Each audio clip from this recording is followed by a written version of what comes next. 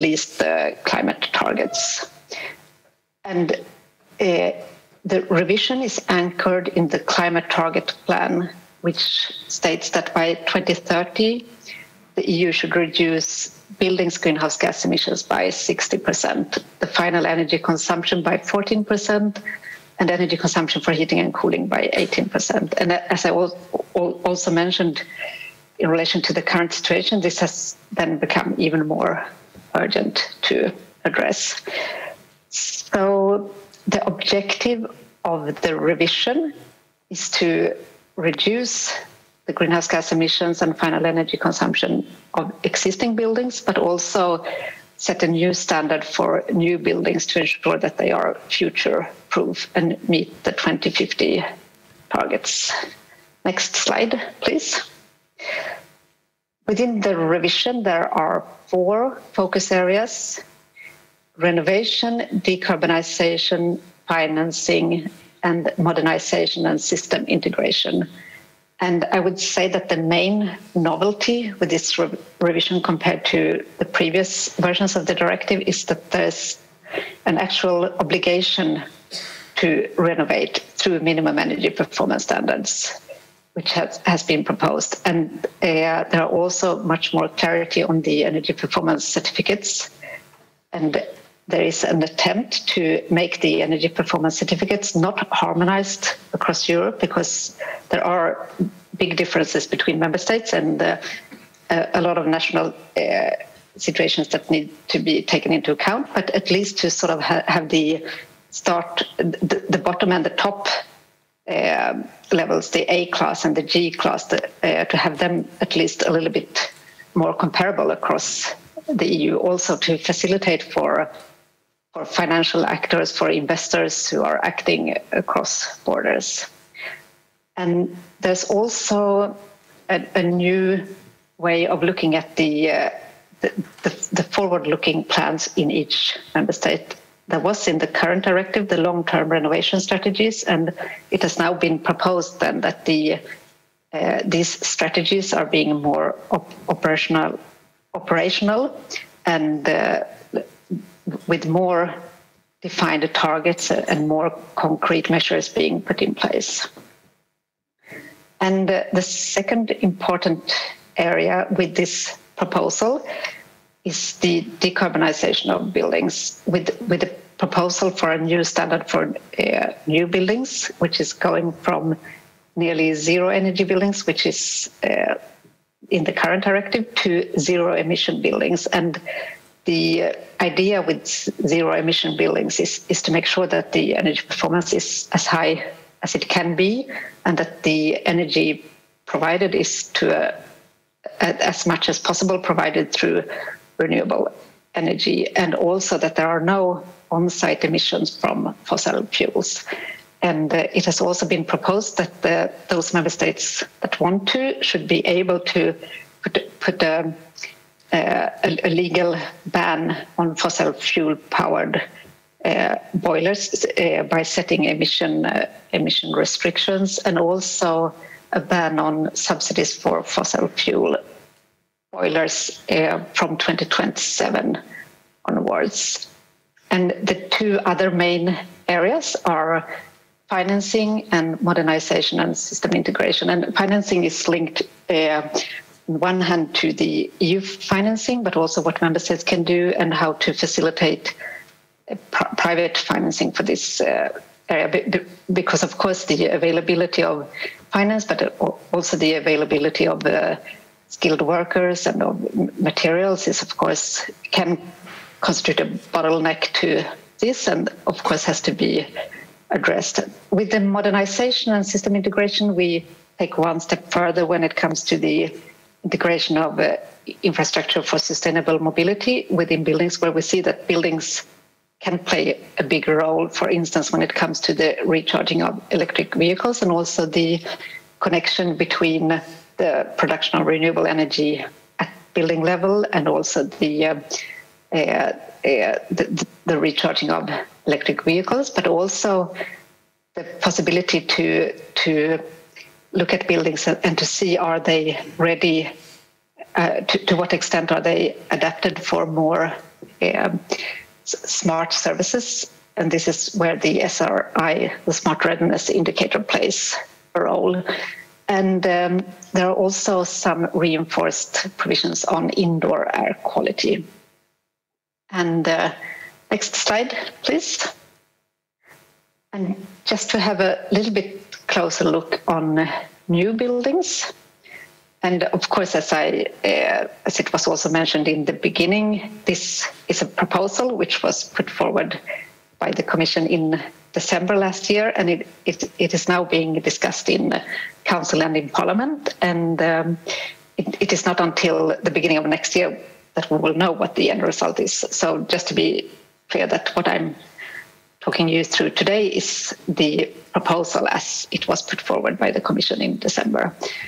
And for new buildings, as I said, zero emission buildings is one of the main new parts, but also the introduction of life cycle global warming potential, which is something that has not been taken into account in the directive before, to actually start looking at also the carbon footprint from the construction, from the materials, from the construction, and also from the end-of-life phases for buildings. And what we proposed was to slowly start this process by not putting greenhouse gas limits for new buildings, but to put an obligation that the global warming potential is being calculated for new buildings. And we see this as a first step, so that then gradually, as knowledge builds up and also the availability of data becomes better, that this can then be further expanded. Next slide, please. On existing buildings, the minimum energy performance standards is by far the topic that has been most discussed by the co-legislators until now, and I'm sure that this will be also an important part of the final compromise, exactly what this will look like.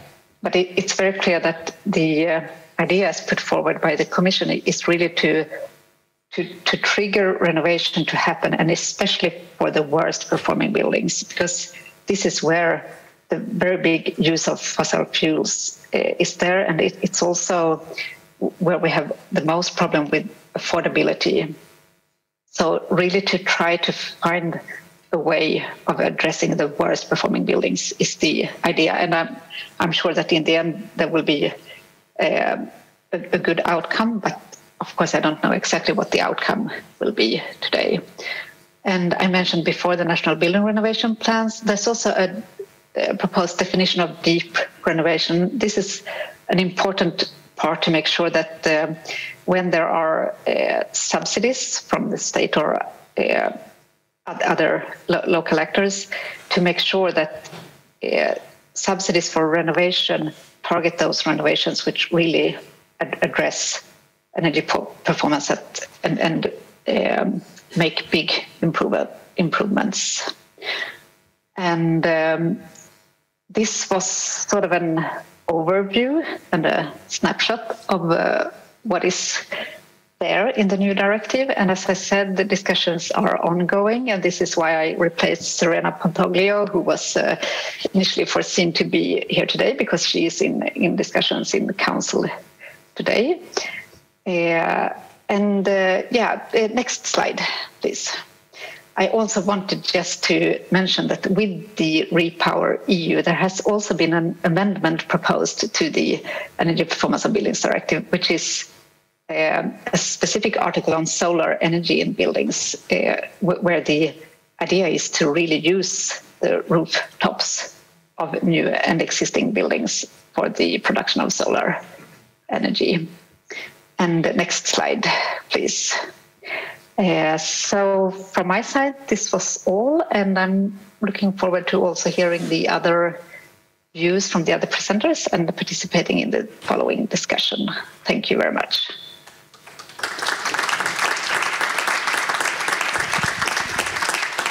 Ok, Okay, thank you, and please keep in touch for the panel discussion afterwards.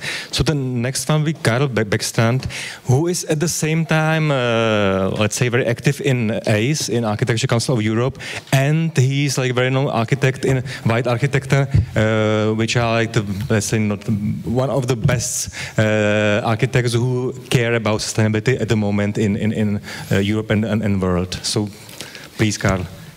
Very kind words, Peter. So thank you very much for inviting me here. And yeah, dear colleagues, ladies and gentlemen, I'm very happy to be in Prague, beautiful city and fantastic organization.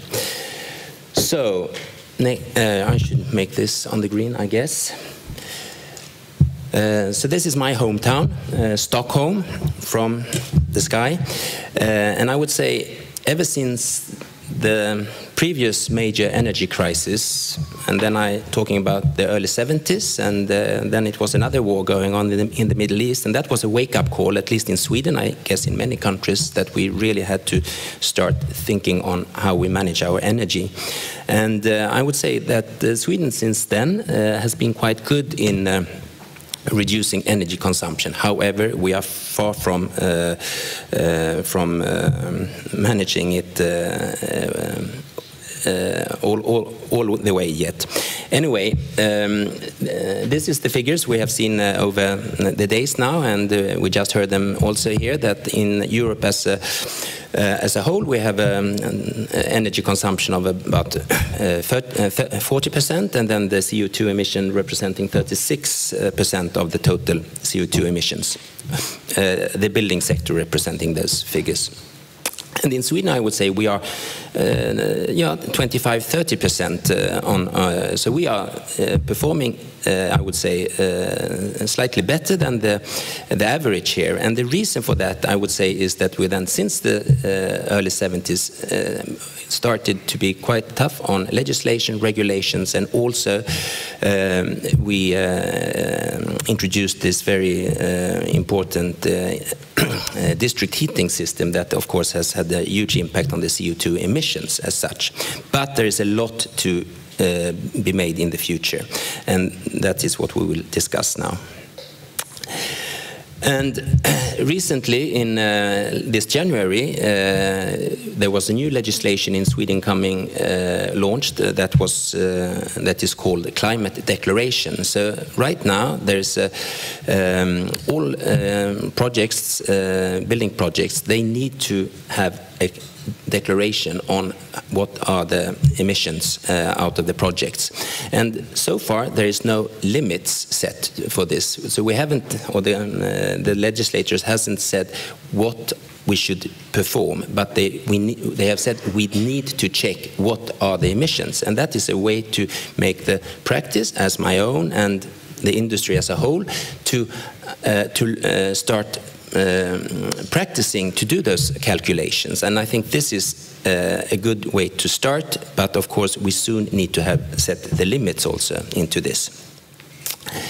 And another important initiative to drive this process is from 2015, when the government at that time launched the so-called Fossil-Free Sweden initiative, where they are mobilizing the whole industry, not only the building industry, the whole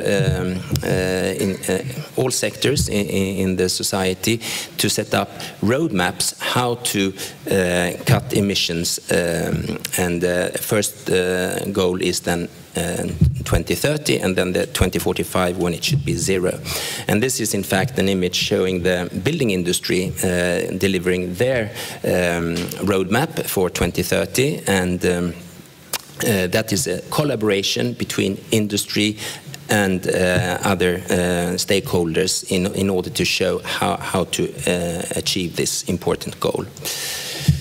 So, with that introduction, I also want to then go back to what ACE has as priorities, referring very precisely then to the EPBD that we just heard being presented here.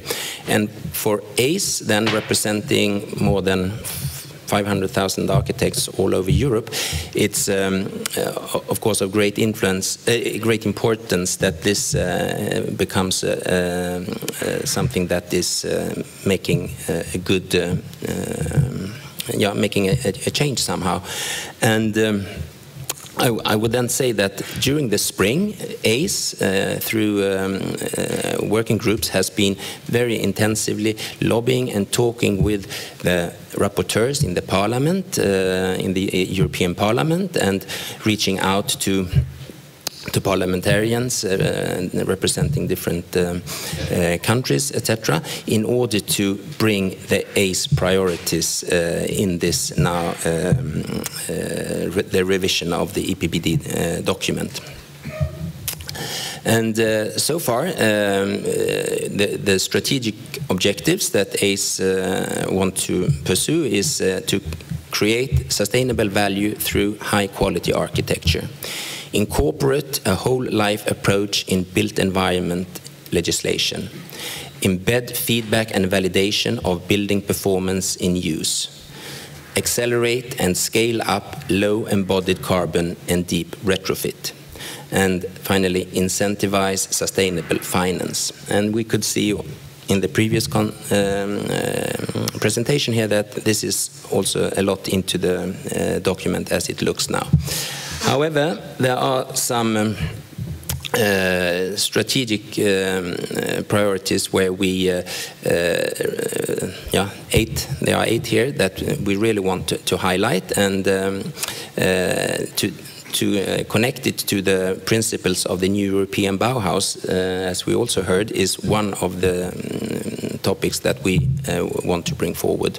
The second one is then allow for the validation and disclosure of building performance in use. Coming back to this, but it's very, I mean, how do we really validate that this is happening, what we are calculating? Favor a comprehensive decarbonization of the EU building stock. Set out the immediate priorities for reducing whole-life greenhouse gas emissions in the building sector, and support the high-quality and low-embodied carbon deep retrofit of the existing building stock. And then empower a neighborhood approach to renovations as well as local self-organization.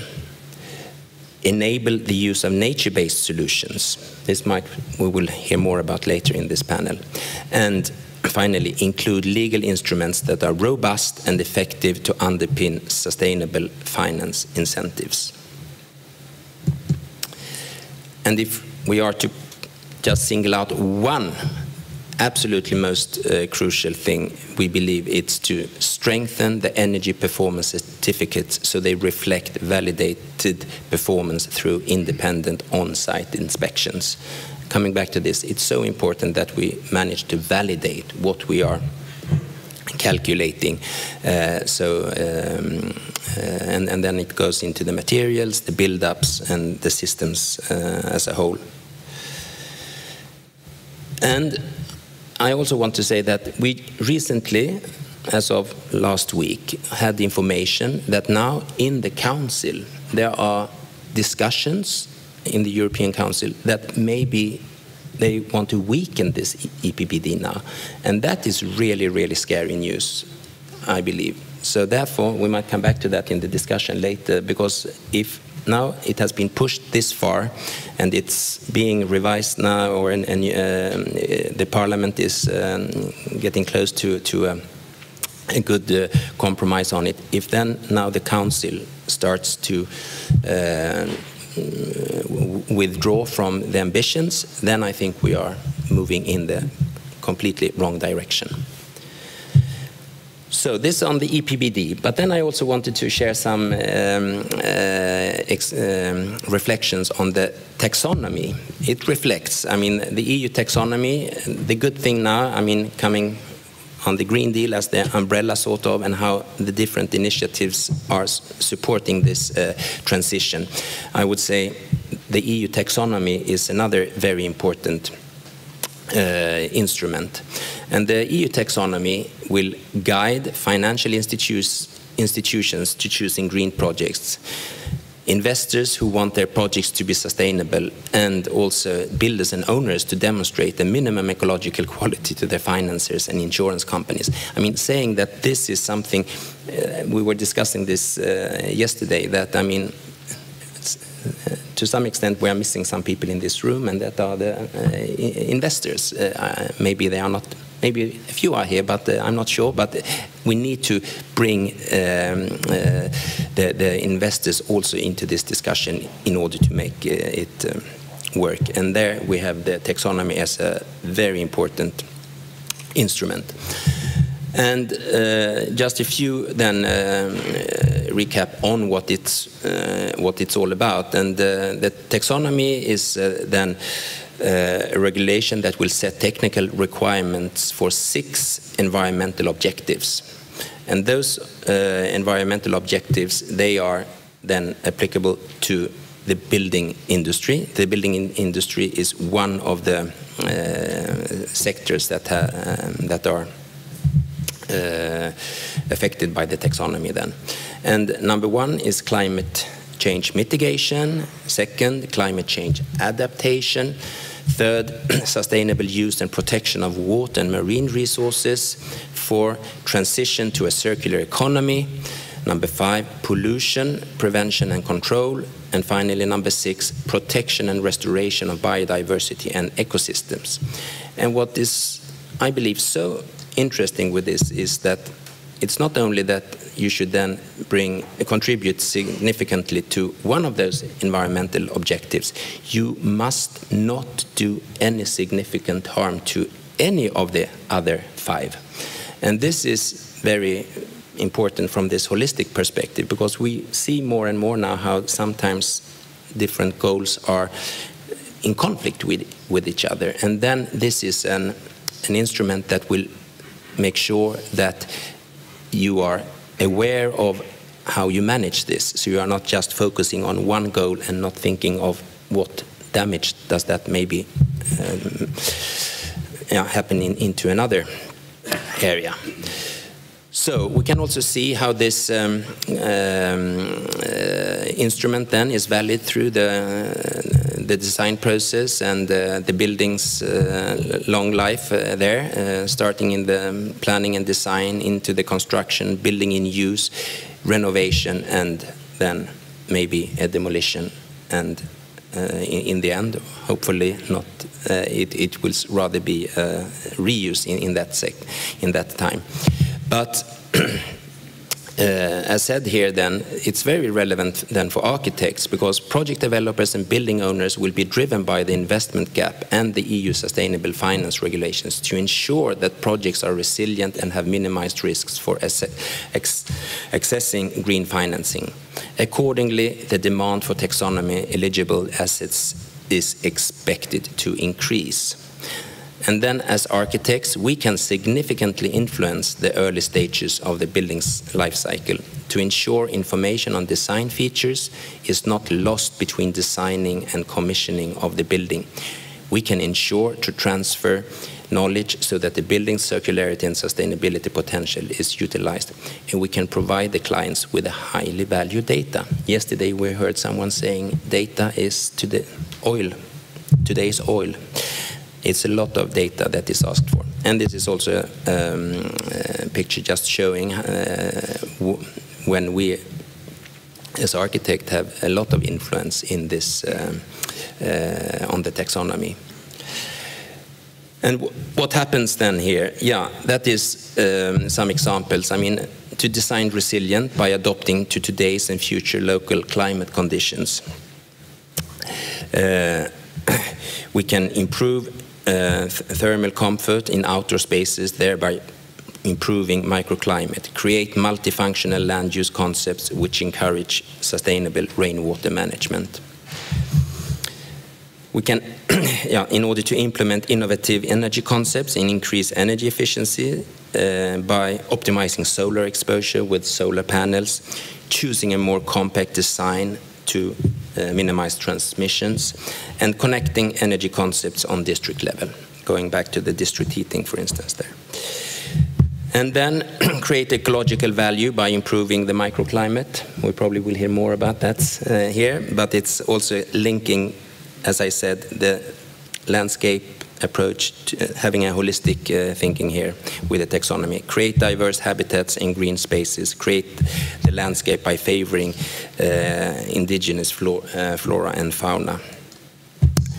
And for more resource efficiency, we need to, as we have heard, reuse and upscale materials and avoid excess use of materials.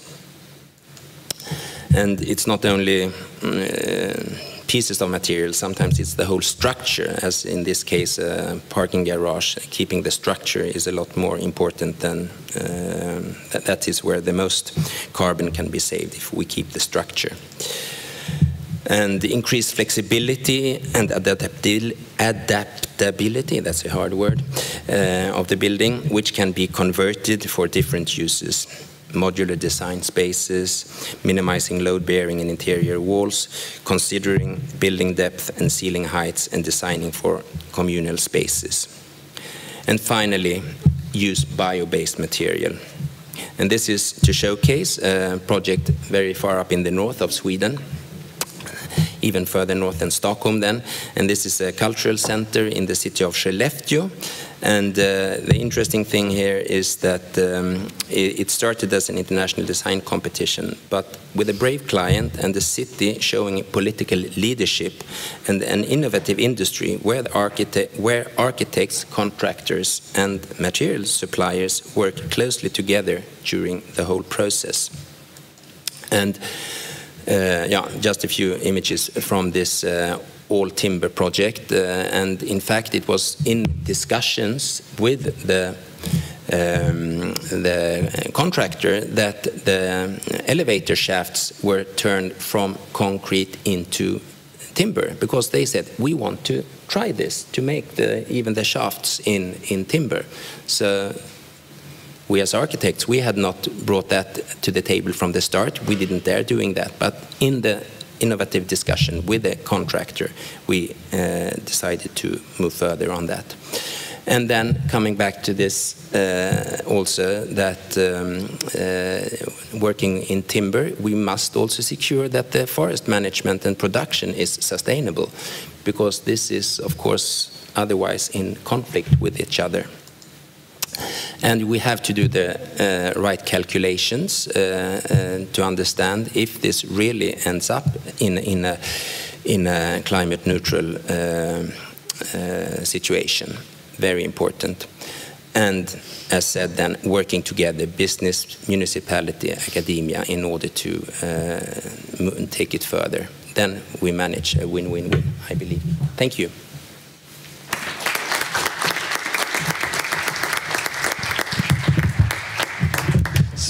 Thank you, Karl. Well, then the next one will be Fernando Nebot Gomez and Kai Strasser from Vienna and from Bauchplan. They are interested because of the spread of the office. It's not just in Vienna, it's in Munich and also in Köln.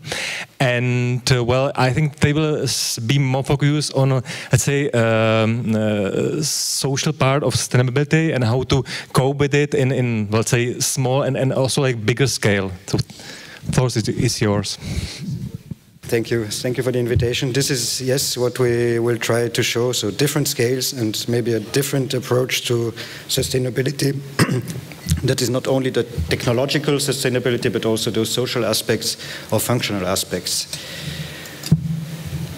I would like to start with this picture. I think it speaks for itself. This is the current situation of the world in many places, and yeah, how to deal with this as a planner when every time we open a newspaper or we watch the news, these are the problems we see, and actually it's concerning spaces we are designing on a daily basis. So there's spaces where there's not enough water, there's other places that are completely flooded, there's wildfires in the middle of our cities, and it's not something somewhere, it's really close to us, and we have an international team, and it's really touching each single person now, every year. So last year we've celebrated the 20th anniversary of our company Bauchplan, and we took this as an opportunity to think back what happened in the past 20 years. So what we did in the past 20 years, how many projects we did, how many trees we've planted, how many trees we grew in our plants, and so on, but also what happened in the world. So this is a mapping of the disasters. So 20 years of Bauchplan, and on the other hand, 20 years of disasters, and what can we do? And we took this as an opportunity for a project that we called Act Now. It's a call for action in the profession, and we contacted more than 70 other professionals from our network all around the world to speak about those topics and define strategies for making our projects more sustainable. So we spoke really with people even from Hawaii to Japan. It's professionals, it's other urban planners, landscapers, architects, but also people from universities or manufacturers or people involved in norming institutes, like the German DIN, or even other professionals, manufacturing companies, I've said, insurance also. Like really our whole network to define strategies. So more than 70 interviews. We've also made a publication with all of these, and we've summed it up with 20 theses, which are those 20 words. We cannot show all of them because we don't have so much time today. It's maybe unexpected words as well, like waste or love, or adapt is maybe more a word that we've heard several times yesterday and today, but there's also a bit strange words. We'll try to explain what we think behind this, but those debates within other professionals showed that sustainability actually it's a wider, a broader topic than what even we thought when we started this project. So now we start with one of those words. So the first principle was the idea to dare, to risk it, that we should see the current climate situation as an opportunity to take risks, to see other parameters that maybe we're not usually taking into account, and to mix those parameters with like the traditional design parameters. The project that we'll be discussing today is our Keep Cool Munich, located in the northeast of Munich. This was our entry for a urban development area proposal. The area currently looks something like this. Munich has an extreme problem on lack of living apartments, and they're really searching for new areas to build. This is one of the last pieces of empty land, let's say, in Munich. The competition area, 600 hectare, currently has a mixture of some little built areas, very important landscape and water resources going through them. And in this area, we should develop 3 different scenarios with 10, 20, or 30,000 people coming in here in this new area.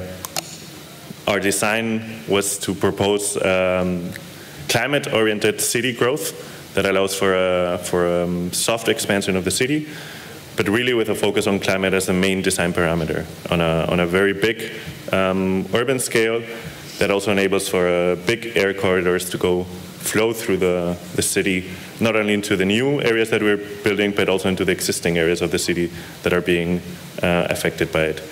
The idea was to include parameters like climate, thermal comfort, wind comfort, pedestrian comfort, and to bring all those elements not only on a big scale, but also on a zoom-in, let's say neighborhood type of scale, with the idea of using tree groups, using the building closeness or openness.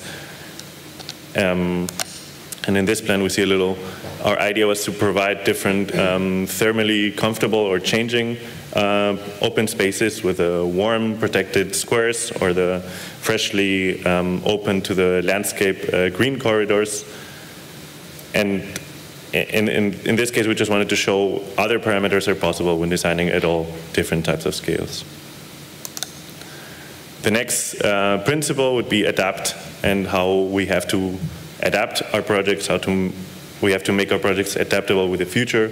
We have to deal with existing building structures, existing public spaces, and adaptability should be from the start a very important part of the design process. The project we'll be discussing is our intervention in Schlatz. This is a small neighborhood of 6,000 living apartments in Potsdam.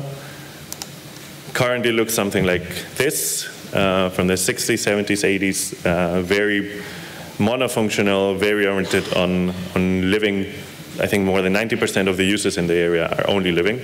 The call for the study that we were doing here was to increase by 10% the living apartments in the area, but also to introduce new uses into this area that is not only a monofunctional living space. Our main goal when redesigning this whole master plan for the area was not only focusing on the new additions for the elements, but also on a redesign of the open spaces, what happens from the facade of one building to the other one. Right now it's a very empty space with not a very qualified green and public space between those buildings. Our idea was to strengthen this inner backbone and to make it a green, social, and ecological backbone for the new image of the area. Also, the new additions to the buildings were located along this axis with completely new buildings, but also additions to the existing buildings on top of the buildings, on the sides of the buildings, so a mixture of different typologies. This backbone becomes something like this, where the social uses are able to happen in this new area that we create, free of cars, where the children can play safely, but also with a new topography that we manage, for example, to improve the accessibility of the existing buildings with new ramps and a new topography. So it works not only on a social sustainability point of view, but also on an ecological point of view. The new topography that we create makes water retention spaces that ensure that this neighborhood works even with large water events. The whole process was also deeply developed with the people that live currently right there.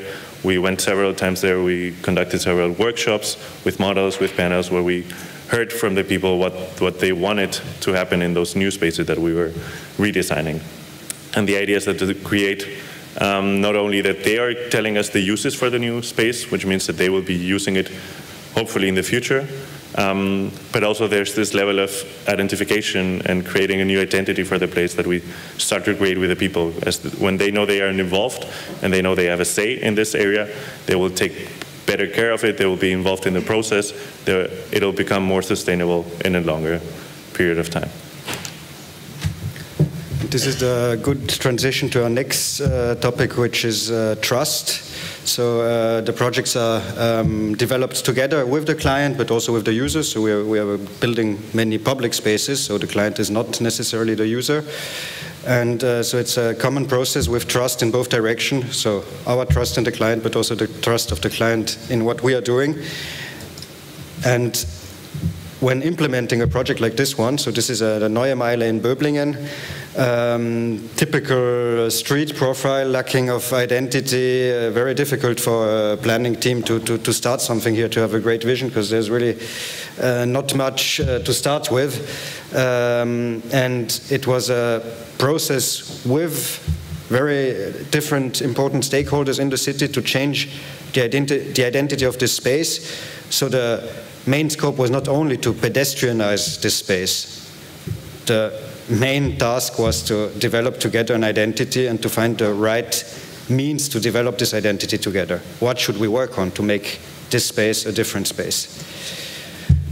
So there was, for instance, of course, there was this connecting floor that changed completely the shape of the street.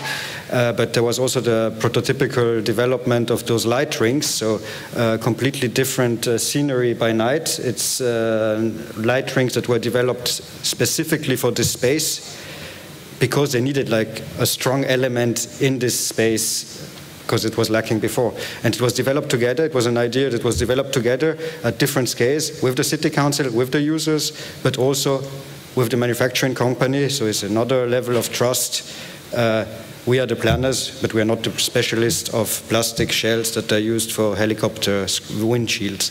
So it's things we, as professionals, we need to work together to find a really perfect solution for our projects and to change completely the identity of those spaces. And our fourth and final topic for today is integrate. So we have to integrate several parameters in our projects, but we also have to try to integrate what we've learned from our projects in the policies and in the regulations. So the project doesn't stop at the end of the project, but is a feedback loop that should go to the policies. To show this, we are currently building the station square in Karlsruhe. We call the project Climate Watch. This was the situation before we started the project. So it's a completely sealed surface between new, almost high-rise buildings. And there's many different uses to integrate. This is the vision. It's a very complicated project because, of course, it's the entrance to a train station. You have all the loads of trucks to be considered that have to go on this square. You have an underground parking below. You have users trying to go to the train station. You have those two new buildings on both sides with delivery accesses. So really challenging to make this space livable and green. And at the same time, it's the place where, when you arrive in the city, it's the place you see. So you need a quality of stay on the square. So a very challenging situation. You see also, maybe in this section, we didn't have much space above the underground parking. So we had to, there's no working technical solution to that we can just take and use for this square. We have to make a prototype. Actually, the project is a prototype, and we have to experiment a few things with this project. And our hope is that by experimenting, we can change also the regulations afterwards. Besides the Sponge City tree, there's like two lungs on both sides of the square. There was also a big discussion on the size of the trees we need to plant, because we want to have an immediate effect at the beginning, once the construction site is finished, to have really already shaded spaces on the square and a climatic situation that is acceptable. If we plant the standard trees that the city is used to plant, so this is to come back to standards, it's the picture on the left, you see they look lost on the square. And so and they have no evapotranspiration effect, or a very low one. And so the final solution is the one on the right, which is a mix of big and smaller trees. We managed to make this compromise and to have an immediate effect once we finish the project. And also it's something we want to monitor to see how the smaller trees are growing below the bigger trees, because they're also protecting each other. And it's an innovative approach. But also this one is like a prototypical approach to this problem. Here we have two pictures of the construction site with the technological sustainability aspect. So this is where we try to make the Sponge City parts of the square, and they are under implementation at the moment. So we are looking forward to see the results. And I think so now I've finished with a few more technological aspects, but I hope our presentation showed that sustainability in practice, at least at our scales, is something that is far more complicated. Thank you.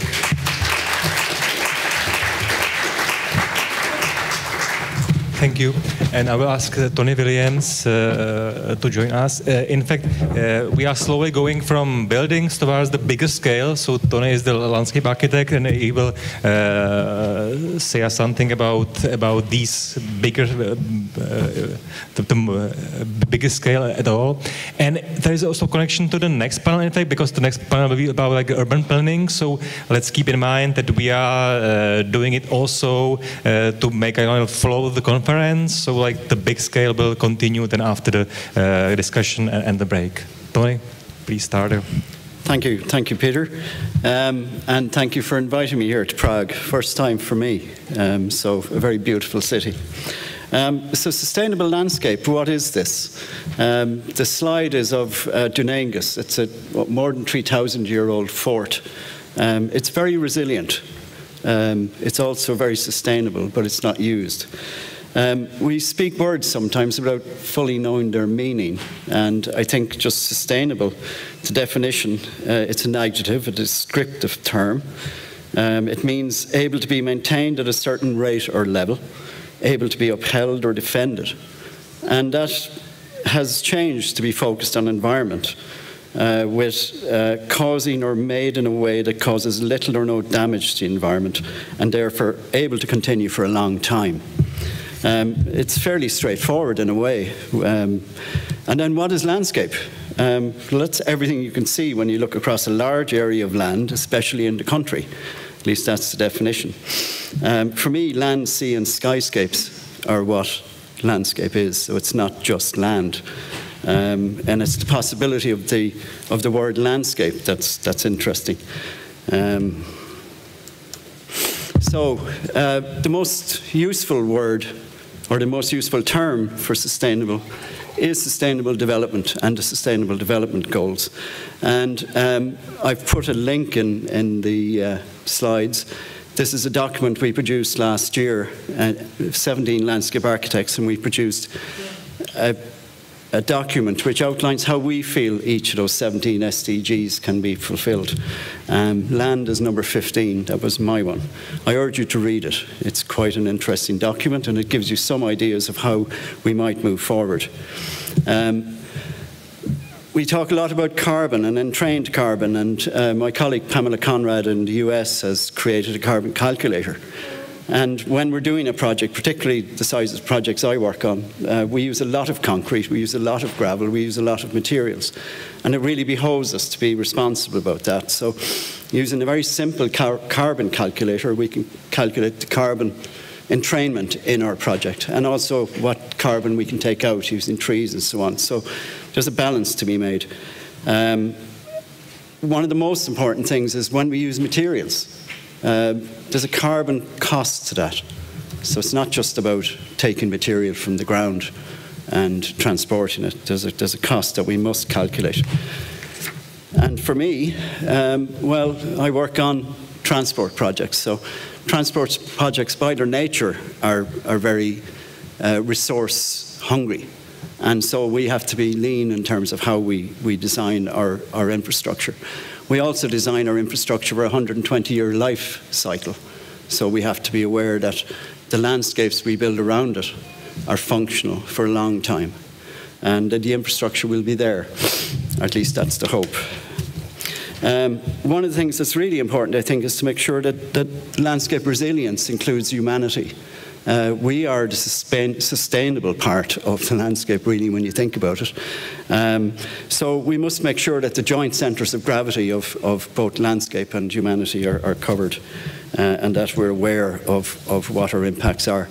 This is my landscape, in a way. The roads are what we build. The houses are where we live in, and everything else. So we have to be very aware that what is sustainable about this landscape and what isn't sustainable about the landscape. The cars using those and the transport using that road are responsible for around 30% of the carbon in Ireland. But building the road is responsible for a smaller amount. But by building the road, do we actually encourage the car use? So we should think about that. That's not something I can solve. But it is something in terms of the more infrastructure we provide for cars, obviously the more they're used. And that kind of brings us to the international view, and I suppose working on climate change. We can kind of get a bit scared sometimes about the impacts, and I think it was really interesting to see some of your dry landscapes flooded, on fire, sometimes all within the same country. In Ireland, we have a water-driven landscape, but we've had fires. We've had drier springs in the east. So, yes, it is changing, and we need to adapt. The word resilient has been used a lot. And when we think about resilience, we're talking about something that, again, is a definition that we can define in many different ways. But resilience is a very, I suppose, elusive term in some ways. So that's something we need to get to grips with. One of the things in IFLA we've said is that, well, again, inspiring change is one of the first topics. Again, celebrating action. It's great to see ACT now, because it is about action. It's not about glossy documents and speaking at conferences. It's about what we do outside of these fora. Partnerships between architects, landscape architects, planners, ecologists, citizens, and preparing the next generation. I have two wonderful daughters. They won't thank me if we don't do enough. It's their world that they will inherit from us. It's really important that we prepare our world for them. One of the projects we started, and it's kind of sometimes when we do these voluntary things, we do them for a variety of reasons, but I worked very closely originally with Albert Dubler, who was president of UIA, and more recently with Alan Roger, Professor Roger in Melbourne. And over the last number of years, we've been developing a project where we want architects and landscape architects to collaborate really, really closely. And it's about, it's a wordy name, Indigenous Ecosystem Corridors and Nodes, IEC+N for short. And it's really about a collaborative approach to ecosystem management. It's about delivering blue-green infrastructure, but in a collaborative way. He did it for a long time in Melbourne. They passed 1 million trees. The water quality improved. It was action on the ground over 40 years and very focused and involving a lot of citizens, a lot of activity. Living in Melbourne, again, the link is there. Have a look at it. He sadly passed away this year, but Valet Professor Roger from Scotland, living in Melbourne. In Dublin, so Melbourne, Dublin, both have a coast, both are on an estuary, both have very similar issues and also very different issues. In Dublin, the approach was, some colleagues of mine approached the UNESCO and said, we want to be designated as a biosphere. By designating a biosphere, you then have to look after this. So UNESCO inscribed it as a biosphere. Now we have to work towards improving the water quality, improving the environment. And that's happening. And that's happening because it's a focused effort on policy. And policy is driving what happens on the ground. So it's important to work at all levels, really, and anything that helps, particularly, I think, designation and regulation. I know not everyone likes regulation, but I think it's very important that we actually have some useful regulation, let's put it that way. It's also part of a data-driven design, because if we know what's going on, then we can react to it. Dublin Bay, the bit that's circled, is a new landscape. It evolved from a seawall that was built in the 1820s. So there's a lot of different ecologies there. In fact, the whole bay is now much healthier than it was. And then we also have a national landscape strategy in Ireland, which we developed with our government, the Irish Landscape Institute. And a national landscape strategy is something that we hoped would focus attention on the various issues that we all share. But strategies are only a first step. Strategies need to be resourced, they need to be planned, they need to be implemented.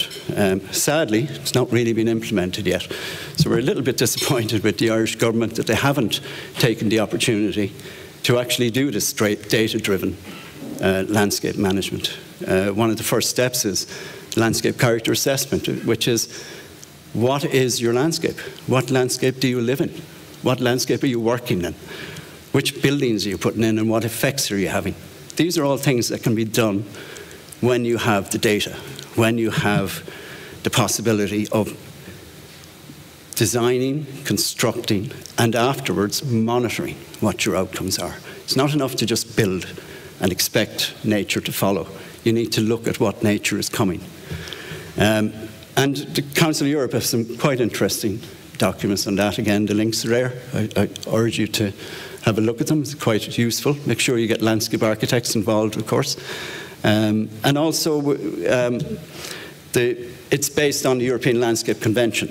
And the spirit of the convention really is that there's no boundaries or borders. I live in a country with an artificial border, or political border, but we work very closely with the Northern Ireland Association. So we see no border. We see a mountain, or we see a hedge. We don't see a physical line in the landscape, but we have to work with it because it's an administrative boundary. So those lines don't really exist. And one of the things I would urge you to do, and your Czech Association of Landscape Architects would probably, I don't know if there's anyone here from them. Our General Assembly is on in Helsinki, so they're all probably going there. But the Council of Europe has recommended that you recognise us in each country. So I think in Czech Republic you've done fairly well. You see your landscape architects as colleagues. That's a really good step forward. I think you should even bring them closer. And then just a word again, that's the 10th Council of Europe conference. Again, there's a quite good statement in there about what we do. If you want to know more about what we do, please read that.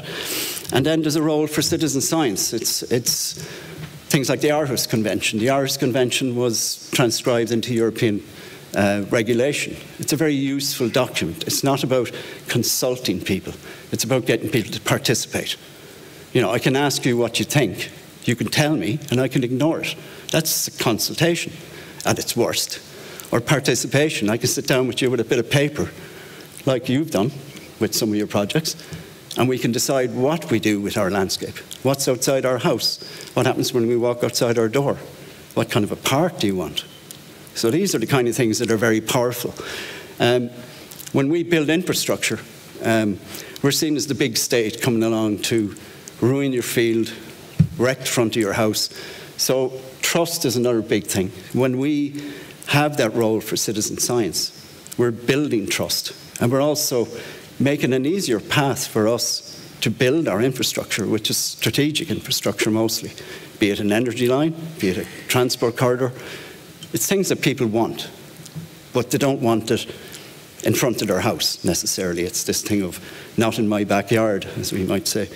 Build anything or build nothing anywhere near anyone. That kind of has become a meme. So this is a good example. It's a living landscape. It's Burren Bio. Burren is an area of karst limestone in the west of Ireland. I believe you have some in the Czech Republic, karst, which is a very ecologically rich landscape.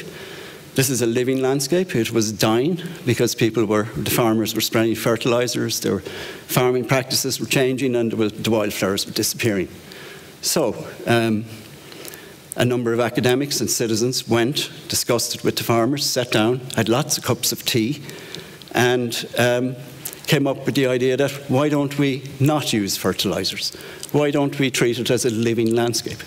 And the answer from the farmers was, yeah, that's not a problem. That's what our grandfathers and grandmothers did. So let's go back to the old way of doing it. In northern Spain, they're starting to release goats into the mountains because they'll eat the scrub. They'll stop the fires from spreading so easily. It's another old farming practice. So very often there's a lot of sense in the past that we can learn from. And the landscape observatories of the Council of Europe are quite a powerful tool. Again, it's something that we're focusing on. We're looking at setting up the International Landscape Observatory in IFLA. There's a very good example in Catalonia. It's a geographic, socially driven observatory. But what it does is it provides a forum for everyone to comment. It's fantastic. We're hoping to do one in Ireland. And again, the IFLA Climate Action Commitment, we've published it. The building blocks, again, are inspiring change, celebrating action, building partnerships, and preparing the next generation, as I said.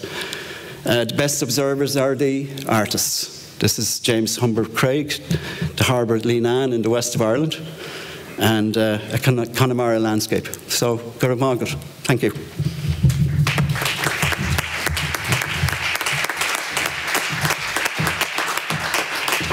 So thank you. So I would like to start a discussion. You are free to ask questions, and also if I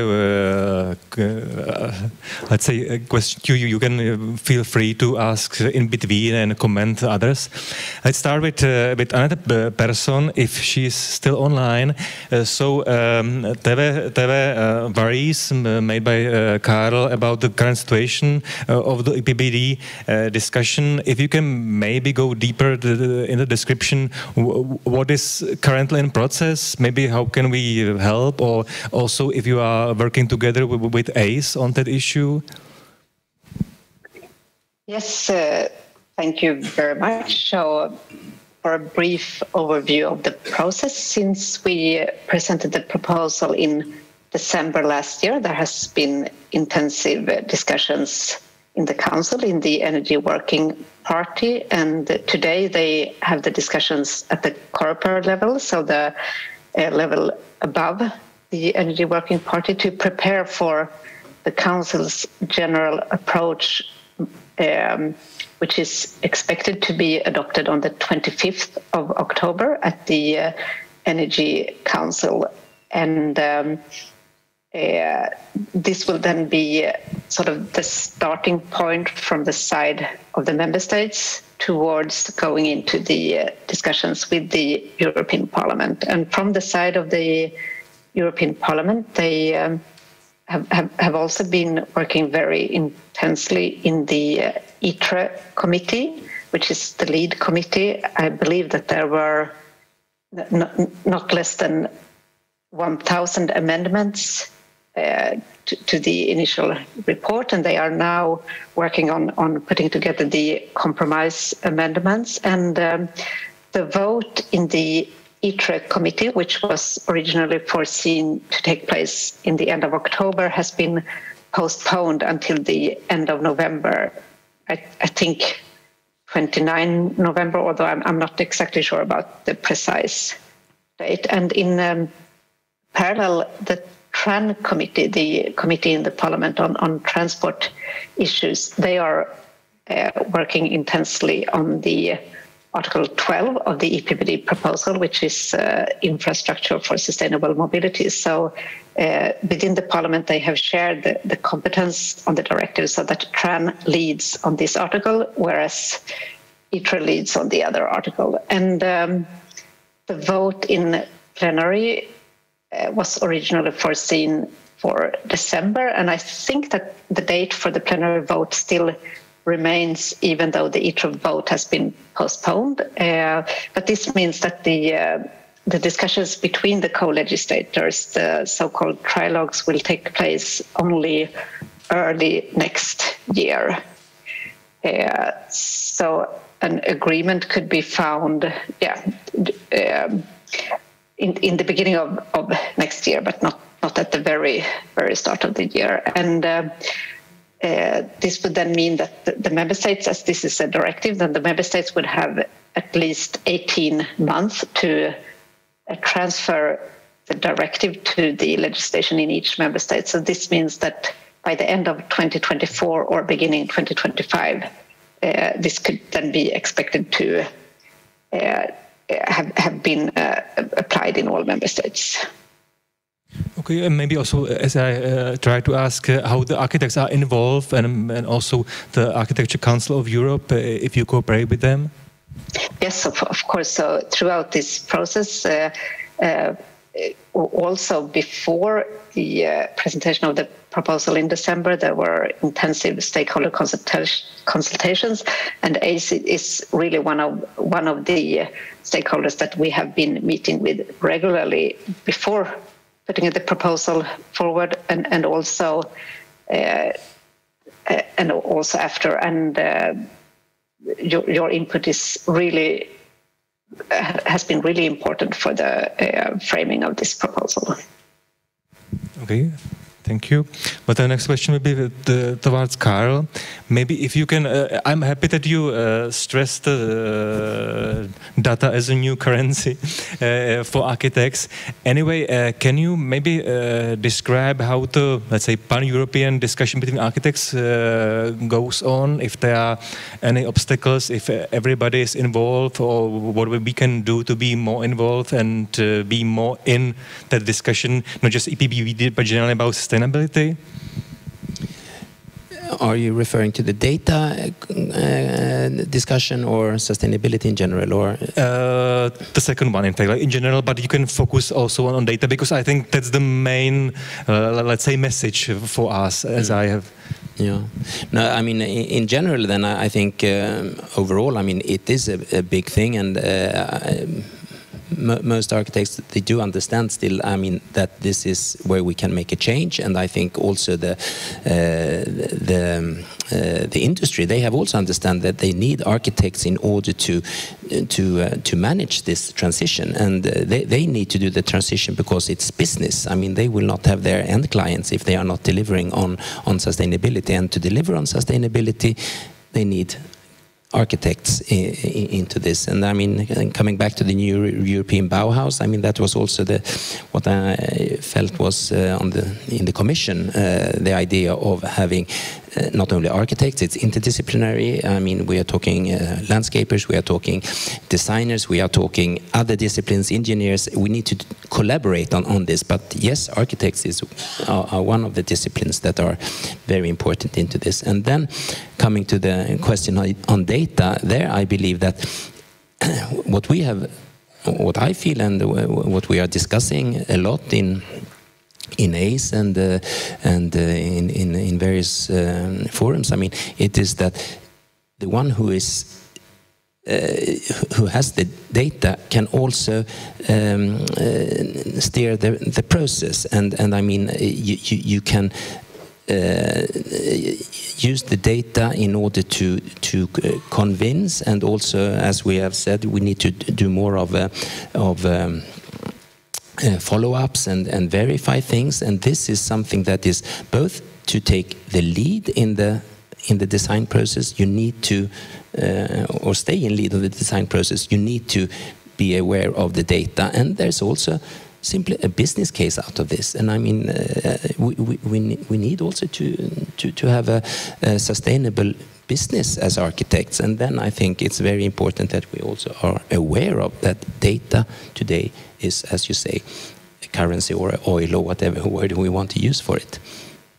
And do you feel that the architects are involved enough? I mean, generally in Europe, if there's a, let's say, the discussion going on, or if there are any obstacles, or if somebody is too lazy or not informed enough, how the cooperation goes on?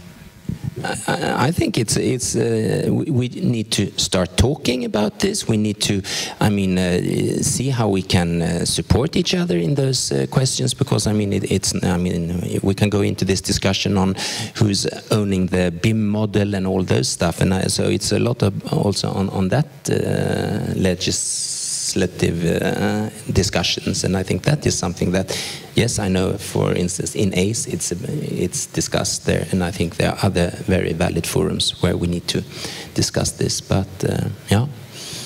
Sorry guys, I came up here because as I hear you talking about each role in the process and the communication, there are questions that I think are quietly pointed to what is important.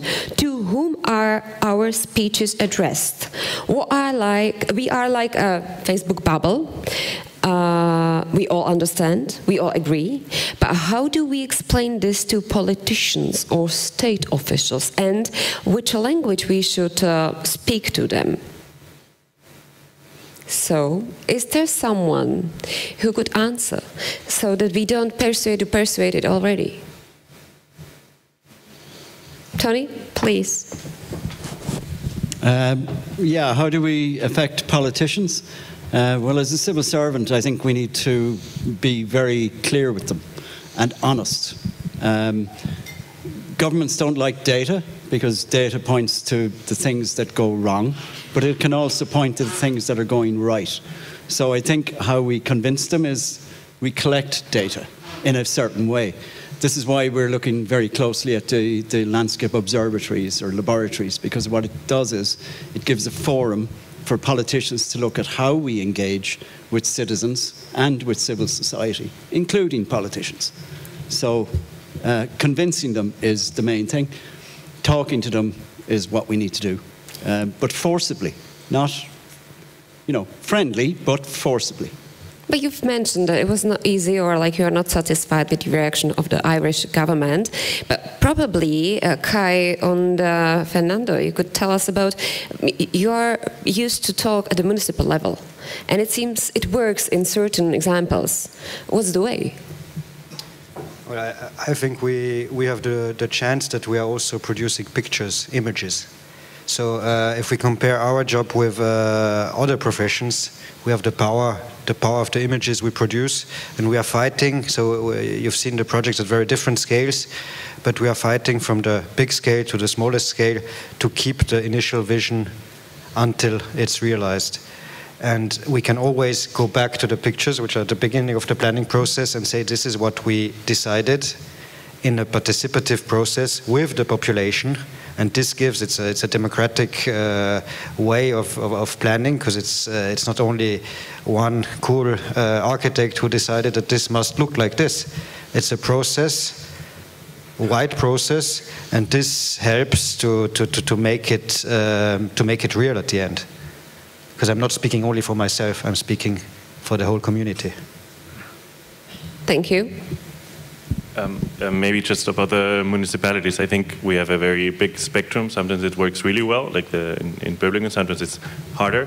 But I think the most important part is the trust, that they trust us, that we trust them, that we have a constant dialogue, and that when we propose those images, those visions, those new ideas, that we are able to defend them, that are able to argue why this is good for the city or for the region. And I think that this constant communication with the municipalities works at our level. The higher politically you go, it gets more complicated. But this trust, this two-sided trust, has to be there. Definitely, that helps. There's probably a question for Annette, because Katarzyna is asking, the EU taxonomy only includes environmental objectives. Are there also going to be social objectives, including architectural quality? So, Thank you. So the EU taxonomy is a separate piece of legislation compared to the Energy Performance of Buildings Directive, and which is, of course, a very important legislation to direct investments for sustainable reasons. And I must say that I'm not aware of such a planned update, and perhaps, as Carl also discussed a lot about the EU taxonomy, perhaps he would also like to comment on this. But from my side, this is nothing that I'm aware of. Thank you. Just a quick answer on that. What I've understood, there will be a social pillar also that is coming after the green taxonomy, but they are now setting the targets for, or the goals for, the 6 environmental ones, but there will be a social adding to that. When we are talking about the details, here is a question about the revised EPBD. What are concrete changes? What assessment in projects phase we can expect as mandatory? Thank you. So this is a very good question. So this would then be specific changes related to new buildings, and then also specific changes related to major renovations of buildings. So for new buildings, there would be a new standard that would replace the nearly zero energy buildings. And this would put then higher requirements on the energy performance and also on the availability and use of renewable energy, as well as the heating system, the local heating system, and especially the use of fossil fuels. So, and these requirements are typically then translated in each member state into the national building codes for new construction. And secondly, there would also be one important aspect would be sort of the financial incentives, where the financial incentives would be more targeted to deep renovations, and also the introduction of building renovation passports. And this would be a voluntary tool, but which could sort of be in between the energy performance certificate, which looks at the actual energy performance of the building, but the building renovation passport would also help to outline the steps needed to transform an existing building into a zero-emission building, be it in one step or in several steps. And it would be much more of a sort of tailored to the specific buildings. I think that the building renovation passports can be a really useful tool. And then we also talked about data, and there will be more availability of data by stricter requirements on the use of databases for energy performance certificates and other building related data. So yeah, and then of course the obligation to calculate the global warming potential, the whole life cycle emissions for new constructions. So these are some of the examples of concrete changes that could take place. Everything, of course, also depends on what the final agreement will look like. Thank you. I think that's what we've heard from Carl, that he mentioned that we need to validate all the information and we really need to measure what we are doing. There are a few more questions. I think we've answered the one, or like I tried to incorporate the one about what language to speak to the politicians, to the first one, so we don't need to answer that one. Carl, you know what's Josef asking about, case 2015 roadmap? Yeah, so this, as I said, was an initiative by the Swedish government, and they set up a very, very small secretariat, I would call it, led by one person, and I mean, and a staff, a small staff there, and they have really worked very close with industry stakeholders for each sector, and been so it's been managed mainly by the industry itself, I would say, but it has been encouraged by this secretariat somehow to bring those roadmaps into place. I'm not an expert on this, but this is how I have followed it from this side. Thank you. We are running out of time, last minute. I'm not sure if we should answer the question about ongoing decarbonization, because it's a topic for the meeting just one floor up. That's the energy meeting, and in the same building. So just, you know, why there are so many people in the morning. But Peter, I would probably like you to close up, or if you still have some question, because I didn't give you the chance to ask Tony, okay, and Kai and Fernando, but like really shortly, please. Here's some last question towards Kai and Fernando. But because you deal with that, let's say, very local level sometimes, how are these all the initiatives and so on helpful in this case, and how you can like work with them if there is any need to translation towards the local people to understand then why they are doing, or it's just so that you use those regulations for yourself and then talk with the people on like with like very different language, like a very local one, just to care about what they really need in that situation, or you know, if there is any connection between what's up there and down there, and if you can connect it somehow, or if you take a chance from all these texts written in your architecture work. Well, I think we don't try to be up there. That's the first thing. But then, of course, in our team we have also people who are mediators, so they are really trained for speaking with people. And the most important thing is to go without preconceptions and hidden final decisions, but really to open your ears. And then it's only input, it's design parameters you get. Actually, it's a chance for a designer. As we've showed a picture of Burblegate where we didn't know where to start because there's nothing that you can use to make a nice space. The solution was to listen for us, and then we could start to draw something. So for us, it's a chance. It's not like a task, an added task we need to do and we have to do. No, it's something that gives us valuable input, and maybe at policy level, it's something that needs more space. To be also funded in the project, so it's not a project stage in our countries that is like one of the phases of the project. It's always something that runs besides, and maybe it should be something that is institutionalized. Okay. Thank you. That's all. I thank you all as well. Thank you also for asking. Now we should have a 30 minutes break, but I think when I say 30 minutes, we start too late. So it's 20 minutes or 23. We start at 5 past. Let's try. 5 past 11. And we'll continue with the topic of sustainability, but this way we'll get there through the importance of coordinated development as a way to reach quality housing. So that will be another topic for you, another topic for your questions, and probably we'll try also to use the microphones in the hall so that you have the chance to ask also live questions. The ones you are here, obviously those remotely are not able to ask live questions here, but they still have the Slido to use.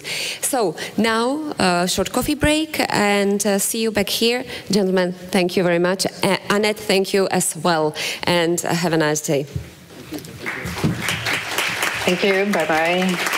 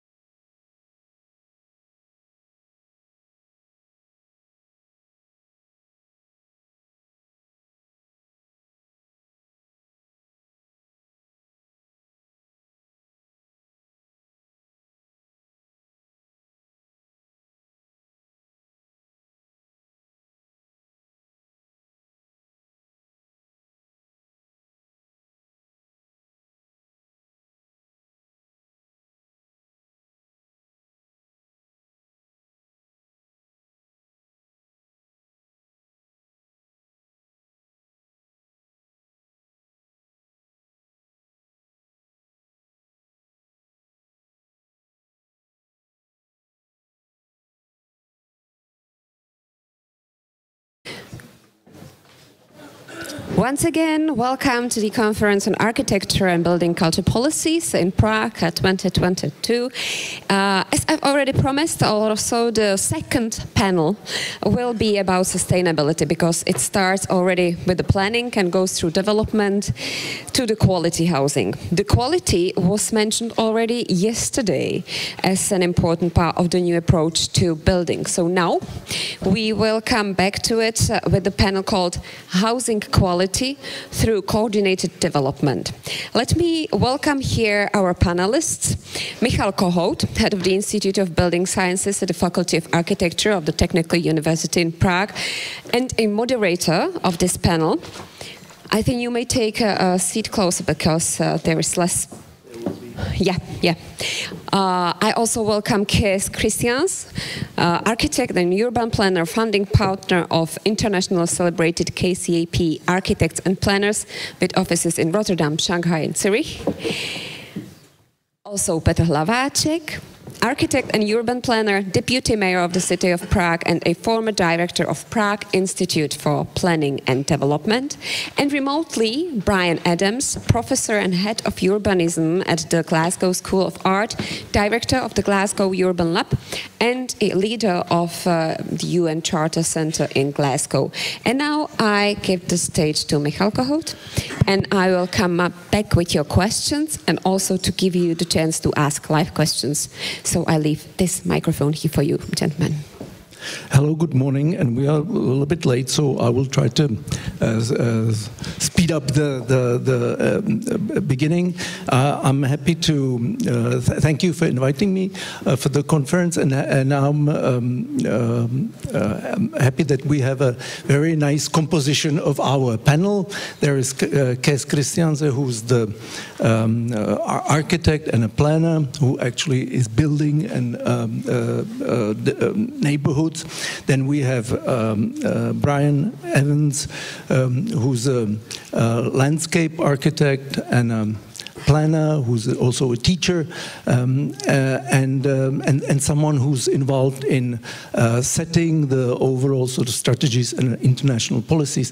And then we have Petr Hlaváček, who's an architect, but also he's a municipal politician, so someone who actually is supposed to deliver something which we agree on here.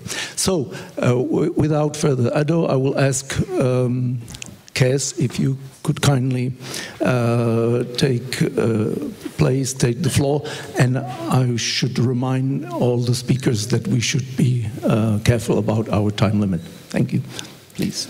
Thank you very much for the invitation. A main source of inspiration for me is Jane Jacobs, whom I was lucky to know personally. As a curator of the Rotterdam Biennial of Architecture 2009, I proposed the theme Open City, Designing Coexistence, also in honor of her. It essentially explores that a small-scale porous street pattern with diverse buildings, open street fronts and transitional spaces between public and private provide a breeding ground for social interaction in which diverse communities can settle. This notion of creating conditions for life rather than life is also a part of our working approach. As designers, we do not work as single warships, but as a convoy of relatively independent ships that form an intelligent swarm. This is a common image from our practice, where we are coordinating architects between different clients and architects who conceive their private houses within a preset urban and structural framework. The result is an ensemble of townhouses of different typology and architecture, providing flexible ground floor use for working living combination while maintaining overall urban coherence. Hence, we call our working method simultaneous chess. By working on many workflows of a project simultaneously, instead of in a linear way, shortcuts and feedback loops are introduced which accelerate and deepen the process of elaboration and provide a breeding ground for innovative ideas, not so different from the disruption theory. Large-scale models, like here for the IBA in Heidelberg, are an essential tool for stakeholder management. We mostly directly try to create an information center on site and start mediating the design process from start. In the following, I present 13 principles. I do not care about the number, it's a bad number, but could also be 15, for sustainable urban design, taking Hafen City in Hamburg, where I have worked for 20 years on the master plan, as a case study. The first principle, brownfield, no greenfield, is a matter of course. We should not occupy further unbuilt surface, but replace and densify existing built surfaces unless we create a proper ROGAT with compensations. The second principle is creating a clearly readable, robust public space and street structure which integrates with important context lines and connections, and which forms a framework which can accommodate and digest changing developments.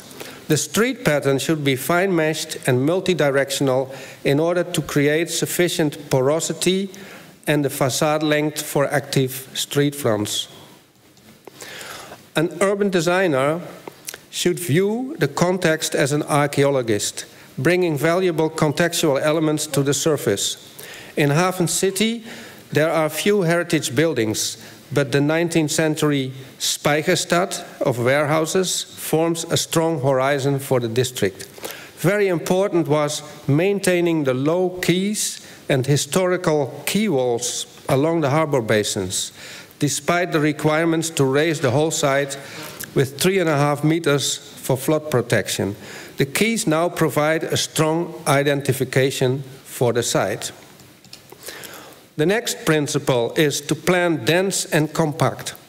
In the Dutch brownfield, we have replaced freestanding and semi-detached houses in favor of townhouses like the ones I showed in the beginning. You see it in the lower right corner, which create the same qualities in a more compact form. In Hamburg, the master plan from 2000, upper left, was updated in 2009, upper right, for the east part, abandoning even townhouses for a higher density of blocks, increasing the overall density with almost 1 million square meters. Urban design guidelines are essential for the balance between overall urban coherence and local diversity. Guidelines in Hafen City are based on a semi-open block structure of around 22 meters high, with local height accents up to 60 meters and landmarks of much more at the pier ends, like the Elbphilharmonic on top of a warehouse. Ground floor and mezzanine heights to be flexible. You can say about this control and laissez-faire between urban design guidelines and diversity, while the architects work within the constraints of their own fine taste, the urban designer is the coordinator of everybody's lack of taste. In Abercrombie's innovative plan for London from 1943, which you see top right, the potato plan, as it is called, a neighborhood is simultaneously rather autonomous as well as part of a larger hierarchical organism, in which some potatoes are more important than others. Hafen City follows this principle. It's divided into quarters, as you see. Upscale Hafen City is part of the constellation of Greater Hamburg. Downscale Hafen City is divided into quarters, with the Überseekwartier and the Chicago Square in the middle and at the east end, near the L bridges, as main centralities. More important potatoes, so to say. Something about the myth of urbanity. A situation that attracts a high density of people from different backgrounds, where the diversity of actors leads to productive exchanges and the emergence of new social, cultural, and economic networks from existing ones. This is more or less the definition Jane Jacobs also maintained. Urbanity is considered as positive as it is believed to promote cultural diversity, tolerance, social control, and synergy, prosperity, and innovation. Urbanity can also promote sustainability. In the past, urbanity was primarily associated with physical structures and presence, such as centrality. Today, under the influence of digitalization and mobility modes, it appears dense and spread over greater distances. Urbanity cannot be designed. You can create structural and programmatic conditions that promote the emergence of urbanity, but urbanity does not show an area-wide intensity, but rather develops in concentrations with a certain impact on their direct surroundings. The seventh principle is mixed use by creating a diversity of program and building typologies. In Haven City's local centers, the diversity of uses and the density increases, and in the Übersee in the center exponentially, including theaters, hotels, and block-integrated cruise terminal even. While in the residual areas, residential or office program leads with local shops and small-scale entrepreneurship on street level. Haven City contains around 35% residential and 39% offices. The rest is culture, education, and retail and institutions. 30% of the residential program is affordable housing, and some 10 to 12% is allocated to building collectives. There is, for instance, a musician house, which you see on the right side down, in which musicians live together with their families and dispose of several soundproof rehearsal rooms and a guest apartment. There's a church house in the middle, in which a religious community lives and which includes a small chapel and guest rooms. And there is the new Peninsula Group left, consisting of architects, designers, and small-scale creative professions and their families, which also house the respective enterprises' studio spaces as well as guest apartment. Every comprehensive urban design project should today include spaces for creative industries and productive businesses like manufacturing, clean manufacturing. These spaces are reserved both in the core area of Haven City as well as in the adjacent Oberhaven, in which several old warehouses have been maintained and transformed in these kind of programs. In the meantime, Haven City has a grassroots creative community association, which serves as a communication platform between these activities and also the Haven City Development Corporation. Haven City has developed an all-inclusive mobility offer. First of all, a special underground line with 3 stations was constructed by the city, which eastern terminus can be extended towards the south shore of the river in the future. You see the station top left. Second, the walking and cycling distances in the project are according to 15-minute standards. There are Haven City-specific bike and car sharing offers. And finally, over the course of its 20-year development, the parking norm was reduced by less than half on a voluntary basis by the investors. Well, not completely voluntary. We pushed them to do that. 14% of private parking places are reserved for car sharing and should be equipped with e-chargers, and the charging percentage will grow to 100% in the next years. Very important is the organization and management of processes. There is a development corporation, Haven City Limited, which is a 100% city-owned development corporation, but it is an independent private company. The land of Haven City is injected into this corporation as capital, so it could be capitalized by bank loans. This capital was deployed to build all public space and infrastructure, etc. With the idea that after 25 years, there will be a break-even between the investment of the capitalized land and the return on the plot sales of the developments, of the private developments in Haven City. The subway is separately financed by the city. And the different blocks, by block, are tendered by competitions competitions which are sometimes combinations of investors and architects, or architectural competitions for one or two investors. And in such a way, an upmarket standard has been released in quality program, sustainability and mobility. So the market standard was not followed from the beginning in Hafen City, but there was a kind of up standard formulated, which was difficult to realize in the first buildings because people didn't want to. But after 1 or 2 buildings were realized, with, let's say, 10 to 20% more investment than normal, suddenly investors started to come. Competition winners, they get an option for elaboration their building permit request. And the option is only turned into sale when building permit is acquired. So if the investor hands in the building permit, we are sure that he will build the building, because to hand in the building permit costs an enormous amount of legislation fees. So this is a quality control. If he doesn't meet, he goes from the plot and we organize a new competition or give it to the second prize. Tenders and competition juries are subject to consultation and stakeholder participation. Mostly in all the juries we have local residents and politicians as participants in the juries. And the result is a step-by-step, diverse, carefully programmed, high-quality development.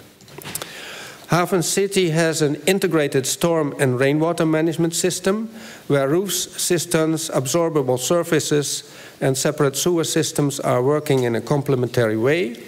There's also a very big attention to biodiversity as far as that goes in a former port area. And increasingly during the 20-year development, Hafen City has become the frontrunner of the German sustainable construction scene, introducing the so-called Hafen City Environment label, you see it on the top right, which became a model and a driver for the pan-German sustainability legislation.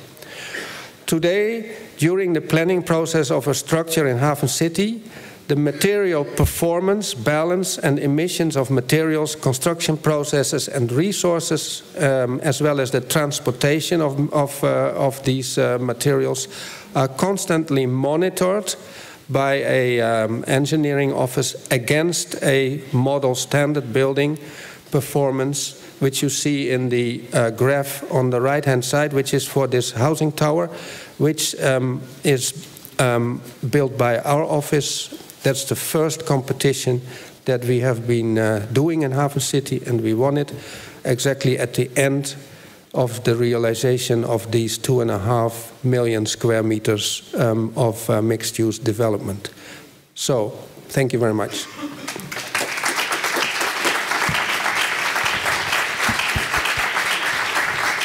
Thank you, Kes. And I hope that Brian is somewhere with us. Brian? Hey, Michael. Hi. Are you there? Good morning. Yeah. Hi, good morning. Hello. Hi. Happy to see you.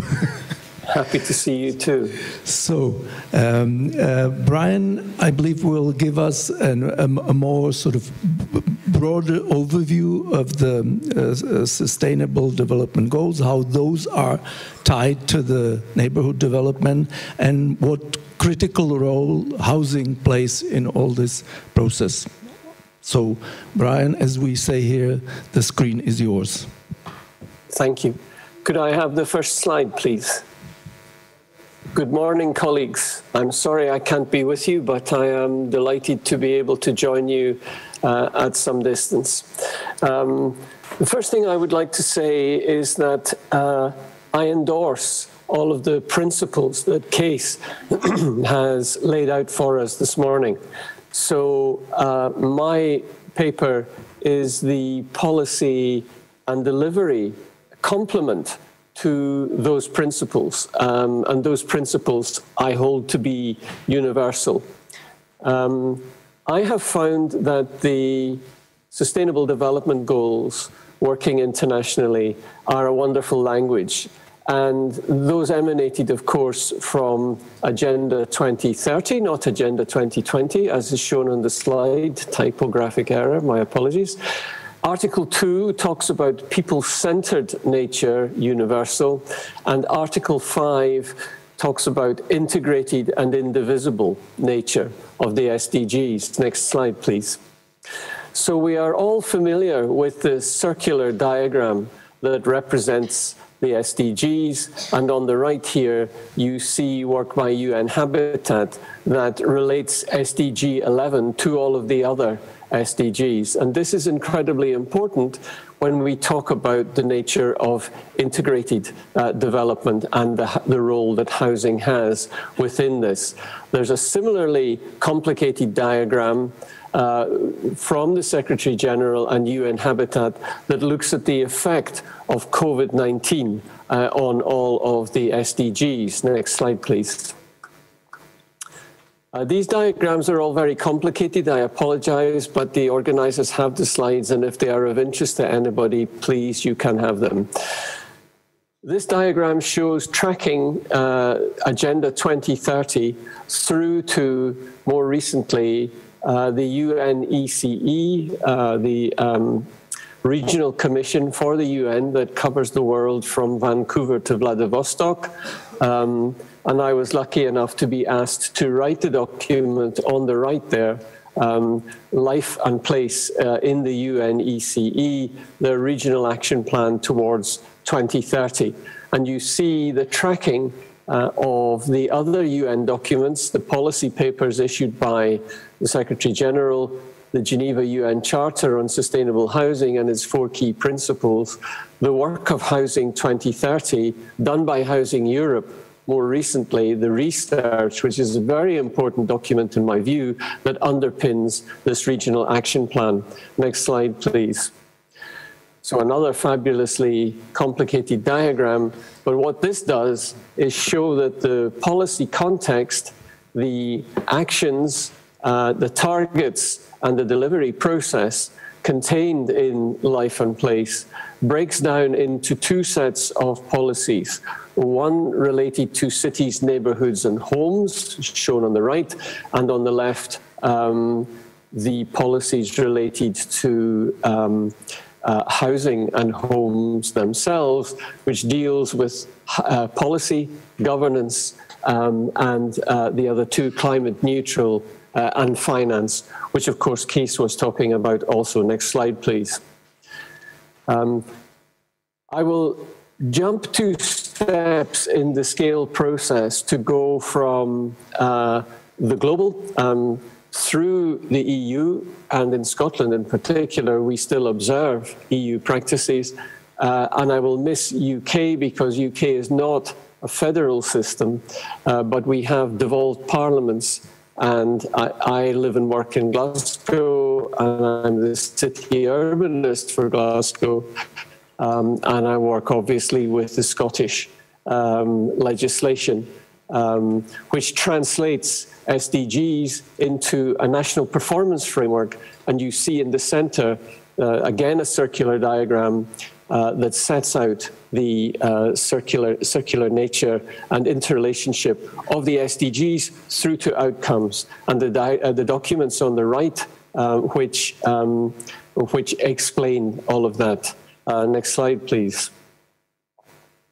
So, for example, Scottish Government's housing strategy to 2040 is explained in terms of policy, outcomes and deliveries, and tracks those back to the national outcomes, which in turn track back to the SDGs.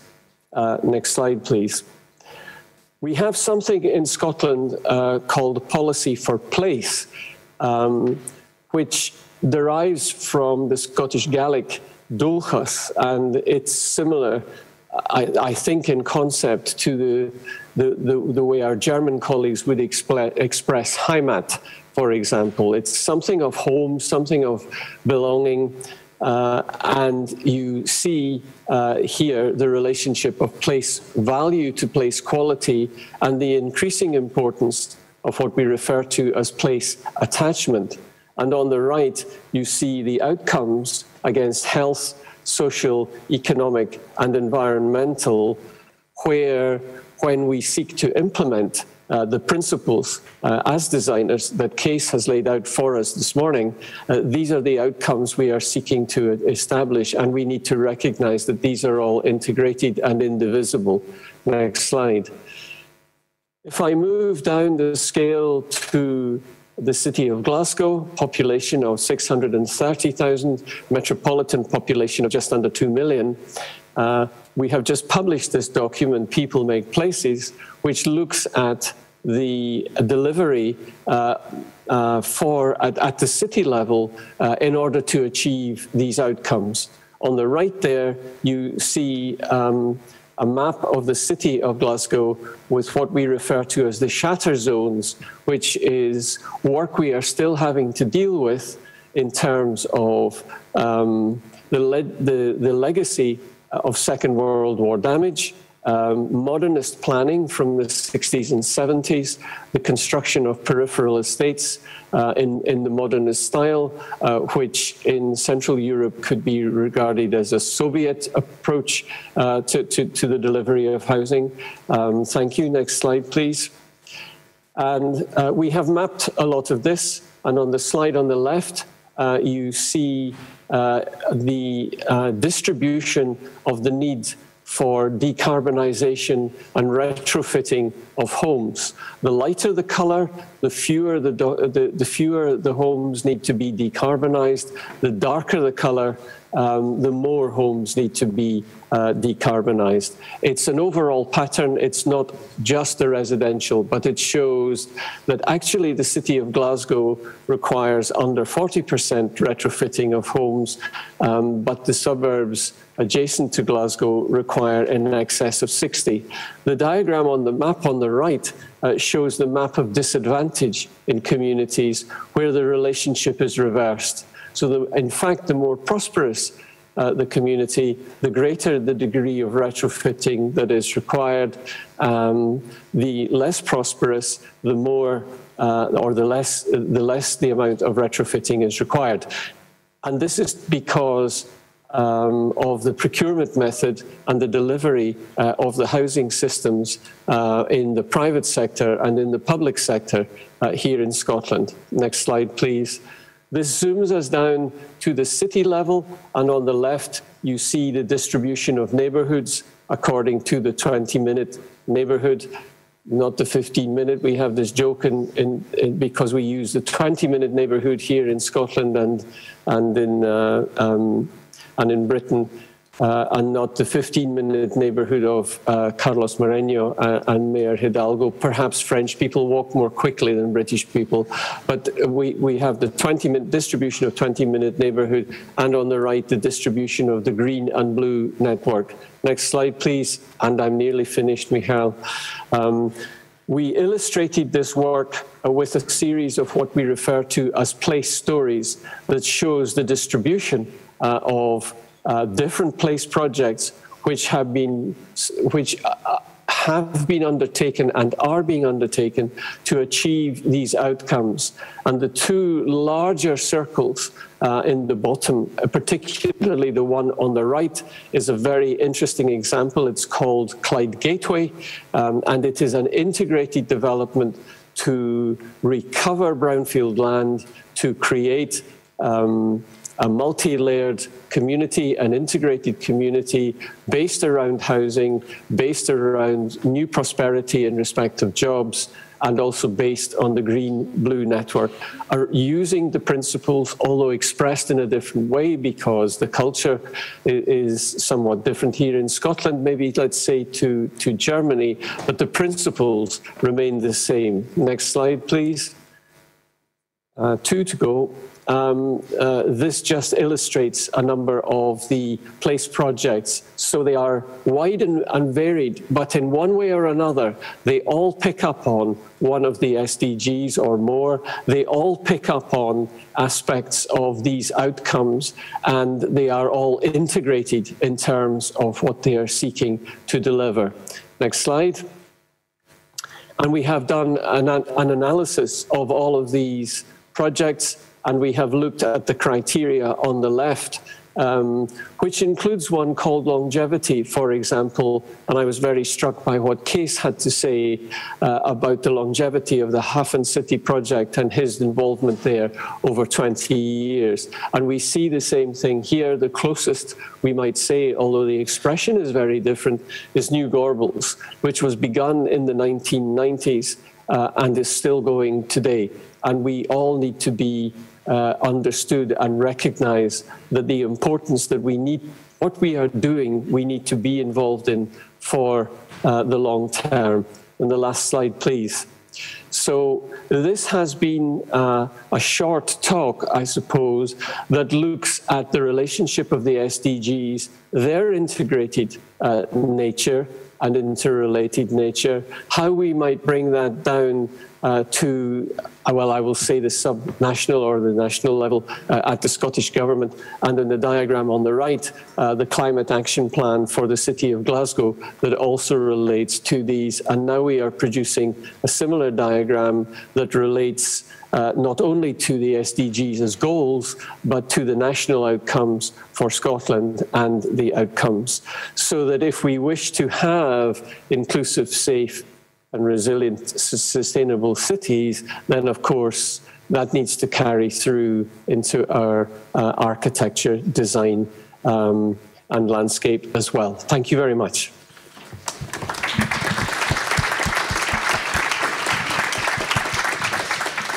Thank you, Brian, and thank you for nearly keeping on time. And now it's my turn. I think you were doing very well. Fear nothing. And I will now present. Sorry, I will now do a short presentation, or hopefully a short presentation, on the. Oops, no. On the coordination, because coordination is one of the words which is in the title of our session, and I think coordination means for in different cultural settings it means different things, and we were talking about it when we were actually discussing the session, and it means that the engagement of different public actors may. Oh, it's hold on. Technical break. Technical. Maybe I will go simply on.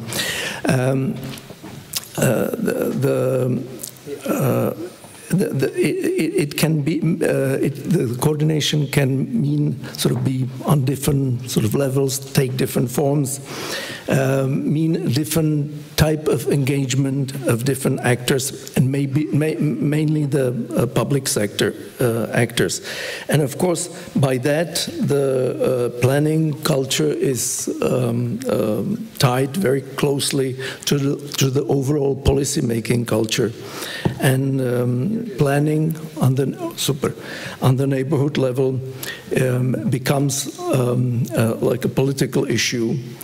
That may be the reason why the neighborhood planning on the or planning on the neighborhood level took so long to revive in Central and Eastern Europe after the political changes at the late 80s.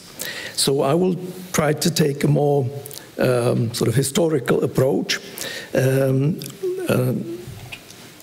And to show how, in fact, the policy or ideology affects the planning system, and these effects can be often very decisive. They can batter or scar the environment, and sometimes certain housing types are being replaced just on the basis of sort of being labeled sort of socially welcomed or ethnically maybe connected to certain ethnicities. We can see this actually happening in front of our eyes today in Ukraine.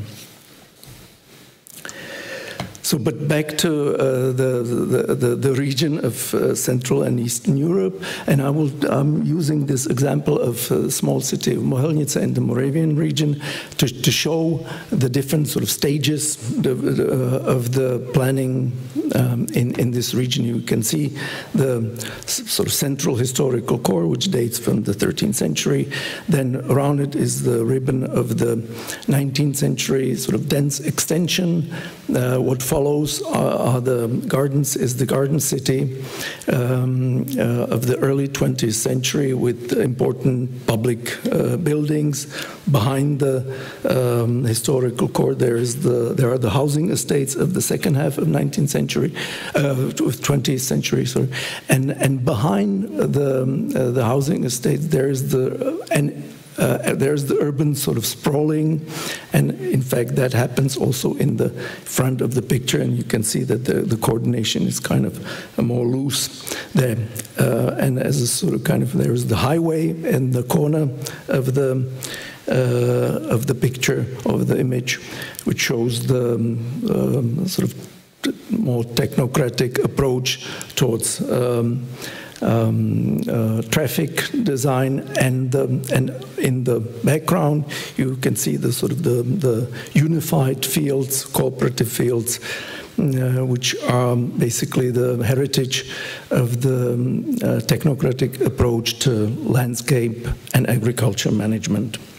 And if we go closer into the city development in the early 20th century, there were like two basic development types. It was the classical sort of or traditional compact city and the garden city, and both of these development types had a sort of common characteristics. There was the public authorities was the main sort of development driver. These developments had a stable size of basic development unit, which had certain specific or addressed the public space and the neighbors in a specific way.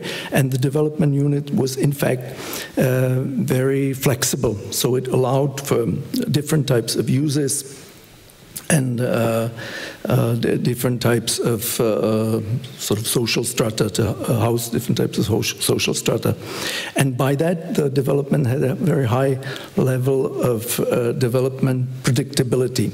This system was replaced by a very sort of central top-down planning system represented by the housing estates, where the public authorities were not the main sort of driver of the development or the main development actor. They became the sole development actor. It was a very elaborate top-down system of one developer, one planner, one contractor, one operator. By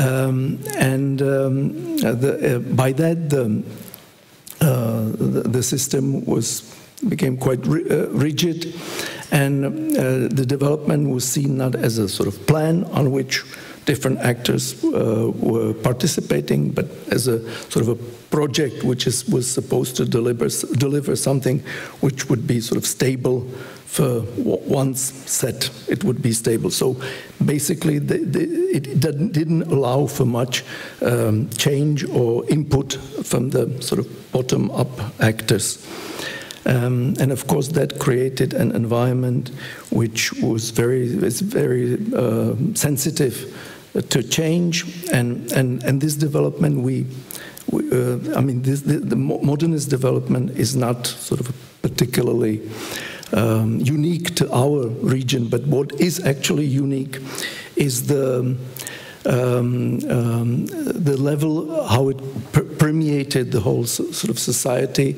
What is unique are the numbers, because in let's say France, Netherlands or UK, you have something like 4% of the housing stock is in these particular developments, but here in Central and Eastern Europe, depending on country,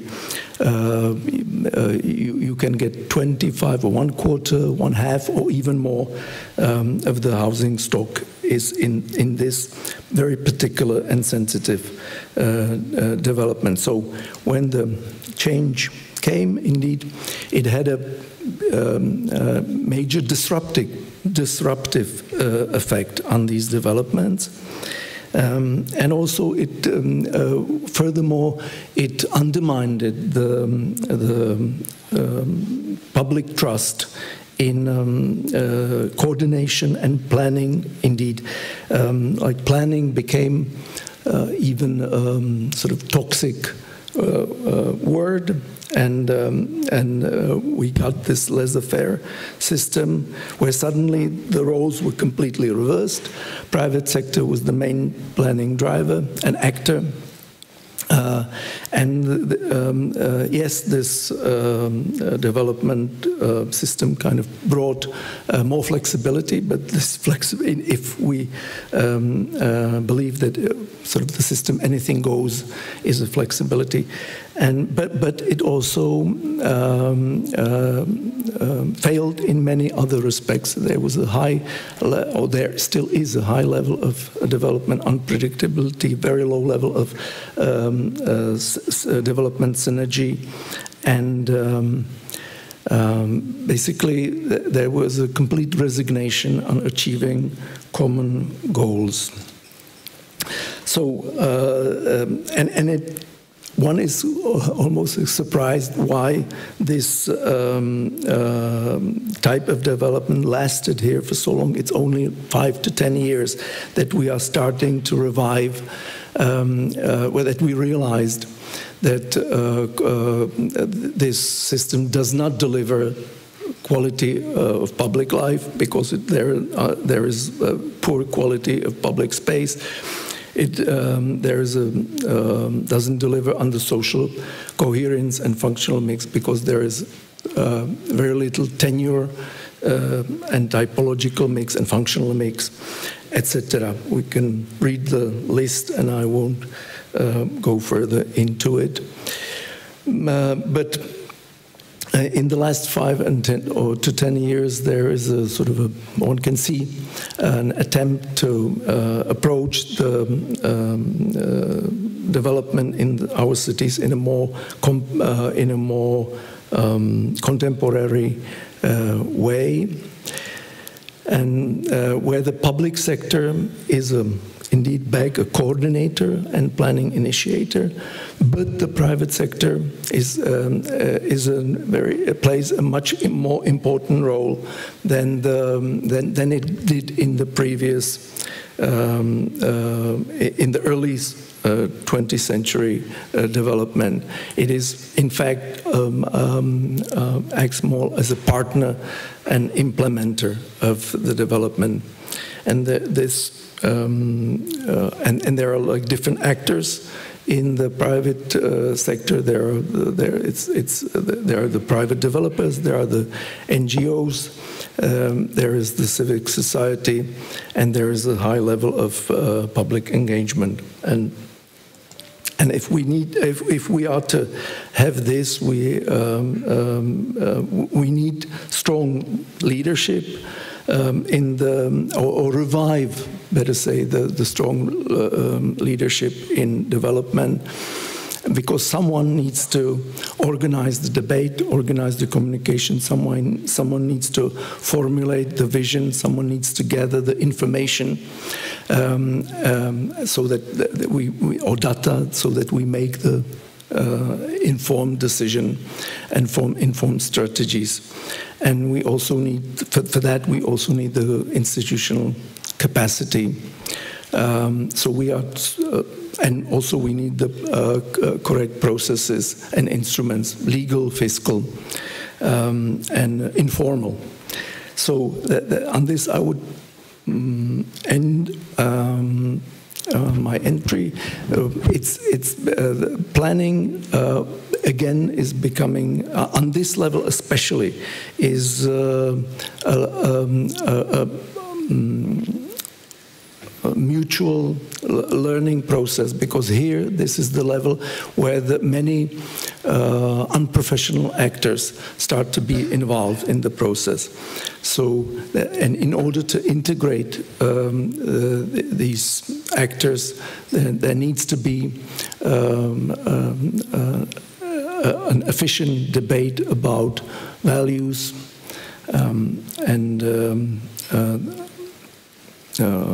so that we know what we are actually building in our environment. Thank you, and I will now hand the microphone to Petra Hlaváček, who will tell us something about how these processes are actually happening in today's Prague.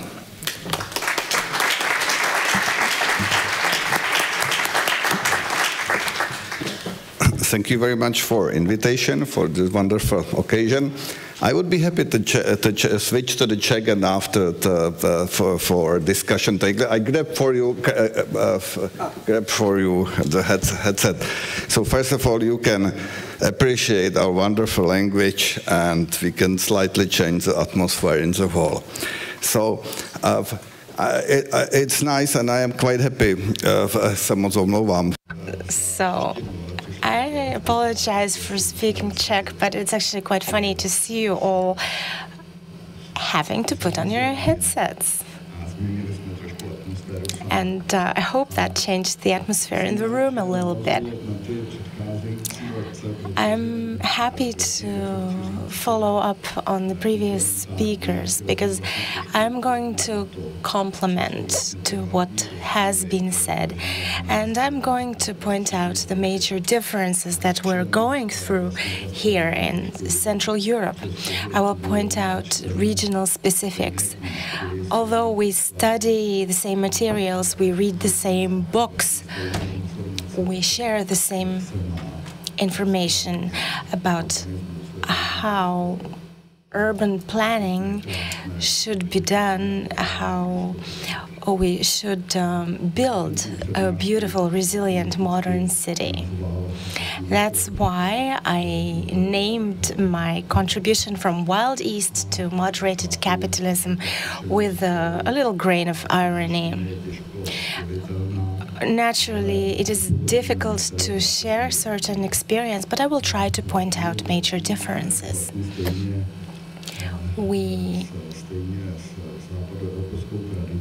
In line with Western European tradition, we know that urban development is based on good planning. We also have a zoning plan. We also experience difficulties in regional coordination, which is something which still requires a lot of work here, because our regional division was set up in a way where our regions actually work independently. They're separate, and a lot of coordination is required in planning, infrastructure, education, and our hands are quite tied in that. We also have our own version of regulation plans, where I'm not going to go into the complicated legislative background, but a lot of experts see that regulation plans are a useful tool. Prague has introduced a methodology of investor participation, which is another instrument which can be combined with regulation plans to reach an agreement. And when we started our term, we established a municipal developer, which comes in stark contrast with the pre-revolution period. So we are turning back to the idea of municipality-owned apartments. I would like to show you the zoning plan layer.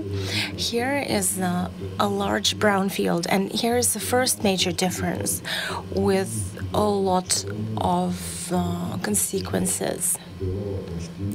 This brownfield used to be state-owned.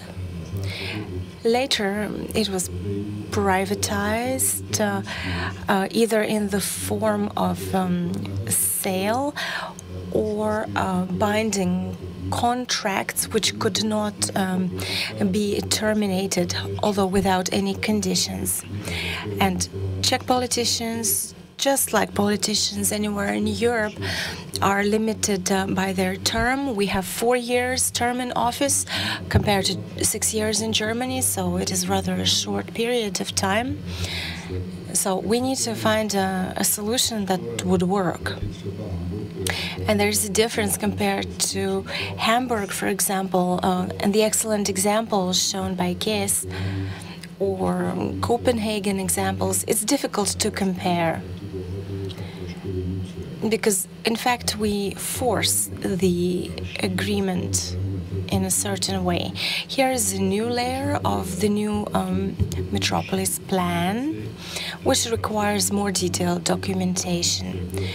We call it regulatory zoning plan, but for the purposes of this conference, let's call it just a zoning plan. This used to be a railway corridor, including a listed building from the interbellum period, which has a high potential in this plan due to its location, because it could become its urban planning core.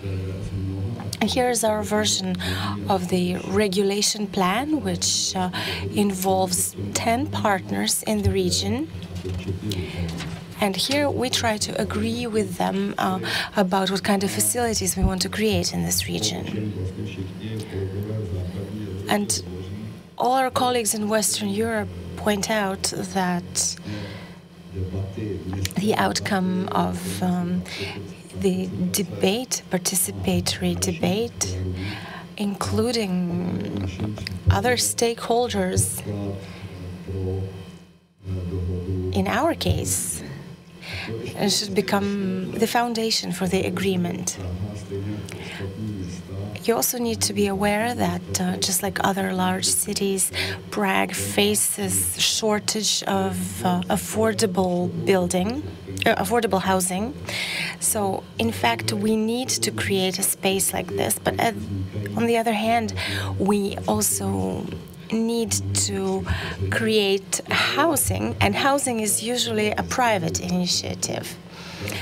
Here is an example of some land plots which are still owned by Prague administration.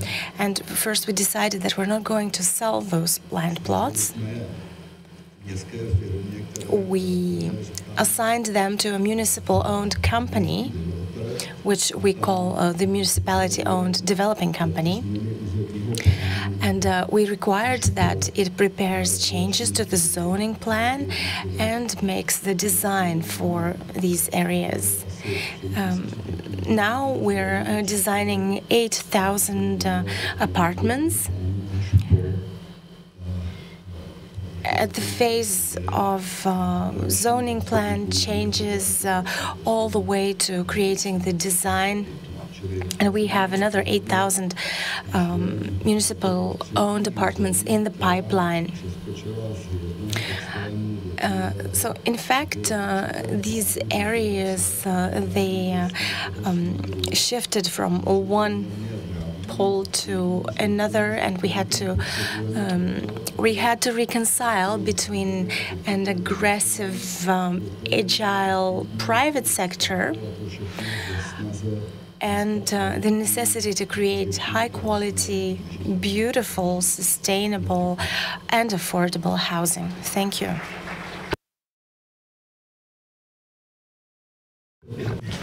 And now I would perhaps like to turn back to Cass and talk a little bit, because we've gone through the presentations, and one theme was coming up repeatedly, and that is in fact the role of the public sector and how the coordination between how the partnership between the public and private sector happens. And with this, there is another theme, and that is about the flexibility and rigidity of the plan on this neighborhood planning level, because you need certain level of rigidity in order for the plan to actually function, but there also needs to be some sort of a level of flexibility so that the actors on the lower scale level can do effective decisions, and so that the plan can withstand the sort of changes which come from the outside also in time. How is, I would be interested if you could maybe elaborate on this theme a little bit. Yeah, well, let's say a social democracy is probably the most sophisticated and sustainable way of living together, of coexistence for humanity. And consequently, if you have a working social democratic society, the urbanization and the urban development is the reflection of social democratic structure. Of course, you have heritages of other authoritarian moments and so on, but basically that is the case today. And social democratic governance does not mean that everybody has the same vote and everybody can do the same and is also active. The social democracy means that everybody has the same vote, but that out of groups of society, people with certain ambitions and skills evolve as leaders and then are elected by everybody. And these elected persons consequently get a mandate to execute a task.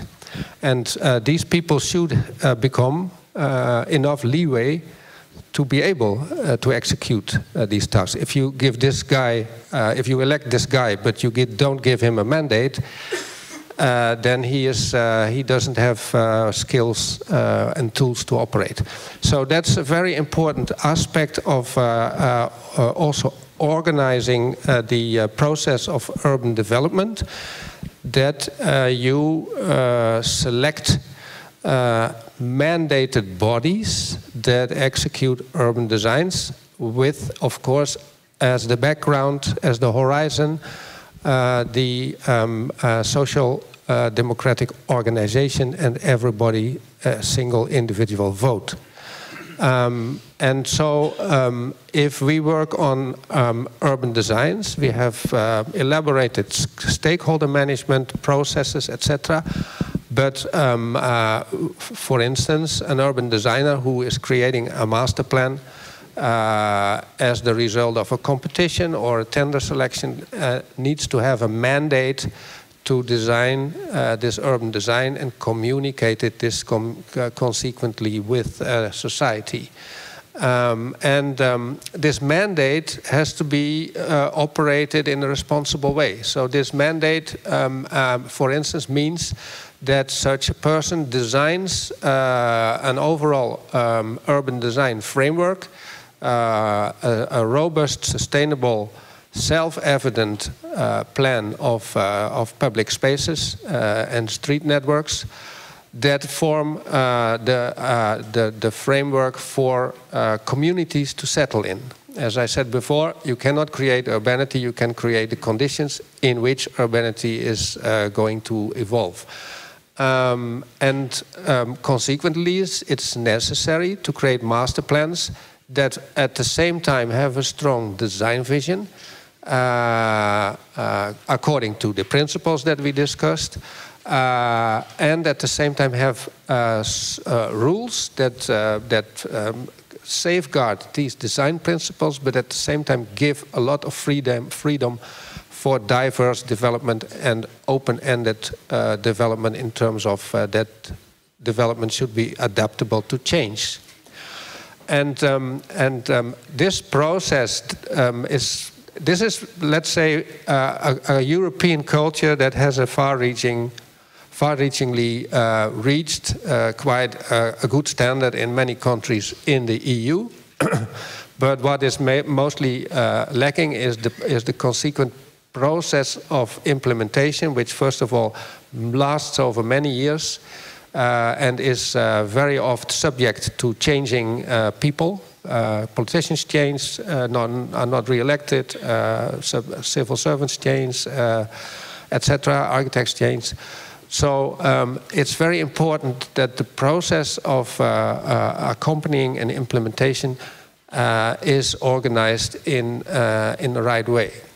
In the Netherlands, we therefore have the role of the so-called urban supervisor, which is most of the time it is the person who made the urban master plan in a certain site, and consequently is mandated to coach the implementation of the urban design, which means that he is elaborating the urban design guidelines. Sometimes it's also a team consisting of urban designer, landscape architect, an architect, sustainability advisor, etc., mobility advisor. They, let's say, coach the implementation of the scheme with the horizon of the principles and the social democratic organization, communicate this regularly on a regular basis, but they have the mandate to decide on the quality and on the elaboration of the projects by different developing parties and architects. And in such a way, you get a kind of system of control and laissez-faire. So the controls have to be strong vision, sustainable, long-lasting, but also flexible and open-ended. And the laissez-faire means that within these framework and guidelines, there is sufficient leeway to create diversity. And it's not something that is on the automatic pilot. You cannot write it down and then it works. It is very dependent on personalities that have a certain vision and experience, but this is also the case in politics and in the world of companies.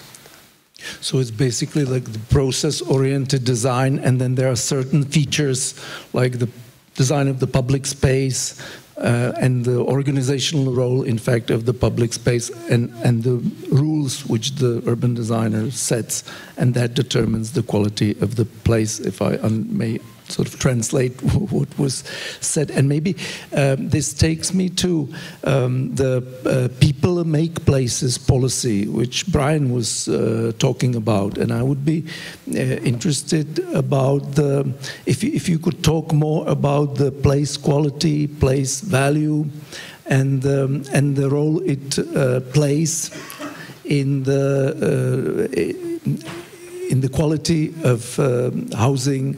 And how you approach this in Scotland. Ryan? Sorry, I was hi. I was muted. I apologize. Listening intently. Yeah, may I make just one observation on what Kees was saying before I progress onto this, because they are interrelated, I think. There is something about this issue about longevity and the political cycle.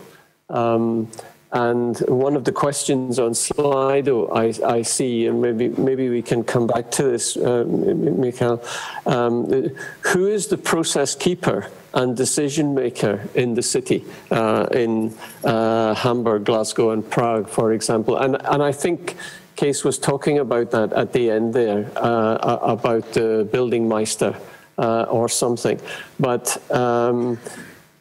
that question also tracks back to what we mean by urbanity, and I agree with Kees. Urbanity is like beauty. You know, it's a consequence, but it can't be the designed intent. But one of the principal propositions around about urbanity, if you take something like Armstrong's definition of civilization, I won't go through them all, but one of the key points is a collective system of values, consensus.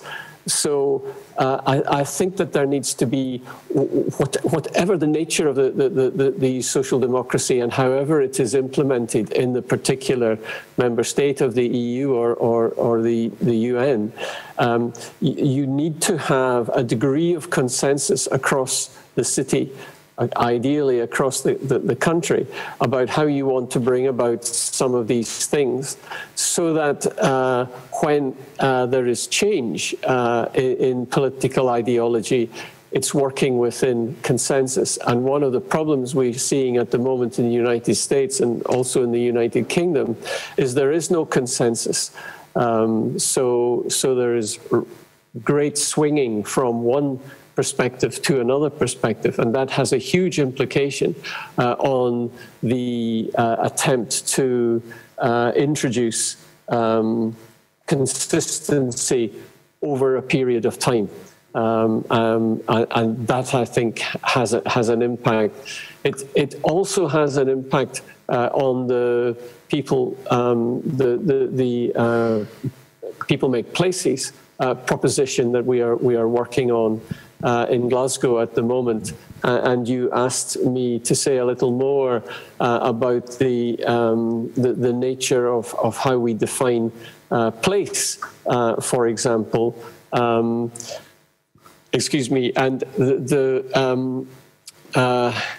place value is not simply an economic proposition.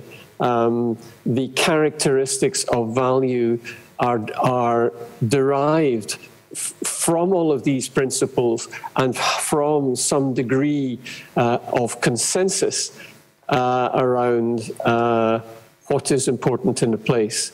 And if you and we might say that those values relate to health, they relate to social and cultural qualities, they relate, of course, to economic, and they relate to environmental propositions as well. And these, of course, always track back to the three corners of sustainable development and in Agenda 2030. Which is economy, society, and environment. And if you can broker some relationship around about those, it's not just investment value, it's value related to explicit representation of value related to these different characteristics, that then gives you a proposition around about the sort of principles that Kees was outlining in his talk, of place quality. And then, as I mentioned in my talk, there is a lot of work now happening around about place attachment, which is the emotional attachment of people to their place.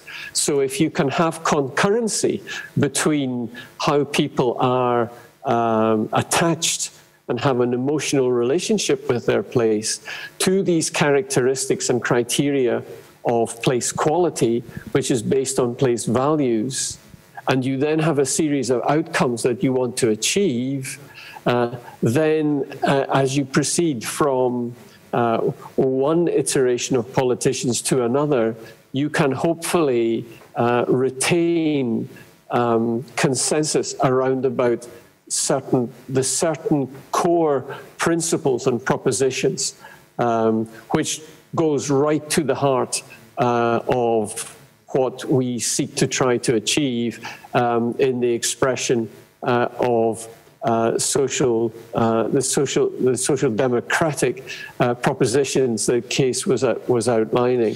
So therefore, if we have a change of administration in Glasgow, certain things are sacrosanct because they are embedded in Glasgow's culture, and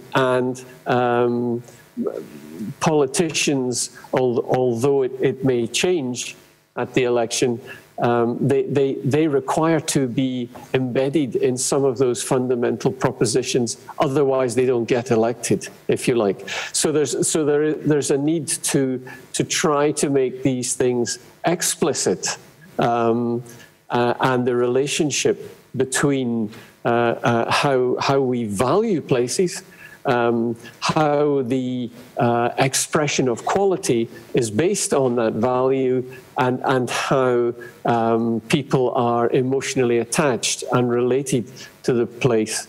And that provides a consensus proposition around about which to brief and deliver on the design processes around the principles the case has outlined. Yeah. Thank you.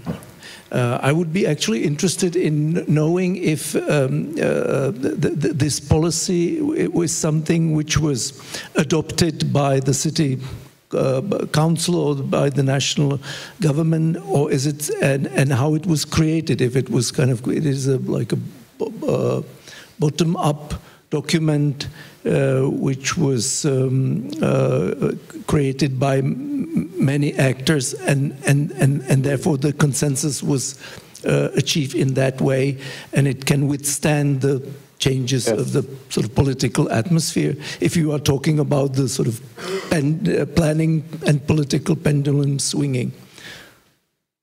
Do you want me to say something more about that, Michael? Just maybe a short comment, if we can. Yeah, sure. Well, there's something.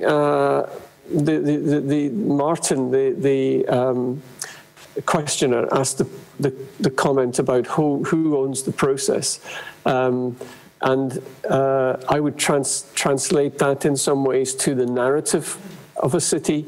What is the process that you're trying to, what's the narrative you have? What is the ambition and the narrative you have? And who owns that, and who champions that on behalf of others? Specifically within this, the People Make Places document was undertaken by an independent commission. So, and for that I need to explain that when the current administration came into power in Glasgow, they at first decided they needed to have an independent city architect. Later, it became city urbanist, because the remit was broader than that of architect, and in the UK, architect is a legally controlled term. So we came up with the term city urbanist, and I was asked to take on that role. And I'm not an elected politician, and I'm not an officer of the authority, but I'm independent, and I was asked to undertake this work, which I did, and it was undertaken as you described, Michal, with a huge array of actors. So we went through an engagement process. Was quite difficult to do with communities during the COVID pandemic, but we did what we could over mechanisms like this. We ran the whole process online, and every major stakeholder across the city was involved, and community representatives were involved, and we formulated place propositions from that that were derived, you're quite right, bottom up, if you like. And I suppose we are currently saying that the outcome and the recommendations are the people complement to the top-down aspiration to be a net carbon zero city by 2030 to 2040. Rather than things being done to people, the overall aspirations are translated to the aggregation of individual and community actions where you can work together, and through the sum of small things you can achieve overall propositions. I should explain that the report is published tomorrow, and I go to the City Council with the report to the City Council tomorrow, and it may or may not be approved.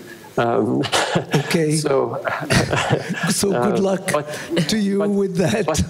But I'm quietly confident, because I think the politicians have also been part of the process. So it's very much an open process. It's just we have just led through the process, but the outcomes have been shaped by this bottom-up process around about that list of outcomes. Thank you, and maybe we can now move to the questions from the public. Yes, we have plenty of questions, but also, as I've said, we should try the microphones in the hall here. So if anyone wishes to have a point and a question right here, he can just go, or she can just go to the microphone and ask a question. But I think Brian already answered one question that is aimed to all of our panelists. Who is the process keeper and decision maker in the city?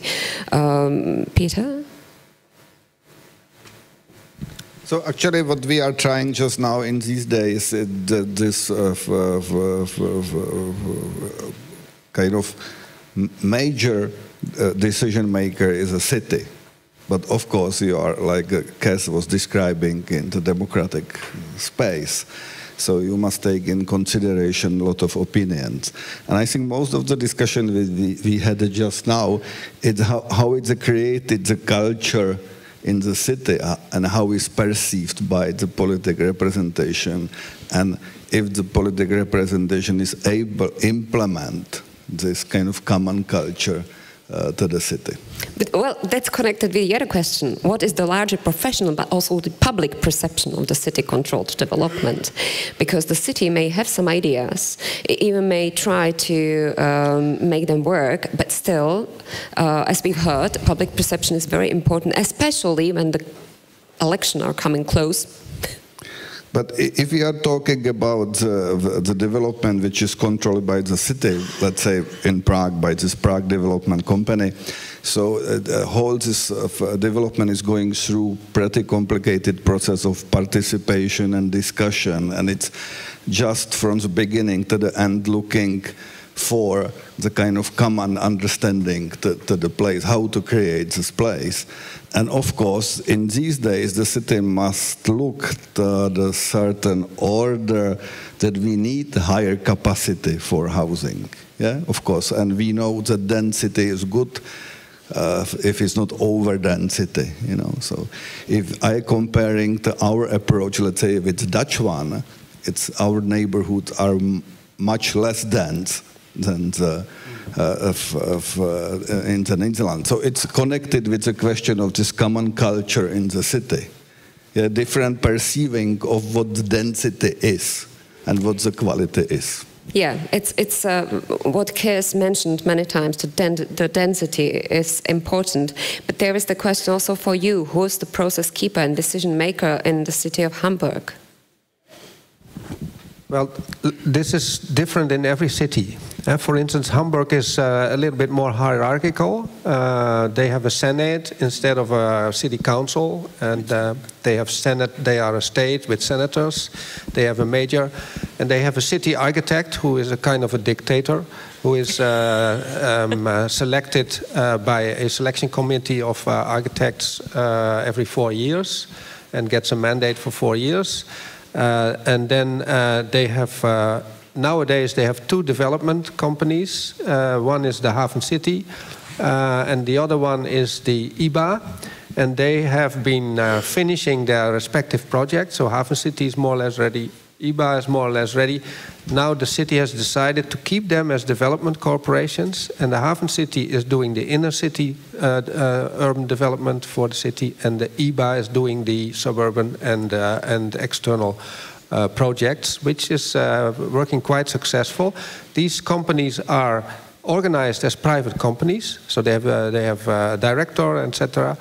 But they, of course, they have to present their plans, their results, their figures and numbers to the Senate. And the quality is controlled, first of all, by this city architect, and secondly, by the fact that within the development projects of these two companies, all projects are mandatory competitions. And the competitions are being judged by juries, and the juries are always being compiled according to the regulations of the architects' chambers. So in that sense, although it's organized quite hierarchically, the quality guarantee is safeguarding is well organized, and also the stakeholder management and let's say the feedback to the social democratic organization is also plausible. In the Netherlands, we have different systems. In the Netherlands, we work, like I said, with the supervisors or with quality teams. So that means that in cities like Amsterdam or Rotterdam or Eindhoven, larger areas are divided into supervisor territories, and the guy or the girl who is being appointed supervisor, or the quality team that is appointed supervisor, is mandated to safeguard the urban design functionality and quality in this area, and they are controlled by a so-called welfare committee, which is an aesthetic committee consisting of laymen and architects that have to approve all building permits in the municipality as a kind of second checks and balances organ. And maybe how it is with the perception of the public and professional stakeholders of the city-controlled development? Just shortly, that's another question, and I think you've mentioned two different ways of doing it in Hamburg and in Netherlands. Yeah. I think in Germany or Switzerland or the Netherlands, the organization of the city and the kind of professional handling leeway of the city vis-à-vis the electorate is quite well accepted. In France, for instance, it's difficult. In France, there is quite low trust in the civil governance of cities. France is also extremely centrally organized. So the developments in France are much more top-down, although they have participation procedures. But generally, the satisfaction with the public with development is less okay. In England, Brian can tell me, but I mean, I have quite some experience in London. In England, there's also not so much trust. England is, of course, quite a kind of Anglo-Saxon capitalist organized country, which means that there's always a tendency to kind of low down public intervention and public we may ask Brian. I'm pretty sure that he can say how it is in Scotland, because it's yeah, and of course we also have that in the Netherlands. They have sometimes extreme political disruptions, which immediately is also having its consequences on the city. For instance, we had a mayor in London who was very concerned with urban development and created a whole palette of urban design controls. And then Boris Johnson came and he just cancelled all these organizations and completely introduced a kind of Wild West condition. Thank you. Brian, would you shortly add something on how it is in Scotland, but the larger professional and public perception of the city-controlled development and decisions? Sure. Well, to be quick and concise about this, Misha, I would say that from the work we did on place and researching everything that has been done in the city, we found three things have been particularly successful and are seen as successful internationally. And for the rest, well, we are there or thereabouts. One is cultural regeneration. The second is social and affordable housing. And the third is area regeneration.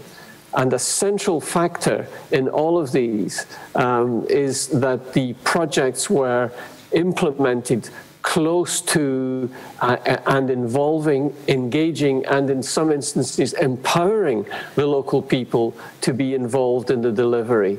And when you achieve that, when you bring it close to local people, provided you retain the overarching vision, then there is a great degree of success.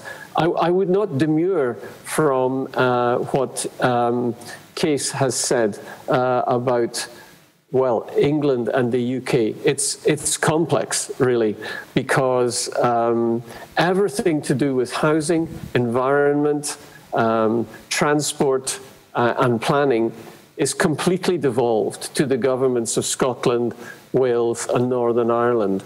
And you could say by definition as well, to England too, although they are ministries of the United Kingdom government, they have no locus for implementing their policies in the three devolved nations. But it becomes very complex when you have a United Kingdom government which comes in and radically changes the things. That, of course, filters through to some of the objectives.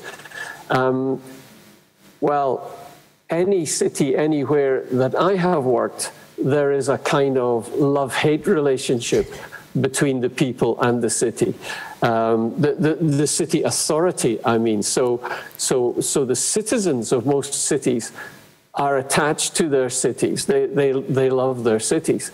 There is a kind of love-hate relationship with the city authority because sometimes the city authority needs to make a decision, as Peter has said. I think we know it here in Czech Republic very well. I'm sorry to interrupt you, but we are really short on time. And there are still many questions, but we have like 1 minute to answer them all. So, gentlemen, I'll just ask you really, really shortly, 1-2 sentences. Just, Michael, there is a question for you connected with this one, what we've just answered. Isn't it more about the institutional capability in Czech than about the public participations?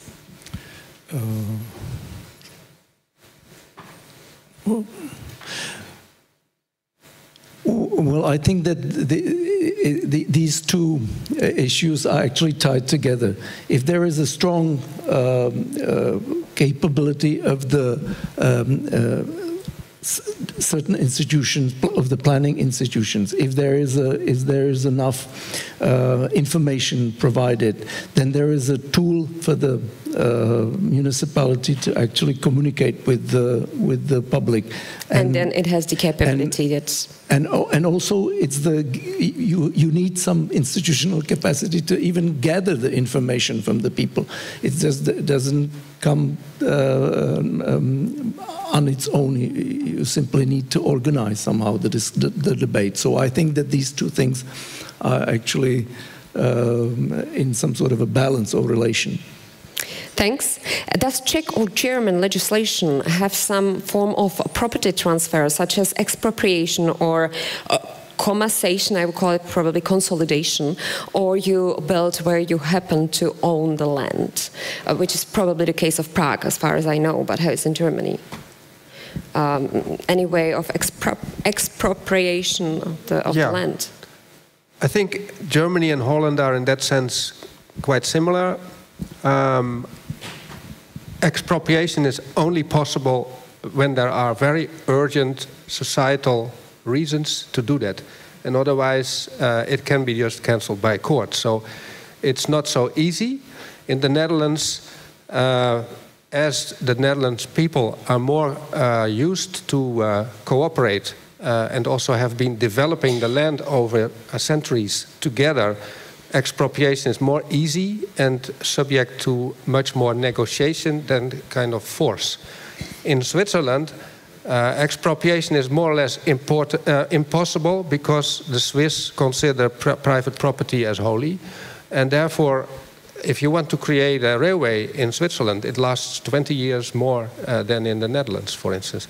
And if you go to France, in Paris, the ministry just decides that some land is going to be dispropriated to make a TGV line, and it just happens. Thank you. So it's very different in the different countries. Prague, shortly, and Peter, if you could connect it with the question aimed at you. Prague prefers preparing studies instead of regulatory plans. Will this change in the future? Frankly, the answer to Karel, I don't know what will be. And the reason why we are using just the studies just now, studies with the regulatory features combining with the contract with the owner, is just the time. It's just the time, and we get the study which is combined with the contract which is saying this is going to be here, it's this high, there is going to be kindergarten, and we are going to pay you some amount of money. Maybe to explain a little bit to the audience which is not familiar with the planning situation here. Basically, there we have on the city level we have two-level planning. We have the master plan, and then we have something which we call a regulatory plan. And basically, the regulatory plan is very difficult to. You can build from the master plan, which doesn't organize spatially the individual developments. So and for instance, Prague, until recently, had one regulatory plan for the whole Prague, which covered maybe less than 1% of the area of Prague. So, so basically, Prague decided to opt for a method which is easier in the procedural process, which is not binding, but it's easier. And they opted. I think that was a smart decision. That they are actually delivering these. They are called territorial studies. They are delivering it in the detail of the regulatory plans, but and with implementing sort of the debate and all the actors, but not with the sort of legal binding thing. So it's like gradual building of the consensus. Just a very short explanation. Almost for all of these city projects, which is led by the city, we need the change of the master plan because of the density, equality of the current plan, and the regulatory plan you can do after the change of the master plan. So I have 4 years. I had 4 years. So we did both together. We did the change of the master plan and study with the regulatory features in one time. Something to discuss more in detail at the lunch with the others. The question from Aleš Brotánek I will leave for the next panel, which will be focusing on affordable housing, which is very well connected with what we've just read there. So for now, we have 45 minutes for a lunch. You already know where to find it. It's the southern hall of the Congress Center. And we meet back here at 1:30. You may as well look again at the Czech Architecture Award pictures. And I thank to Brian for being connected to us and all his information, and also the guys here. Thank you very much, and see you back at 1:30 p.m.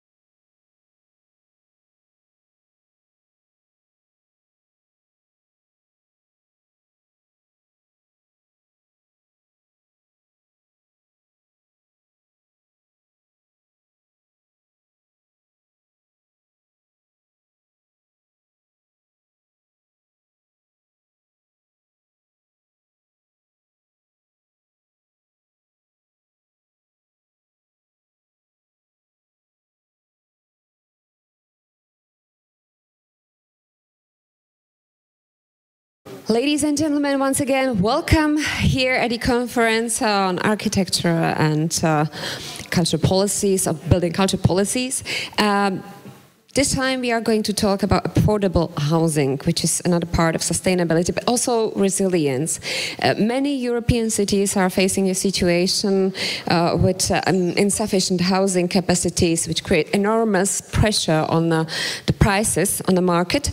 And the European Affordable Housing Initiative intends to at least double renovation rates in the EU by breaking down long-standing barriers to energy and resource-efficient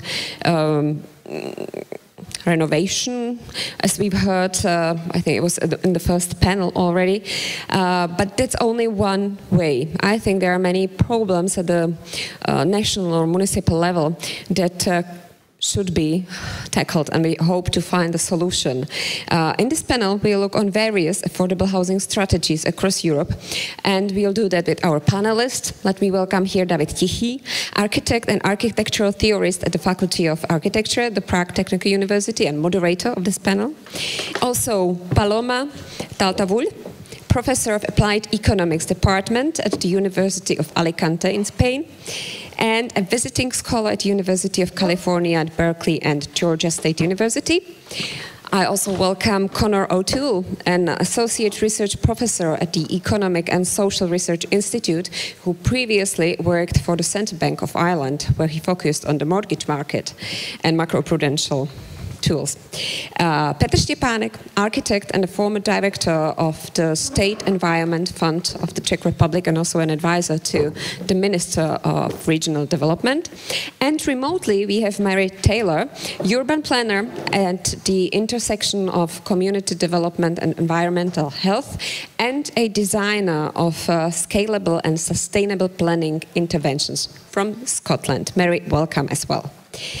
And I give the floor to David Tichy, who is the moderator. I will stay here as I'll have some questions by myself, as this is the most economic topic of the day, which is closer to my heart. So, David, it's yours. Thank you, Michaela. So, thank you very much for all of our guests that they are here in Prague, and we can discuss it. If we discuss it, who would invite for this very hot topic as affordable housing is? We try to call not only national experts in a housing field and in a real estate field, but also UN experts, which most of our guests are. So the reason why they are is just to try to talk about this topic in the whole European context. If we can compare different situations in different countries according to European situation. So first I would like to welcome Paloma Taltavul from Alicante University, which is also head of the Real Estate Market Advisory Board of UNECE. And thank you. Thanks very much. I want to start thanking the invitation for me to be here. Is a pleasure to be sharing the knowledge with you and to be in Prague. I love this city. I think you have a marvelous city. And thanks a lot to come here. So I have prepared some slides showing you the situation of affordability as we normally measure in Europe across 32 countries, using a very well-known data set, which is supposed that is representative of what is happening at household at country level and regional level. But I want to start warning you something. So I'm going to show you, first of all, the affordability situation of the household at national level until 2020. It's an average, so there are a lot of changes, a lot of differences among households themselves and among regions. So the average is a way we economists use to compare and have a general view of what is the problem or where is the problem. The second is that the data only account those people, those households that are in the market. That means that they are using a house and how the house costs so much or so less to them. So we don't analyze the limits or the barriers that the market had put into the new entrants, young people. The data set has no information for that, and there is one here. Thank you. And there is, so we should take another different statistics to analyze that, right? But we know how the things are going. And the third more important thing is that we are talking until 2020.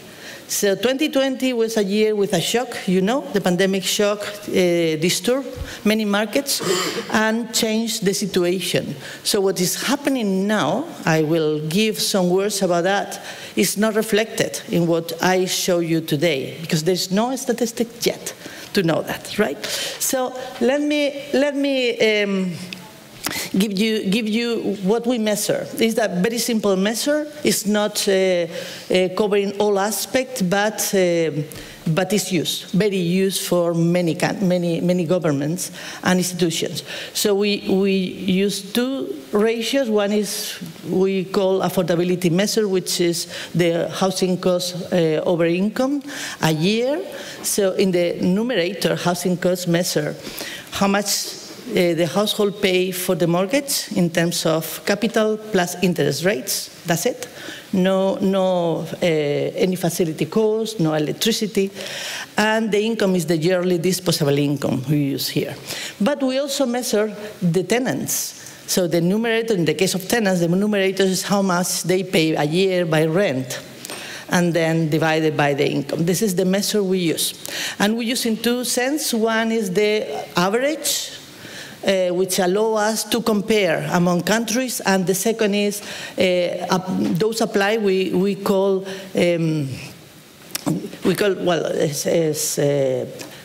well, it's an average, just taking into account household with an income which is lower than 40% of the income distribution.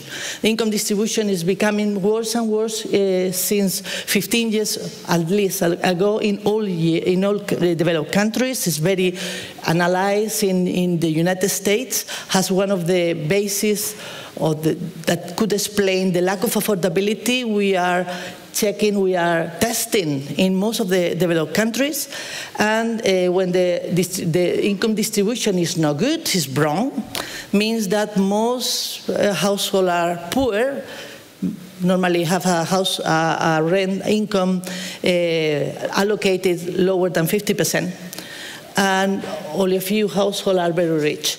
So this is the second measure we use. We call housing stress. It was defined by one of our colleagues in Australia and measured the same ratio, but only for those guys, right? So we just going to show you what is the level of affordability measure across the countries, and we cross this information regarding the tenancy level. We distinguish between owner and tenants, a year and income level.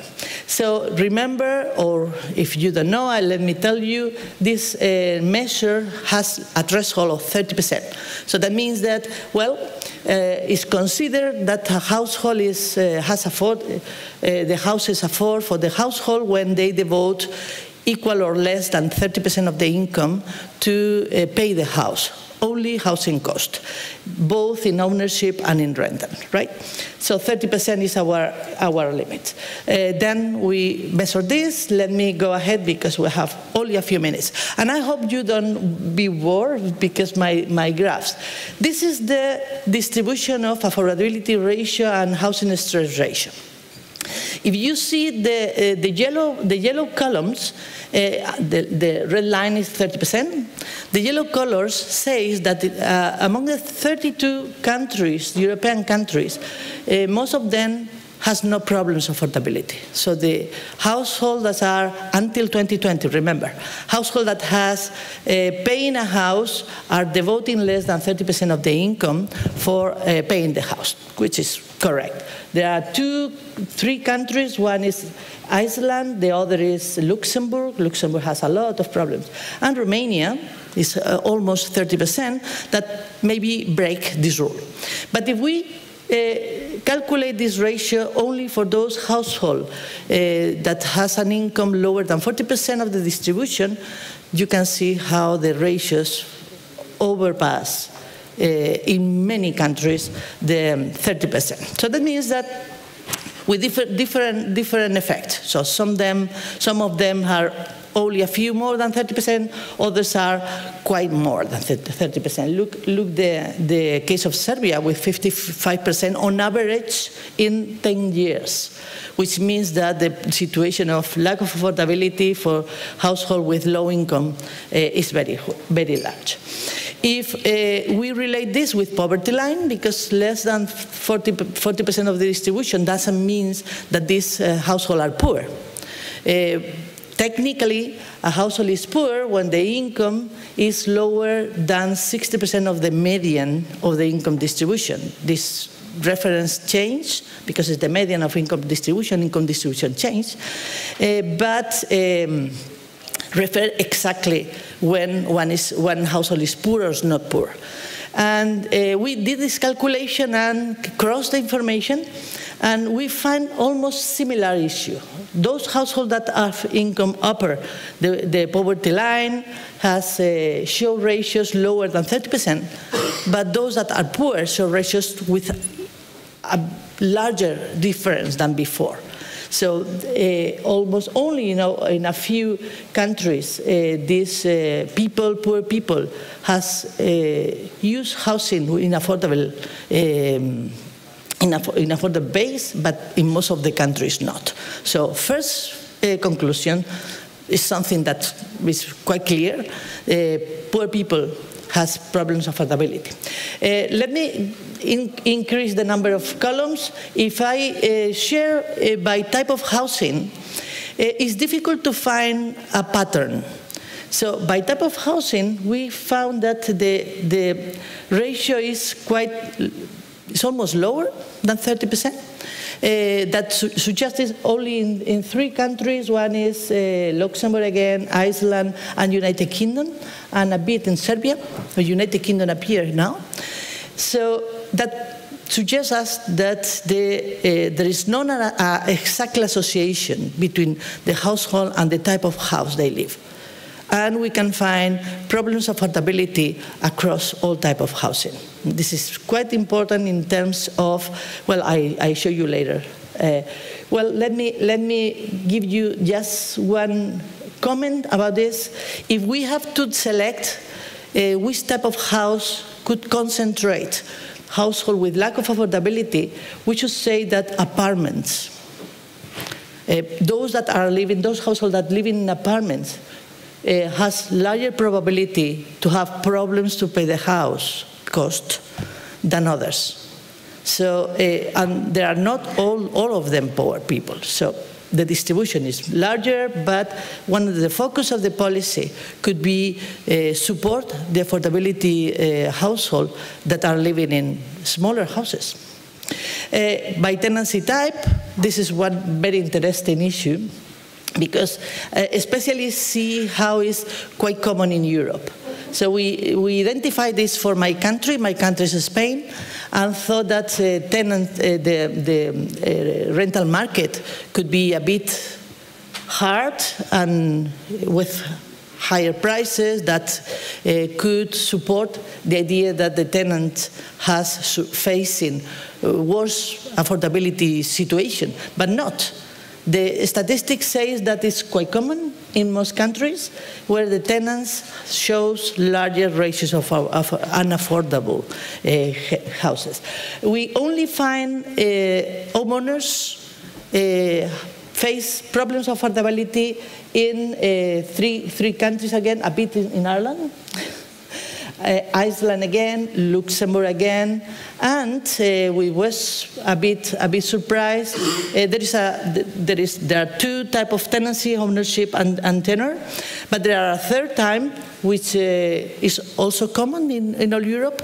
There are an average between 5 to 8% of total households that live for free, live in houses that are provided free for them, and of course they have no ratio affordability, they don't pay anything. But in UK is probably a specific policy, shows quite important problems of affordability. And by tenancy, let me focus. If we can say, and this is one of the conclusion we have, due to the large history of home ownership promotion in most of countries in Europe, many families now are homeowners and live without paying anything, so the ratio affordability is zero. Remember, the larger the ratio, the worse the affordability for the families, right? But if we compare those homeowners that are paying mortgages with the rentals, is the figure you have here, we again find that until 2020, the tenants face worse situation, almost in all countries in Europe, than the owners. This is a good figure to convince my students to buy a home as soon as possible. But in two countries, one is Iceland again and Luxembourg, the only two countries which shows very hard situation. This will change completely due to the increase on inflation that will have impact in the long term to housing prices. And second, due to the increase on interest rate that make that the numerator for the owners are the yellow columns, increase the numerator of the owners and then make this ratio to rise, right? So let me finish. Evidence. Housing affordability is post-entrance to the market. Analyze household already having a house market, having a house in the housing market has entered. We don't see until 2020 strong problems on average of affordability in the countries, but only three countries, Iceland, Luxembourg, and Serbia, and we checking the housing stress give us where the more generalized problems of affordability are also across the countries, which is the household with lower income levels. But household with lower income levels using mainly apartments. And affordability issues are concentrated in the rental markets across the European countries. So any policy that could help to tenants could have enormous impact on the affordability for these households. And only for owners, the problems at the moment, until the rises in interest rate, are allocated in Iceland and Luxembourg. And household paying mortgage face affordability issues in only 2 out of 32 countries we have analyzed, and tenants in 14 out of 32 countries. So tenants rental market is one of the markets that could generate worse situation for affordability. We have not analyzed the pre-entrance to the market. If we analyze the pre-entrance to the market, we probably have to talk about housing supply. Housing supply, the lack of housing supply last 15 years in almost all European countries is one of the reasons why the prices are rising, especially in rental market. And let me give you some view. This is my I have this one more slides. First is whether or not affordability is a permanent situation or is a temporary situation. And I just extract the affordability ratio for your country, and because it was one of that give us more change, the change is quite clear. And affordability issues is cyclical problems. So there are periods where the affordability is becoming worse and worse, like you see here to the peak, and periods where the affordability is becoming better. But now we are facing probably another rising part of this curve. Thanks for your attention.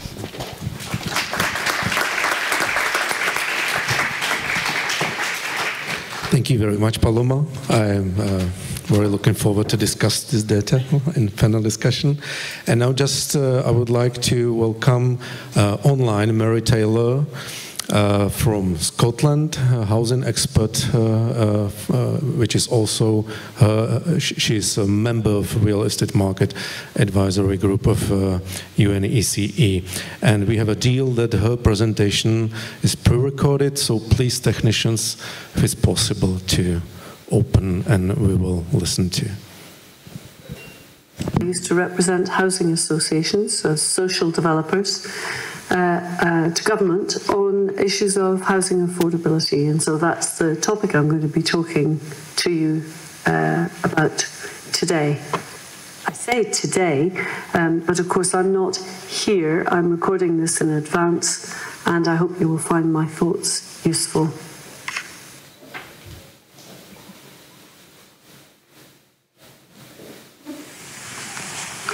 Affordability in the Scottish housing system relies on subsidy in two forms which exist in parallel. The first of these is targeted at developers, mostly not-for-profit, though some profit-making developers. The purpose of it is to provide good quality new housing at reduced prices to consumers.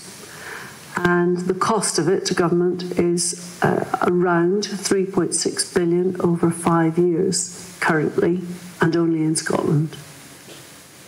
The second strand of subsidy is targeted at individual households paid through the social security system, also known as welfare. It's a UK-wide system. It only supports people who are paying rent, not any other form of housing costs.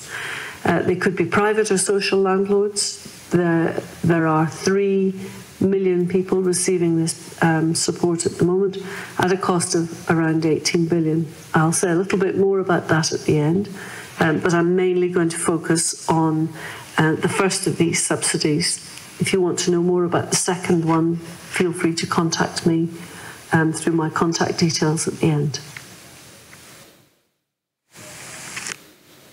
I have 2 slides here about the developer-targeted subsidy.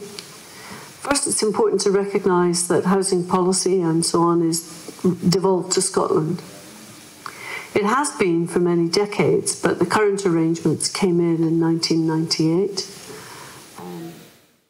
Scottish Government and its predecessors had given subsidy for social housing, new social housing, over many years. But after the financial crisis of 2008, the investment was cut very deeply until 2015. The government of today came to recognise the damage and the value, and is more generous now in incentivising new supply by social developers. So the current budget over a 5-year period is set by the Scottish Parliament at 3.6 billion, which works out at around 800 million each year. This is released by the administrators to developers in stages as projects progress over a 3-year period, from design through land acquisition, infrastructure, and so on, until the point where the houses are ready to be occupied. This all falls under something called the Affordable Housing Supply Programme, or AHSP, with output targets agreed by the Scottish Parliament and an ambition currently articulated for 110,000 new completions by 2032. That assumes that the previous target of 50,000 by the end of this year will have been met. If you want to go Google on this subject, you can go to More Homes Scotland and it will no doubt take you to the government's webpage.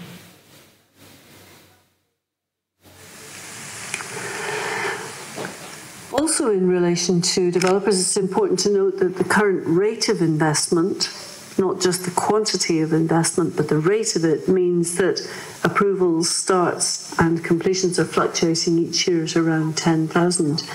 That's roughly double what it was in 2016 when the programme was reinstated, but it's 10 times more than it was 10 years ago.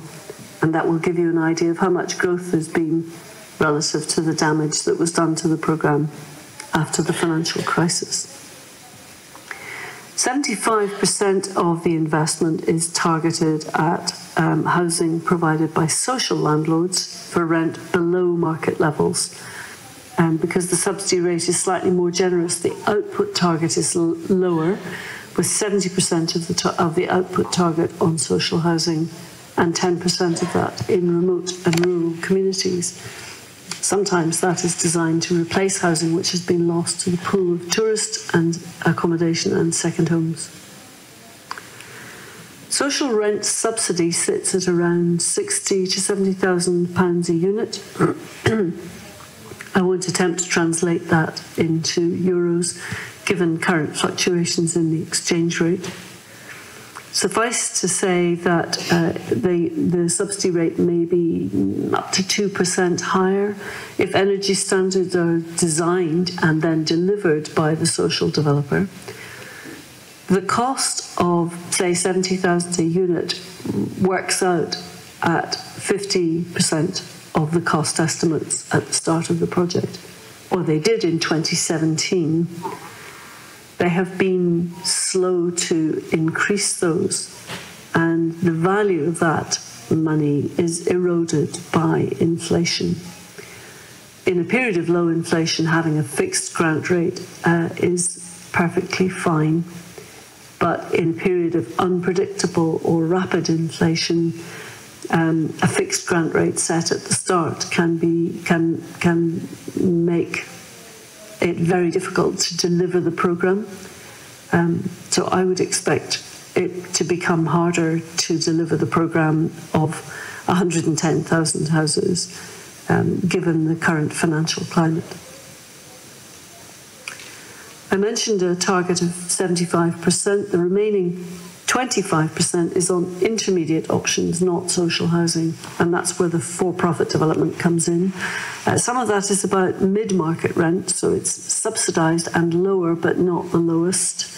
The subsidy is lower at 40,000 a unit, and some of that is aimed at low-cost home ownership, where the initial price is kept low and the government retains an equity share.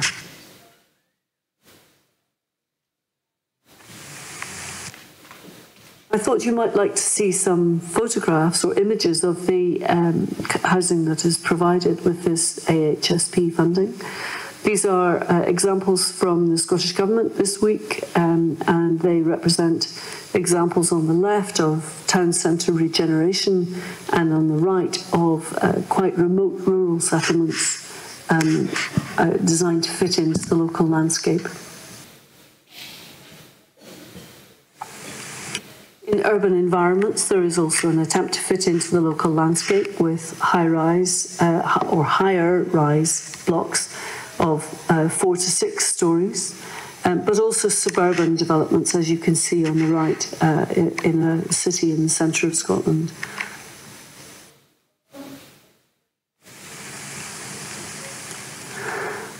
Before I conclude then, I want to say a bit about rent support to individual households. This comes through the UK system of universal credit, which is aimed at people of working age on low incomes or with no work at all. It includes an allowance for rent payment, which can be up to 100%, depending on eligibility criteria, which tend to fluctuate. There is a similar system for older people above working age, and that's known as housing benefit, and it's very close to 100% for them. Some 3 million households across the UK claim support with rent, and that could be paid to them because they live in accommodation provided by private landlords who exist for profit, or to social landlords who are not for profit. Social landlords could include housing associations or local authorities, what you might know as municipalities. The tenant of the house is eligible according to their income, regardless of the quality of housing occupied. Spending to support this consumption runs at £18 billion a year, or has done since 2016. That comes out at about 10% of all the welfare spending. And it's driven by very high rent costs in the London area and in the southeast of England, in private housing in particular. I would also argue that it is, because it's without regard to the quality of the housing, that it goes on very poor quality housing in very high demand areas. It would be a lot lower if that was not the case. There are restrictions on the eligibility of individuals for this support, particularly since the financial crisis. So finally, I think it's important to recognise that good quality housing can be expensive to produce and to consume, but subsidy can make it affordable.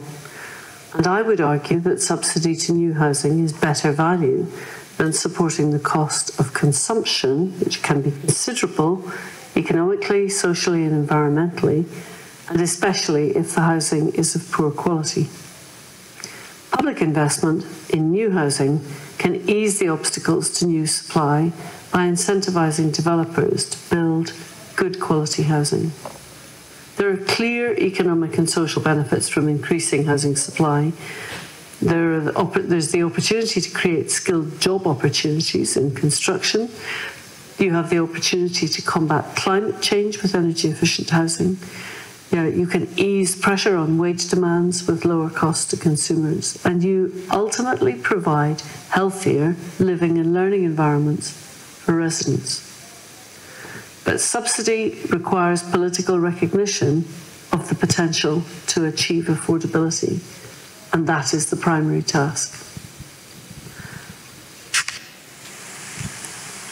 I hope this has been of interest to you, and please, just to confirm, I hope that you will get in touch if you want any further information or you want to follow up on anything that I've said. Thank you for listening.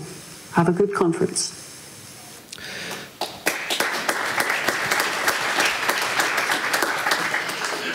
Thank you very much, Mary. Please stay with us to panel discussion later. It was very interesting, deep excursion to Scottish system of affordability and social housing. Affordable housing is very often discussed as a financial problem. So that's why we have here another economist and UN real estate market expert from Ireland, Conor O'Toole. So Conor, please, floor is yours. Thanks, David, and thanks to the organisers for the invite here. We were joking before the session started with the panel that what better to do after lunch on the second day of a conference than have the dismal science, a session of economists. After 2 days of beautiful pictures, of wonderful buildings and all the incredible work that architects are doing, I have two apologies to make before I start. One, I don't have any pictures of nice buildings. I have a boarded up house picture. And second of all, I have an apology to my two countrymen who've presented on Ireland before. I don't have any pictures of that beautiful Dúnaingeasa fort that you presented, which is such a wonderful advertisement for our country. Instead, I'm going to use rude words like supply and demand and these type of things. So you'll have to bear with me while I do this. So I'm an associate research professor in the ESRI, which is an economic and social think tank in Ireland. And we do a huge amount of work on issues around the housing market, which is one of the big challenges that we have at present. And really the work that we do is focused on trying to understand better where the housing affordability challenges lie within the Irish system. And it's really interesting looking at Paloma's slide at the end there, you know, where she was talking about the specific issues in the rental sector and in the new entrants. Pretty much you could take that, just remove all of Europe and just put in Ireland, because this is where the issues are. And I'm going to hopefully talk you through a little bit about the context there. Okay, so let me tell you a little bit about the Irish economy before we get into the nitty-gritty of it. So Ireland is a reasonably wealthy country, very dynamic, very fast-growing economy, huge amount of FDI firms, very low unemployment rate, relatively high incomes. So, on a large number of metrics, the Irish economy is doing really, really well. Successful economy, good active labour market, lots of dynamism, lots of big tech firms, etc. So, it's an economy that is growing reasonably fast and has shown, in the latter number of years with COVID and with the recent energy crisis, a lot of resilience to some of the international shocks that have been happening the world economy. But we experienced a huge property market downturn following the global financial crisis. And you can see these two charts here. One looks at new market rents, so they're the rental prices for new properties coming onto the rental market. You can see dropped very significantly between 2009 and 2013, but have risen really, really rapidly ever since. And with our house prices, the other chart looks at median house prices. And you can see we had this huge drop in house prices over the period 2010 through to 2013. And then house prices have accelerated very, very rapidly from that particular point.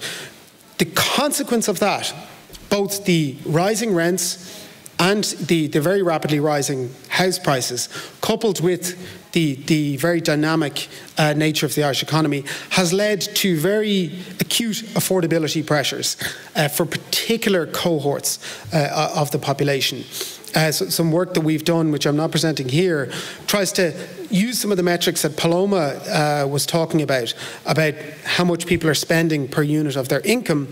And what that really shows is that it's urban, low-income renters in Ireland that are the ones that are facing huge challenges in terms of affordability. And those new first-time buyers who are trying to access home ownership. So I'm going to talk a little bit more about those two particular groups and what type of policies and what type of instruments we're experimenting with Ireland to try and deal with this structural shift. Before I move on to some of the more granular evidence in the policy context, one other piece of background that I think is particularly important, that it cross-cuts to what Paloma was saying, was that one of the major consequences of our housing crisis and I'm talking about the global financial crisis, property bust, really was that housing supply stopped in Ireland. So there were very few units of new housing delivered in Ireland over the period 2009 until very recently. And we have an estimate in our institute which suggests that we need about 30 to 40,000 new units of housing in Ireland every year just to keep pace with new household formation. So that's the new households that are forming and looking for housing. And supply has been well below that level for quite some time. So behind all of this is a really challenging structural supply problem about how do we activate the building and production of more new housing units, because that's where the challenge is. Okay, so as I said, one of the things we were trying to do was trying to identify what particular groups in Ireland are affected by affordability challenges. And so one of the exercises we did on a county basis, this map here shows each of the counties in Ireland. And what we did was we looked at the average house prices in those counties, we took the typical income of a potential first-time buyer, and we simulated how much would it cost those households as a proportion of their income every month if they were to buy the average house and finance it with a typical mortgage, so at the standard loan-to-value ratios, etc., that you would get. And then we used this indicator that Paloma had, which is about the 30% rule. So do you spend more than 30% of your income on housing cost? And you can see we calculate this MRTI, which is a mortgage repayment to income ratio. And what we find is that you can see this purple cluster on the right-hand side of the map. That's Dublin, the capital city, and the surrounding commuter belt. And in that area, potential first-time buyers they are entering the market at unaffordable rates. And then the other darker bars, one is Galway City, which is to the west, and the other one contains Cork City to the south west. So really, this is an urban challenge, a challenge of low supply, affects two particular groups: first-time buyers trying to access those urban markets, and renters trying to find homes in a very supply-constrained environment. So, that's all well and good. We've measured it. We've looked at it. What are the consequences of this? And, we do know, a bit like what Paloma found, affordability challenges are not universal. They are cohort-specific. And, but they do have quite significant impacts. There's a bunch of research papers that have tried to link them to homelessness, poverty, deprivation, housing insecurity, lower household formation. But all of this basically, materializes in quite a considerable challenge for those particular cohorts. More recently, though, one of the things we are concerned about is that it's not only a cohort-specific effect, but the supply constraints really are acting to have macroeconomic consequences. One, because people are spending a higher share of their income on housing they can't consume then, so that lowers macroeconomic growth. But also, big companies coming to Ireland are being put off by the lack of housing supply for their workers, and that's a key risk for us. So, there's a challenging context. It is cohort specific. It does have macroeconomic effects, and but it's potentially going to get worse now with the high inflation that we're seeing. Okay, so there's been a really active policy response to this. This is recognised by the Irish government and all of the policymakers that this is a huge challenge, and the policy response has been multifaceted and tried to be targeted, and it has also had a spatial dimension. What I would emphasise, certainly the most important aspects are the supply side initiatives. And we've had some really important developments there. We've set up a land development agency which is going to actively try and use public land banks to get housing activated and to try and deal with some of those supply bottlenecks. Now that's a new step for Ireland. We haven't had that in the recent past. And the development of this particular active land management agency, I think, is a really useful a really useful thing. We also have some funds, which I'll talk about in a second, trying to get underused properties back into the market. But also we've introduced cost rental housing, which for many Europeans you say, oh, well, we've had that for years. But in Ireland we didn't have cost rentals. We had private rental, and then we had local authority provided rental, and we didn't have a big saturated rental market like Vienna that has rent set to cost and can give tenants that benefit. So this being set up is a big step for us. So they're all the supply side initiatives. To me, they're the most important. They're trying to get at these supply side bottlenecks. We also had a number of demand side initiatives. There are huge subsidies for rental households now. That we have a payment called HAP, which is a housing assistance payment, and that provides a subsidy to low-income rental households and to offset some of the housing costs, and that is really important. We also have a number of affordability measures trying to get at providing additional borrowing capacity for mortgages for households. There's a grant scheme, a Help to Buy scheme. There's a shared equity scheme. There's some public loans. All of these trying to help the affordability of new entrants, because we've quite strict mortgage rules from the central bank's macroprudential toolkit.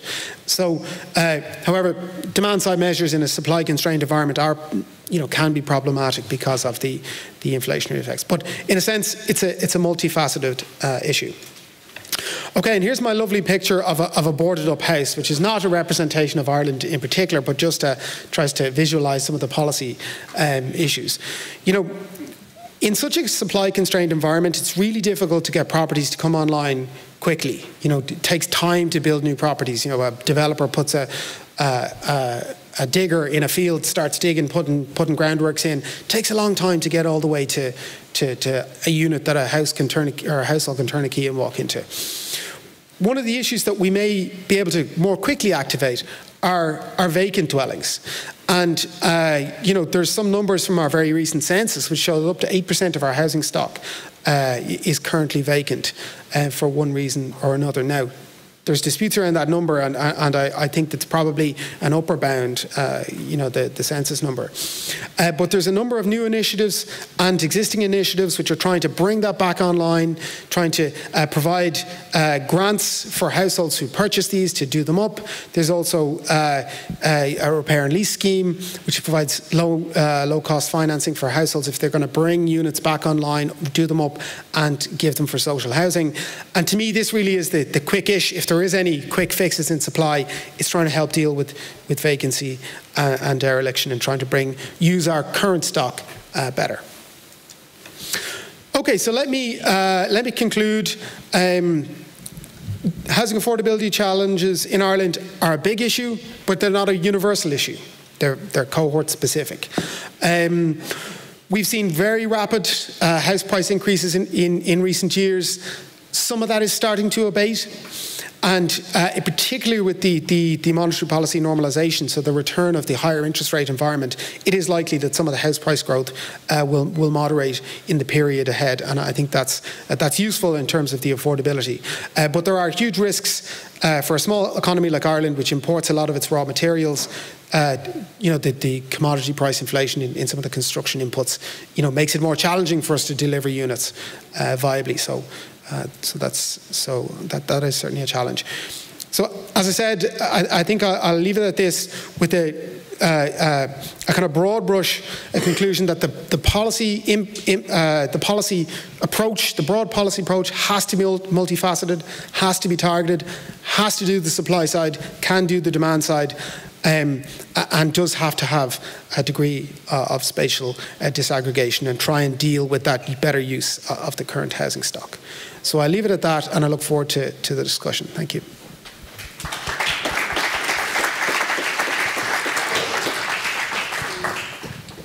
Thank you very much, Conor.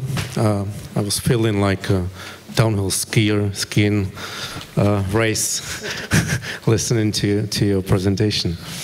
Now I would like to welcome my colleague from Czech Technical University, Petr Štěpánek, who is partly architect and partly economist. So maybe he could balance politics of architecture with financial aspects of affordability, and he would sum up our situation in the Czech Republic. So Peter, floor is yours.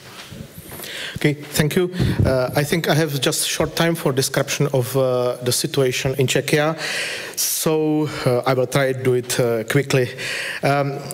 I think people will arrive on planet Mars before the problem of affordable housing in Prague is solved. From the individual perspective, is the affordability of housing the crucial aspect of quality of life.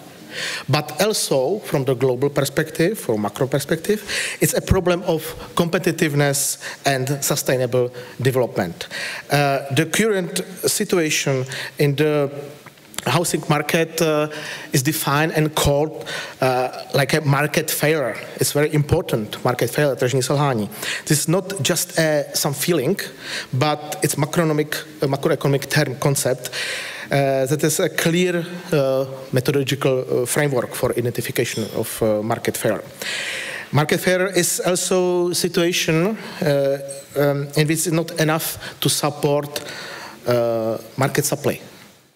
And the real unaffordability of housing, for example, for middle class, means that it's not just a problem of socially limited citizens.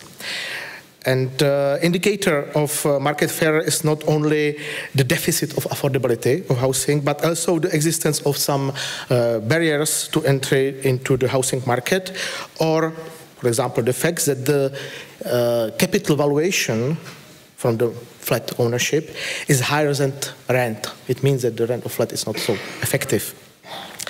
The fundamental basis of the problem is dual character of housing. One side, it's in the same time it's investment product, like a gold, for example, but also it's in our social value framework and in our social policy. Also, it's a mandatory social need, and how to solve it? It's a big problem. Also, it's important from the perspective of some bureaucracy and European Union policy that market failure is formal legal reason for application of public support. I will try to describe the situation on Czech market through three advertisements for sale or rent of very ordinary flats at normal addresses. So the picture demonstrates the monthly cost of paying off or renting a prefabricated flat or single basement room. And let's think if the price 320,000 euro is good price for prefabricated flat from communist year, of course. So the deficit of housing affordability in Prague metropolitan area, it means in the area where is the concentrated Czech prosperity, where is developed 25% of GDP, extends the range of daily commuting to northern Bohemia already. It means 100 kilometers. Unaffordable housing also generates many externalities with impacts on public budgets, public space, and sustainable development. For example, we know very well the cost of 1 ton of CO2. Today it's less 100 euro per ton. And then it's easy to quantify the impact of tens of thousands of people commuting from the suburban area to centers of prosperity every day. We know the cost of health care, eliminating the impact of carcinogen emissions. We know the cost of transport and environmental infrastructure associated with unwanted suburbanization. And we must also calculate the impact of quality of life, your social life, and public space. In my opinion, it's before the all problem of conflict of public interest. The problem is that we cannot harmonize different institutional and public interest. The vision of a compact city with short distances is in conflict with building regulation. The development of sustainable mobility conflicts with fire regulation. Standards for traffic infrastructure destroy the quality of architecture and public space. Sometimes it's very difficult to find a balance between the requirements of heritage protection and climate protection. Is it necessary? I'm not now. It's a really difficult problem. The success of Wien or Copenhagen is based on society ability to find a common value framework and also ability to find a common value framework between experts and to find some consensus. What is public interest in the field or rental housing construction is defined, but example by the certified methodology, social housing project preparation is defined in some document. Okay, some example. It's picture of Prague Vinohrady. It's a good address in Prague. It's a bit expensive. The price of apartments in this district is more than 100,000 per quarter meter, but it's impossible to build with respect of contemporary building standards and rules. But not just technical problems. We also solve the problems of social cohesion. Unfortunately, the access to housing is historically very asymmetric in the Czech Republic.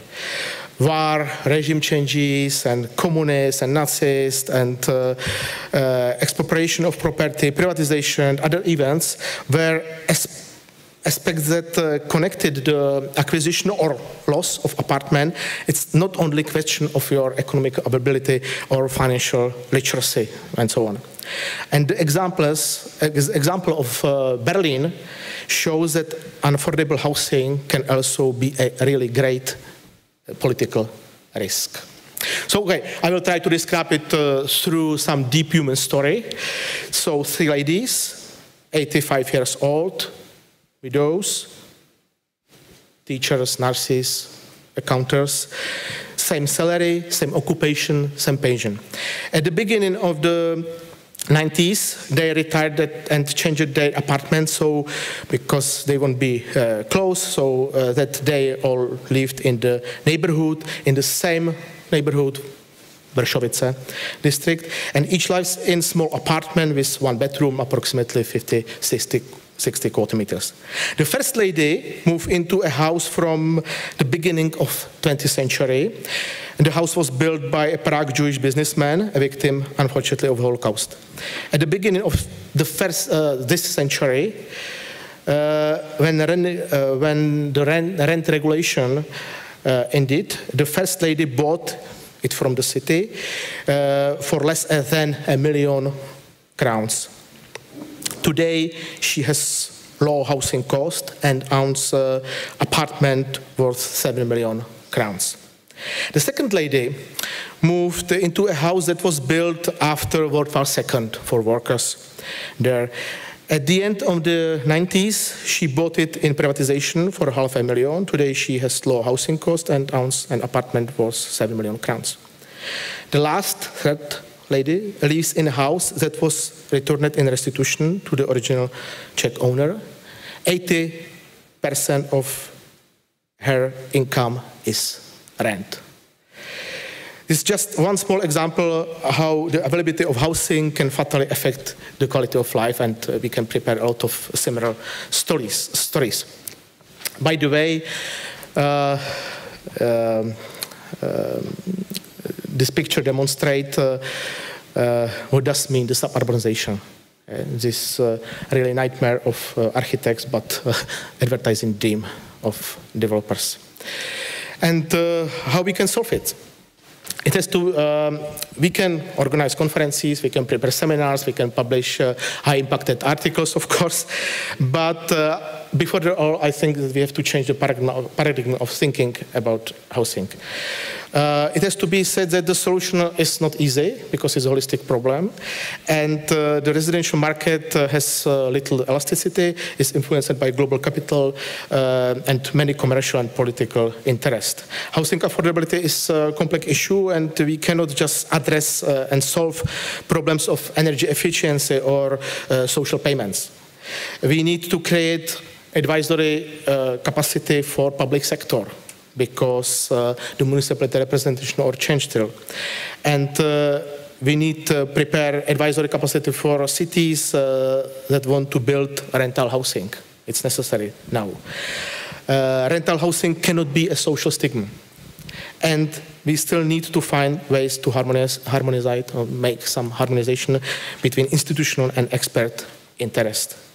We have know-how, we have methodology, we have examples of good practice, and I think that now we need some political support. Thank you for attention. Petr Štěpánek, thank you very much. And I would also like to invite to come on the stage Vít Lesák, who is responsible for the affordable housing topic at the Ministry of Regional Development of the Czech Republic, who was listening to all the speakers and now should react from the side of the ministry. So I would probably start with the first question, because Czech Republic has a strategy on affordable housing, but what is it based on and how successful are you in changing it into reality? Is it working? Is it okay? Thanks for invitation for this panel. Actually, the Czech Republic doesn't have a affordable housing strategy. It has only general housing strategy. Since this year, we've created a new unit at the ministry which deals exactly with the affordability issue of the housing market in the Czech Republic, and so we are working on this, let's say, new specific strategy for more affordable housing, especially rental housing.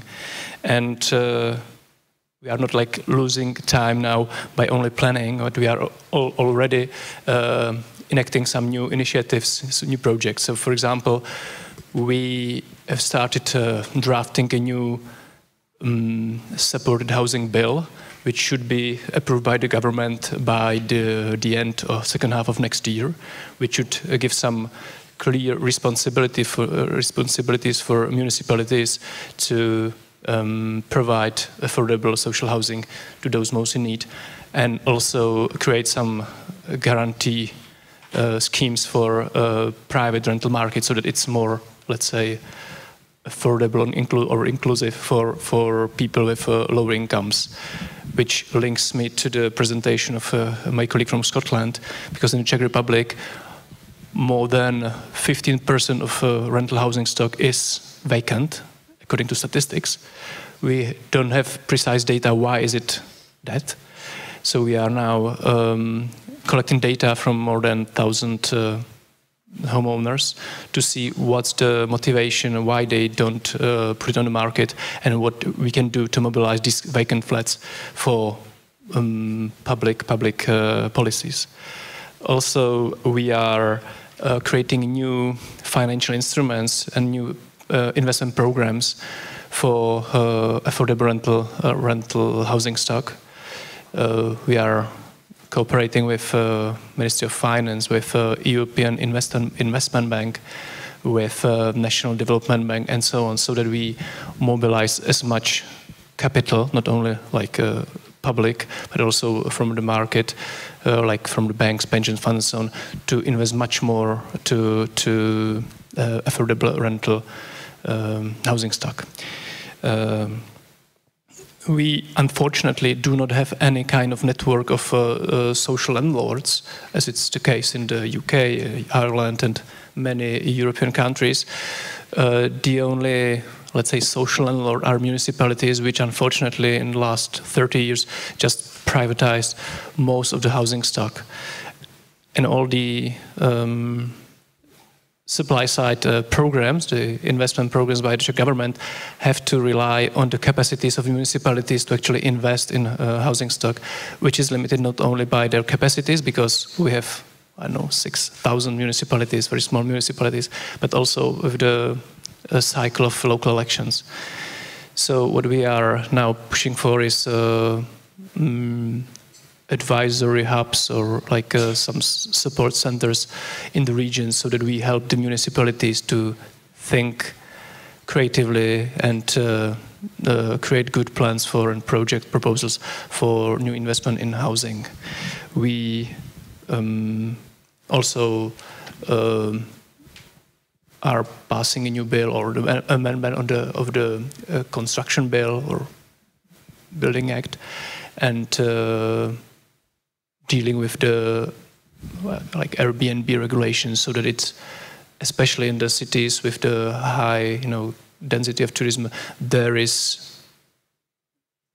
the housing stock is used not only for this short-term contracts, but also for the normal long-term leases. So there's much more we are starting doing. I will leave the floor to yours. Thank you. Thank you. I think all of you mentioned that it's important to have to support the market on both sides, the supply side as well as the demand side. But I haven't heard really exact measures or exact tools that are efficient, or do we measure the efficiency of different tools, and do we know which one are the best, or the most effective when it comes to supporting a supply side or the demand side? I don't know, it's a question. Connor, do we have the numbers? I'll look at you because you have the analysis, or Paloma probably. Yeah, thanks. I guess like I was listening to certainly to your reflections on the Czech case, and also on the pan-European issue. Like understanding in each specific market context whether the issues are supply-led or demand-led is critical to thinking about what are the right instruments to bring in. It's very easy, certainly from the Irish case, to say, well, look, we know it's a supply issue. Supply instruments are going to be better than demand instruments, but that's very much context specific, and it depends on your national market.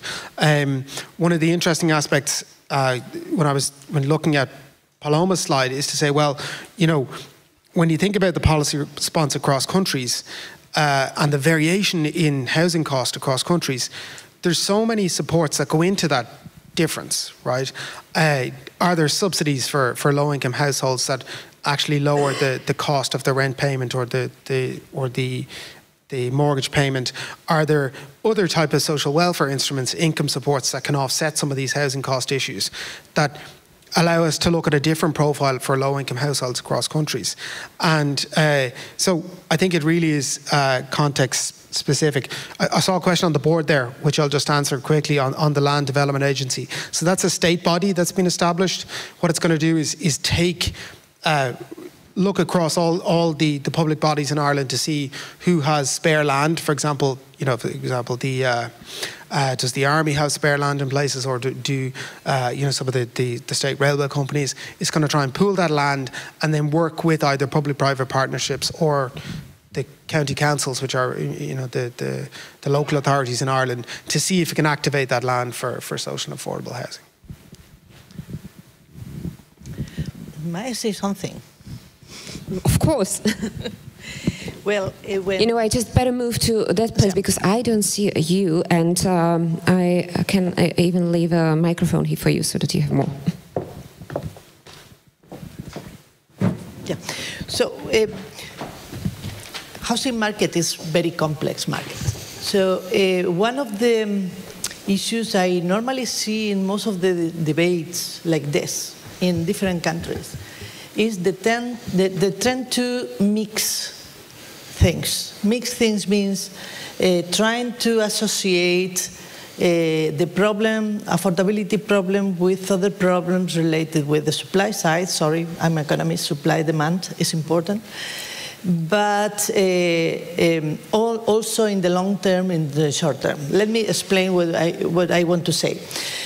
Affordability is, by definition, a measure of how a household can or cannot pay the housing cost.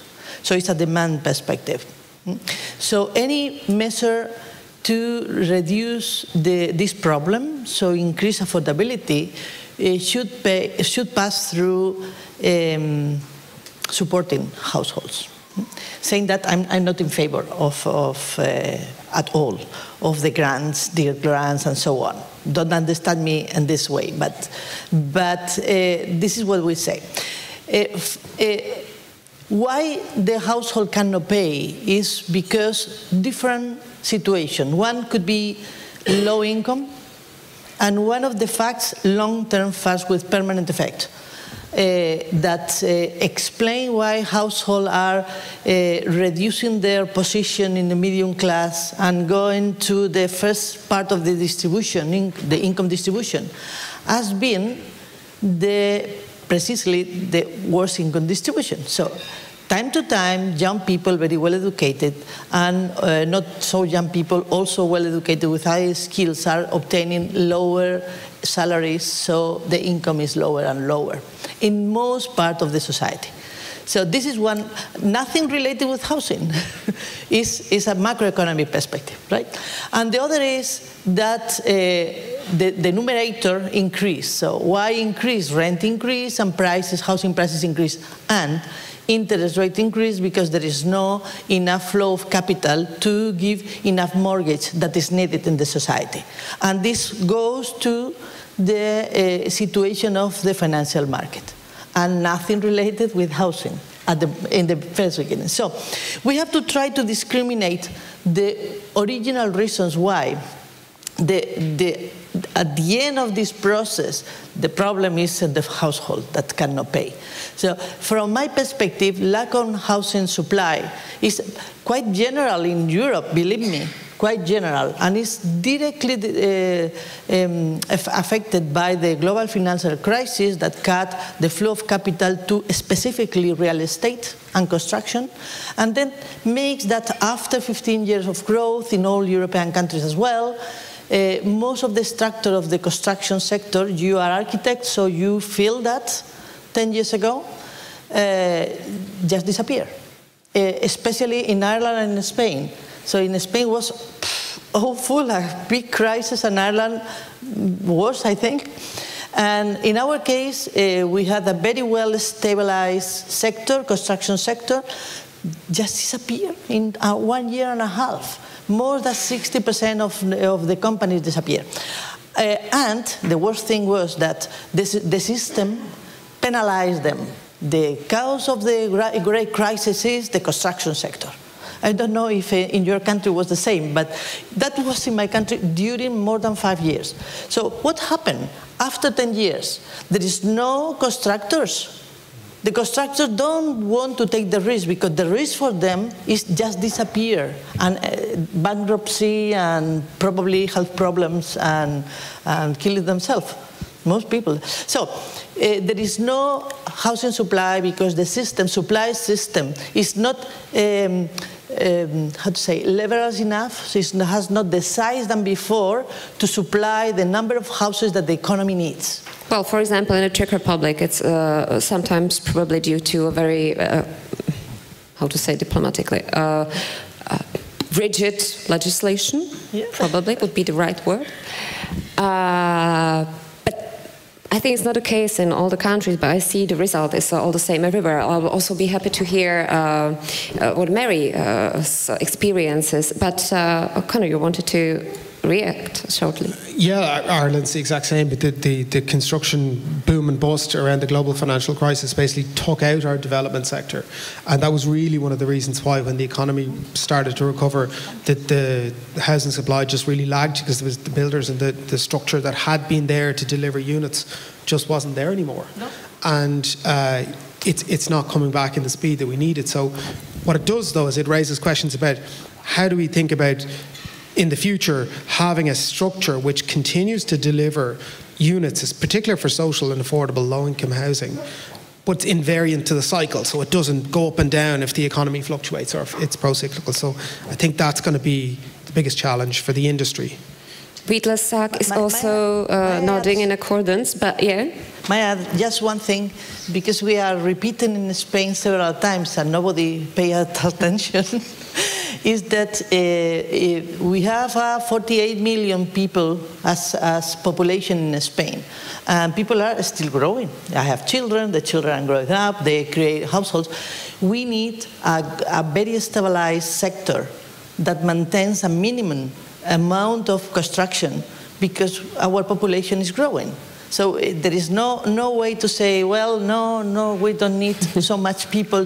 People should live, right? So from now to the next 15 years, one good policy is from the government is promote that the construction sector again has a minimum capacity of construction. Do we see the same in the Czech Republic?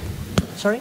No, I ask if it is the same in the Czech Republic. Is it that we need a minimum amount of construction? Because here, according to Paloma's study, actually, it seemed that we don't have a problem with housing, which is definitely not the case, especially not in certain regions. But, Well, firstly, I might oppose the statistics. I was kind of surprised when I saw the Paloma's graph. I think all about of us. the few last years. It's definitely growing rapidly. The affordability crisis, the the proportion of income going to rents or home ownership. So first thing, I think it's really becoming a big crisis in the last several years. The average rise of rents was like 20% yearly. In some regions, like 60% every year. So first, I think I would say there is a affordability crisis in the Czech Republic. Second thing, in the last financial crisis, the Czech construction sector, or in general, the housing sector was not so much exposed to financial capital as it was in Ireland and Spain. It was like, big cases, or Hungary. So the Czech market was completely different at that time. But since then, it has changed a lot. And the financialization of the housing sector is now indeed like a big factor in the Czech housing market. And I guess we can learn from countries like Denmark or others how to kind of cushion these effects. And the last thing I would add that Mary, I can see you. You will soon be asked. Sorry. And the last thing, the housing or the supply side instruments can be also anti-cyclical. We can have government programs to actually counter the boom and bust cycle. So it depends how it's designed. Yeah. Mary? Well, I wanted to pick up on the point about it being counter-cyclical. I mean, I think this was an argument that we made in the Scottish Federation of Housing Associations, that counter-cyclical investment was required by central government to counter the effects of that have been so eloquently described by others. And I think the other important point that I would make is that it wasn't just us in the housing association sector. It was the council sector as well. It was academics. It was people who lobbied on behalf of homeless people, tenants who felt that there was a need for more housing to be built for their children, and neighbours and people in their communities who were overcrowded and living in damp conditions. So it was a very broad alliance, and I think that we succeeded in winning the political argument with a receptive government, it has to be said. Fortunately, we're not dealing with the current UK government, because I think they would have their ears closed, frankly. But we were able to build an alliance with evidence to be able to win the argument. Thank you. Peter, I see you're making notes. I just want to answer to Mr. Smutny, if I can. Yeah, definitely. That was the other one to be asked. So because it's a very important question, by the way. I have to answer. I will read it so that Mary also knows. What is the role of Czech architectural policy in affordable housing? How Czech architects are using the architecture policy, and how foreign architects are using their architecture policy? Okay, two answers. Our certified methodology for social housing project includes the issue of importance of architecture policy, is the first answer. So, but I have to say that during the discussion in the public institutional environment, I have to note very often that Ministry of Regional Development has some policy of architecture quality policy and building culture and architecture policy, and not just energy efficiency policy or some social housing policy and so on. So this is very important. And when we invest to affordable and social housing, I mean, when we invest, if we invest public financial sources, I think we have to think about it that we invest to future culture heritage. We build some culture heritage, yeah? And some social housing from the time before the World War II is today necessary part of Czech architecture culture heritage. So it's a very important issue. David? I will just continue to the question, what is the role of Czech architecture policy in affordable housing? First sentence or information I am trying to give to the students in Faculty of Architecture in housing program is to whom they are preparing housing project. What is the target group and how it's connected to the form and to layout of the building itself.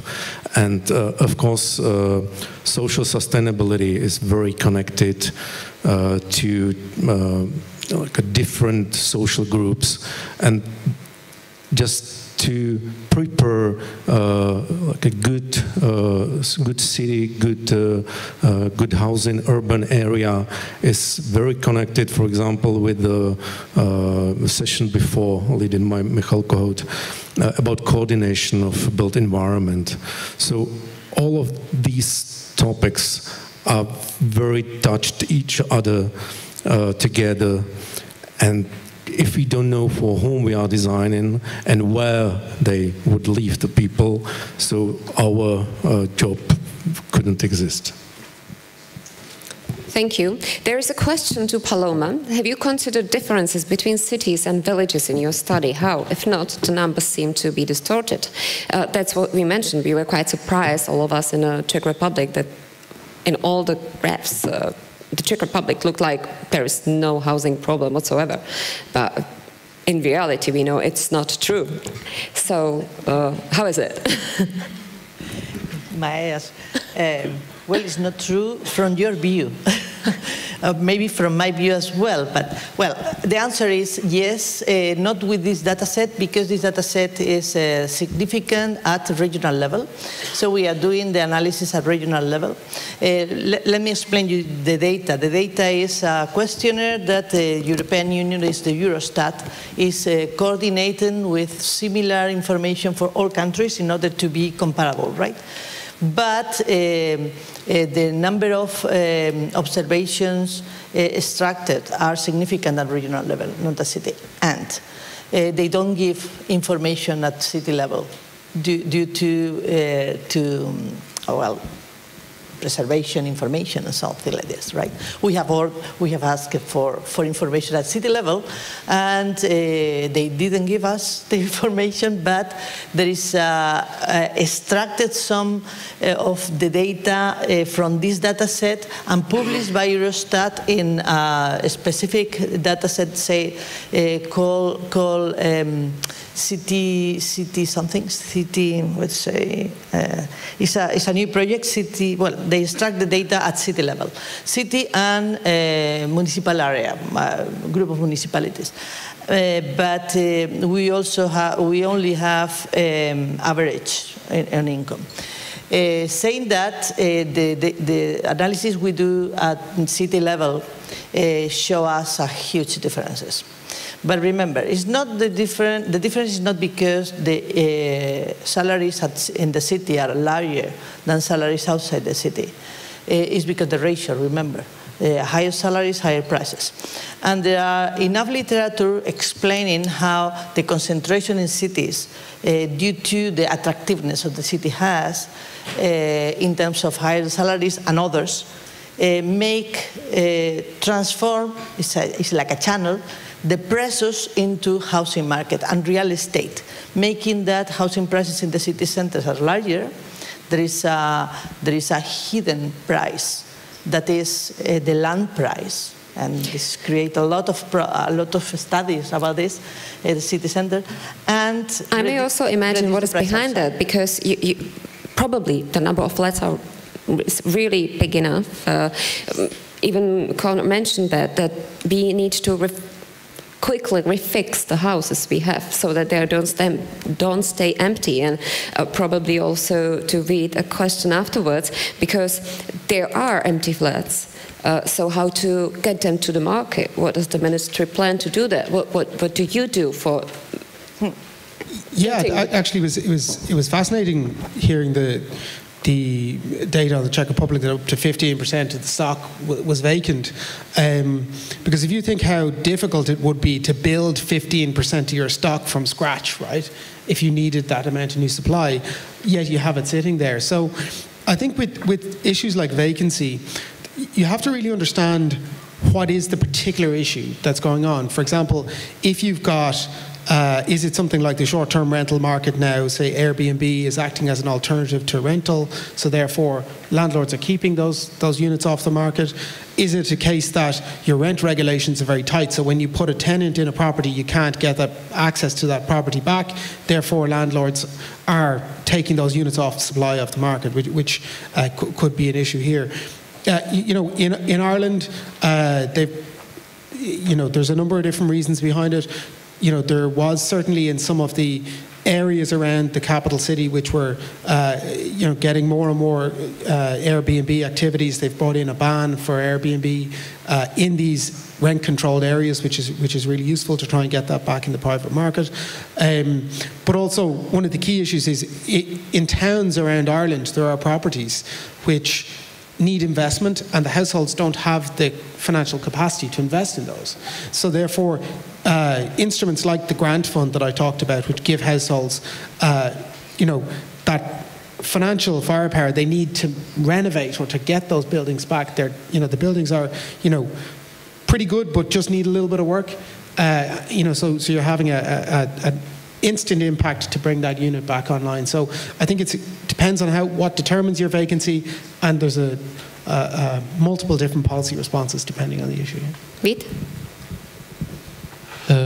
We have some ideas, but we want to analyze properly the data, because in the last 10 years we didn't have basically any data about the structure of vacant homes, and we didn't have any information about the owners or what's their motivation, the reasons why they don't let the flat. So I was actually inspired by this repair and lease scheme. I would ask the details later on, but we are basically thinking about something similar, to give quick grants to owners. Yes, Mary, I can see you. Good. They repair the apartment quickly and put it on the market for some special, target groups.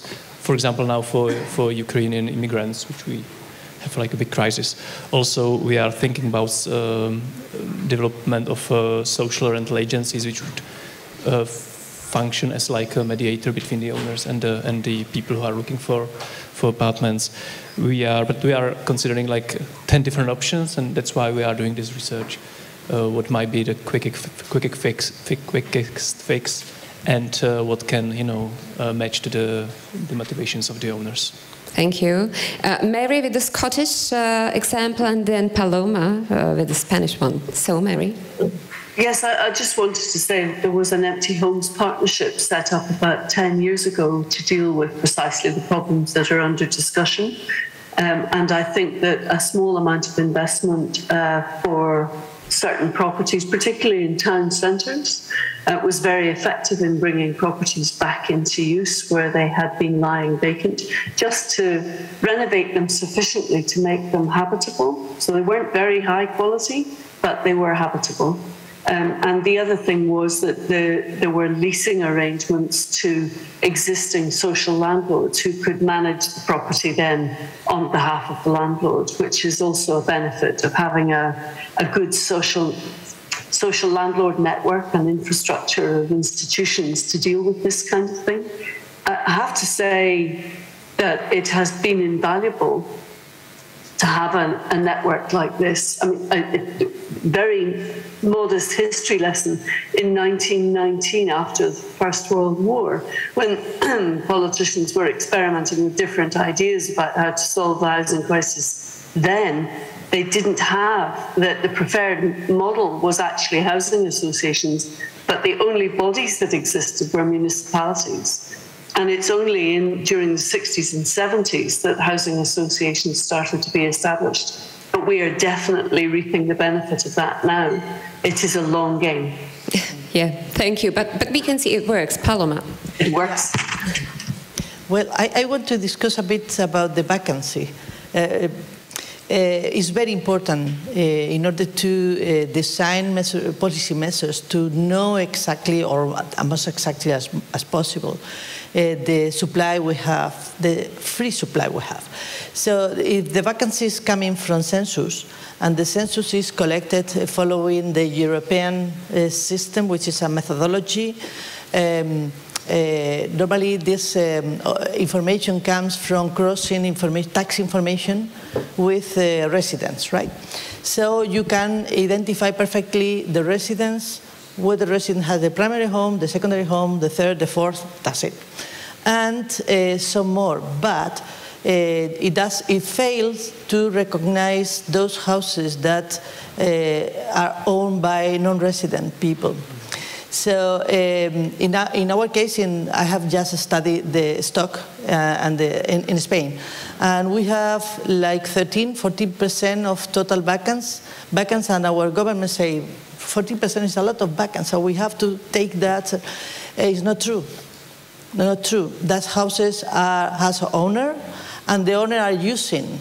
How they are using is as something that could be associated with the markets. If you are property rights, and the property rights 100% support the ownership, if they want to have the house closed, no? I think that's what Connor also Peter mentioned, that there's the problem if the rent is not big enough.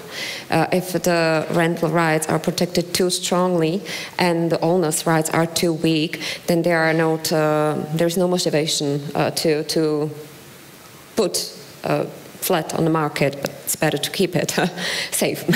But, well, we are nearly out of time. We have 4 minutes and we have 4 questions. So it means when I give you a question, the answer can't be longer than 50 seconds. I go for it. Petr Štěpánek, what's about governance failure? Didn't we rely too much on market in building and housing without adequate governance? We can discuss about governance, fire, house and house, but it's not the time for crying now. It's time for bureaucracy reduction. It's time for change of paradigm. It's time for implementation of new financial instruments. It's time for building. It's all. Yeah. Thank you. Well done with the time. David Tichý, what about the institutional capability in Czech?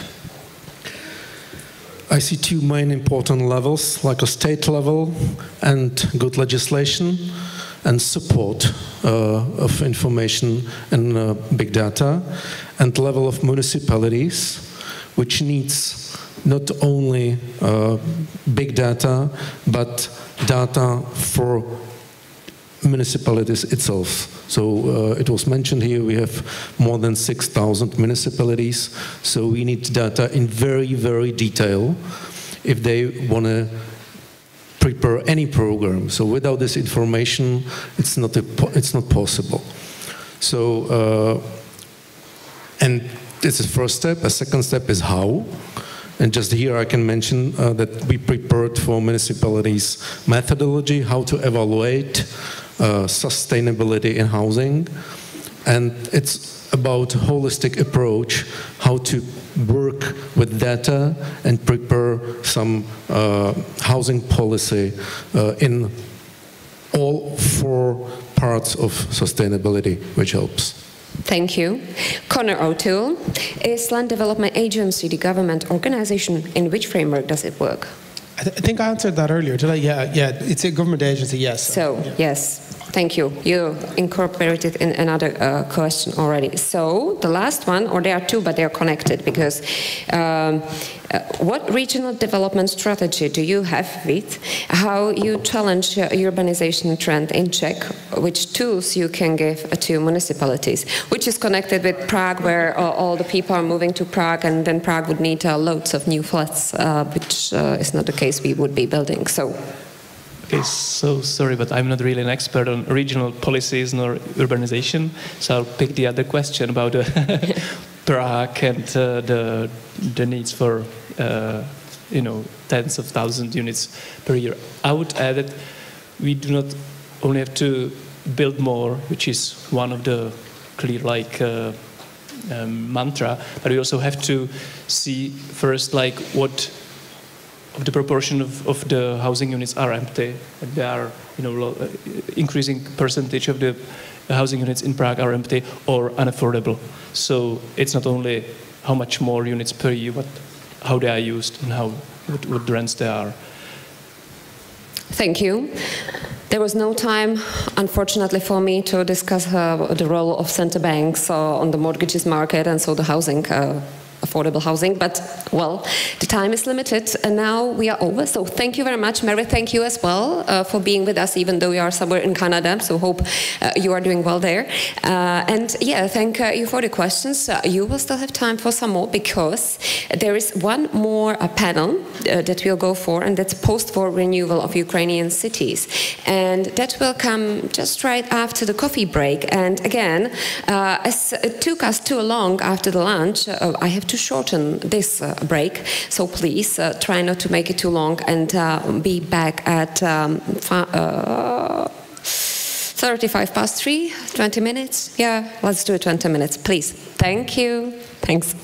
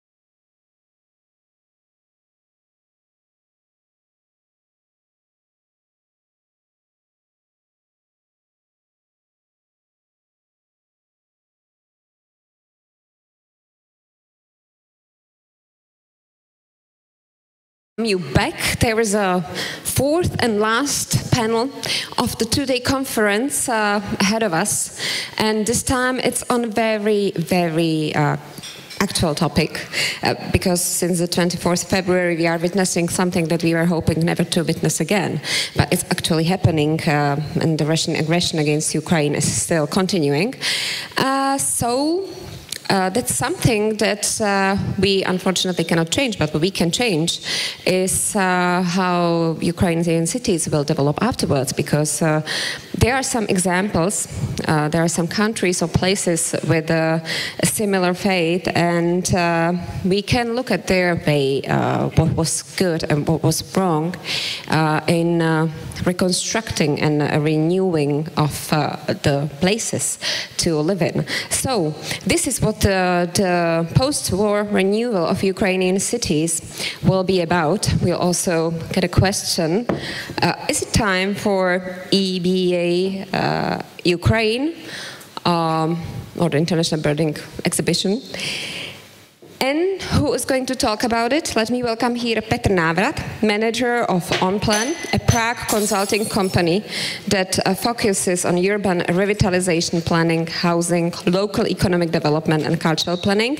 And in the past, he worked as a local government planning consultant in development cooperation in Sri Lanka, Philippines, Cambodia, Nepal, or Cuba.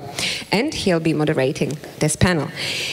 We also have Anna Bondar, Ukrainian politician and policymaker with a background in architecture and art history.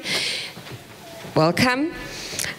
I also welcome Otar Namsadze, who is a co-founder of the Tbilisi Architecture Biennial, which is supported by EU Creative Europe program. We have Haris Piplash, an author and associate in a wide range of urban development projects in Germany, Austria, Denmark, Eastern Europe, but also Latin America, and mainly Bosnia and Herzegovina. I welcome Güler Meduti, originally from Kosovo, an architect, an urban planner and researcher based in Zurich now. Her research interests address mainly the reconstruction and redevelopment in Albania and Kosovo. And Kees Christians, an architect and urban planner, a visiting professor at the Technical University Munich with a wide range of architectural and urban design projects throughout Europe and Asia. And now I give the stage to Petr to lead the panel. You don't hesitate to ask, and again, the microphones are here for you as well to take part in the discussion. Thank you very much for the kind introduction. I would like to also thank the organizers for actually supporting our participants, that most of them come from outside of the EU. So I think it's really great that they could be here at this time, at this conference, because it's really important to transfer knowledge or communicate about urban development also with our neighbors just outside of the EU. Let me also say that we feel very humble to be standing here today and talking about the renewal of Ukraine after the war. We obviously admire these heroic efforts of Ukrainians in defending their country against a brutal aggression of Russia. So maybe you ask, why are we here? How do we dare to come up with some recommendations? And I think it's a good question to ask that. How do we dare to come up with some recommendations? Colleagues from Ukraine communicated to us that it's good to share best practices from other post-war scenarios. They also indicated maybe not all renewal developments are going in the right direction, and then there are some challenges. So when we were discussing the program of the conference, we thought it's perhaps a good opportunity to use this gathering of experts to come up with some recommendations. So what shall happen in the next 100 minutes that we have? we would like to understand the issues faced by Ukrainian government and municipalities. And then we would like to seek, in a brief, the experience from countries like Bosnia-Herzegovina, Kosovo, or Georgia, or perhaps even Germany after the Second World War, in their post-war reconstruction, to see what went well, and perhaps what didn't go so well, and how Ukraine can learn from that. We would also like to examine the phenomena of IBA. I'm sure you all know about IBA because you're all experts in the field. So we will see and perhaps ask us this question whether there should be an IBA for Ukraine. And then the final output, which will be also one of the most tangible outputs of this conference, will be these, what we call a Prague Charter, 10 recommendations for the post-war urban renewal of Ukraine. So that's the outline of the next 100 minutes that we have. And as I say, we should start by understanding the issues that Ukraine is facing. And I would like to welcome here the Member of Parliament for the Servants of the People Party, which is the party of the President of Ukraine, Ms. Anna Bondar. She's an architect. She also studied art history. Since 2019, she has been Director General of the Directorate for Technical Regulations at the Ministry of Regional Development. For many years, she has been promoting architectural competitions. So that's a very important topic for Anna. Architectural competitions as a tool for better cities, better built environment. And she also published a book, Architectural and Urban Design Competitions, Democracy in Action. So a very important promoter of architectural competitions in Ukraine. Anna, the floor is yours.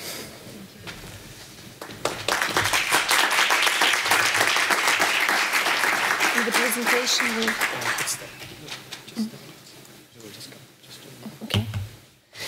And we will wait for the presentation. But I will tell some words before the presentation. Dear members of conference, our country faced a big challenge. The war started by Russian Federation on the territory of Ukraine.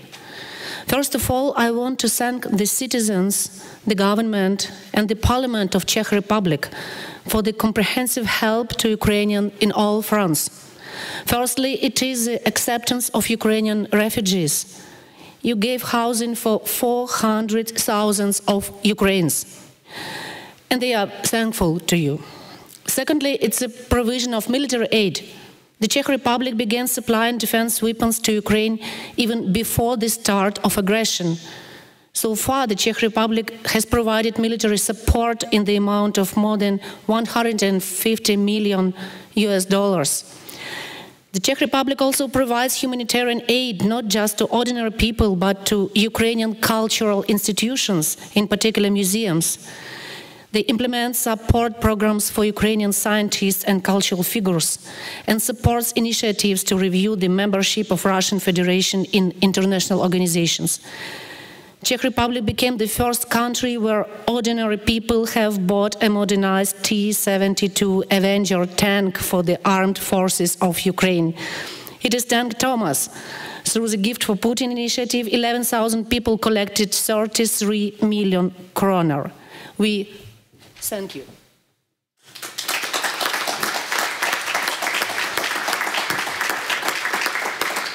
Thank you. So, if we talk about the challenges facing Ukraine as a state, then these are occupation of part of territories by Russian army, missiles attacks through all country, artillery attacks in war zone, mining in occupied territories, population decline before and during the war, huge moving of population, great destruction, environmental pollution in war zones, falling of economy. And one more that makes all current decisions not sustainable. Data change every day. In urban development for government, the challenges are as in the direction of rethinking the urban development system that was needed even in peaceful time. From one side, and a reaction on the ruins as a result of war from other. Here you can see that we have the general scheme of settlement of Ukraine that worked for 20 years, and in 2021 it has finished its terms. Now we have to make a new scheme of Ukraine considering the aggressive neighborhood, Russia, and perspective of uniting with Europe. We have not just lack of dwelling for people come back to Ukraine, we have to make for them working places and social infrastructure. We have too much damaged property, and some villages, towns and cities ruined till zero level. The construction market lays down because of the high risks and lack of public and private financing. And all this we have to make in the direction of new sustainable principles of urban planning, civil protection, building construction norms, public participation, and strengthening of self-government. How to achieve fast, quality, and cheap decisions, nobody knows. In real life, it's always a compromise. And it's very difficult to achieve it in case of people who are lost their housing. We still don't know exactly how to do this. We are in process, and the war is going on. As you know, on Monday, a massive rocket attack was made by Russia to the territory of Ukraine. 80 rockets came from Russia to more than 10 large cities. Yesterday, 20 more rockets were pushed from Russia to us. On this scheme, you see the amount of population in Ukraine in the period of independence before the war. We see that for 30 years, we have lost almost 10 million of population. It is about 20%. The main reason, by the data of UN, is not migration. It is low amount of newborn people. The coefficient of fertility in Ukraine is 1.54. The first falling of birth rate was in 90s, the time of starting of independence and time of financial crisis for some years. During the large-scale aggression of Russian Federation since February 2022, there is a new challenge, huge migration of civil people running from the war zones. 8 million people were moved from the east and south of Ukraine to more safety regions.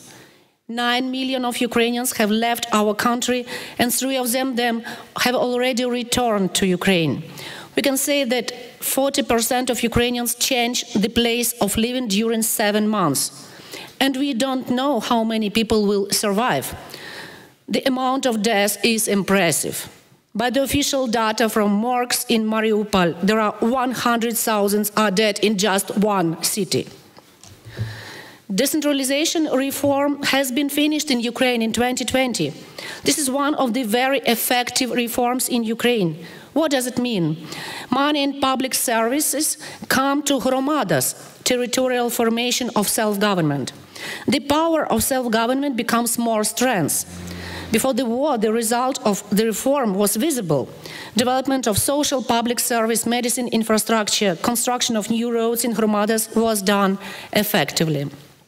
What is new during the war? Instead of state administration in the level of regions, there were established regional military civilian administrations.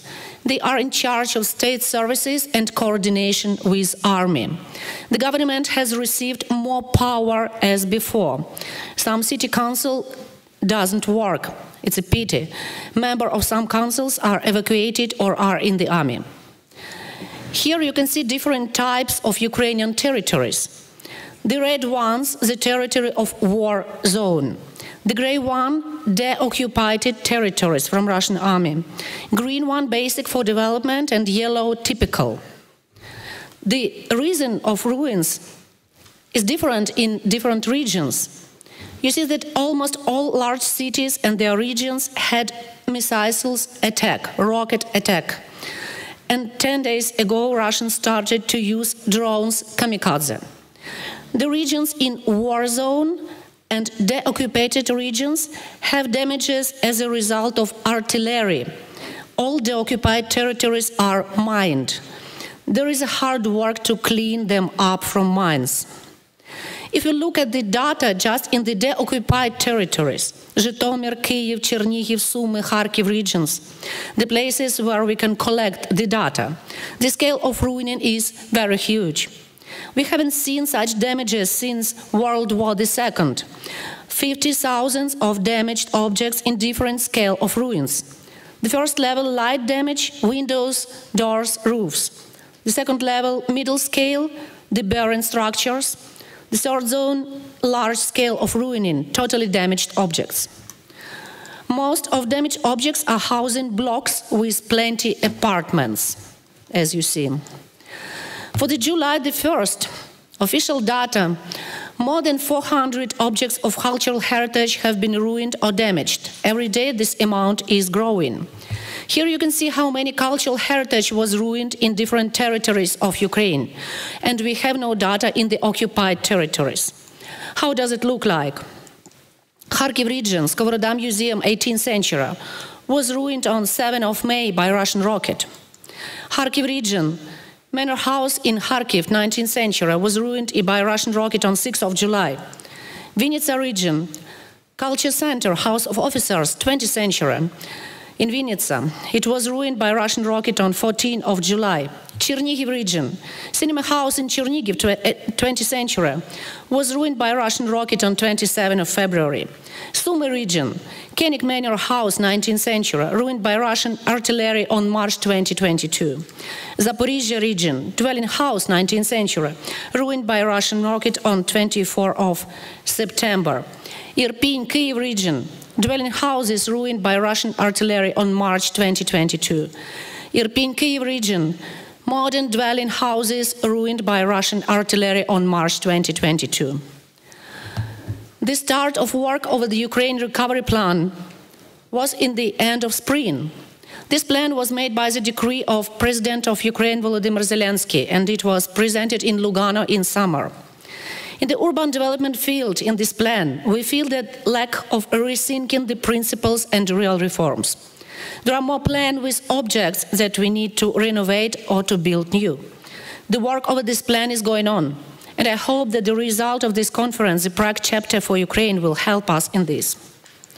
This summer, we established in the law a new type of documentation, programs of Gromadas recovering. These programs have to check and analyze the data of population in regions, scale of ruins and needs of Gromadas. They will include the roadmaps and need of financing in regions. These programs will show the need of new urban planning documentation as well.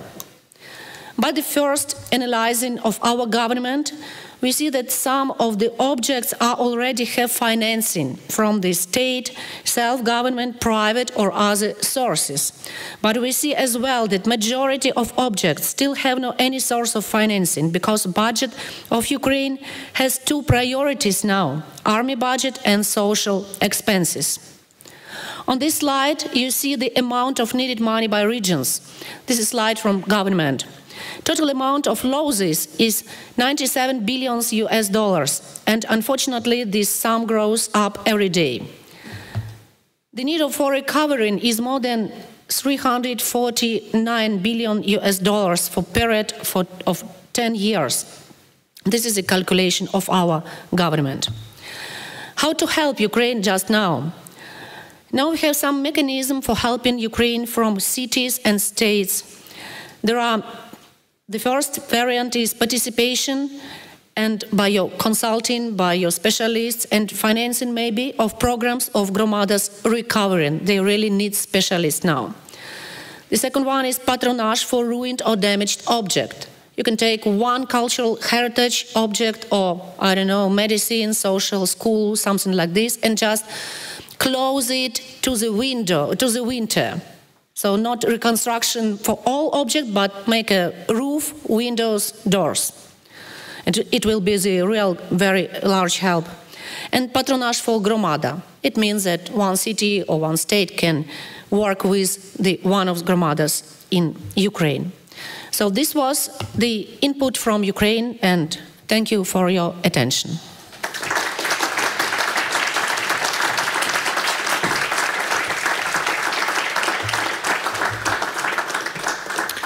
Thank you, Anna, for coming here, for the courage of traveling by train from Kiev to be with us here in Prague.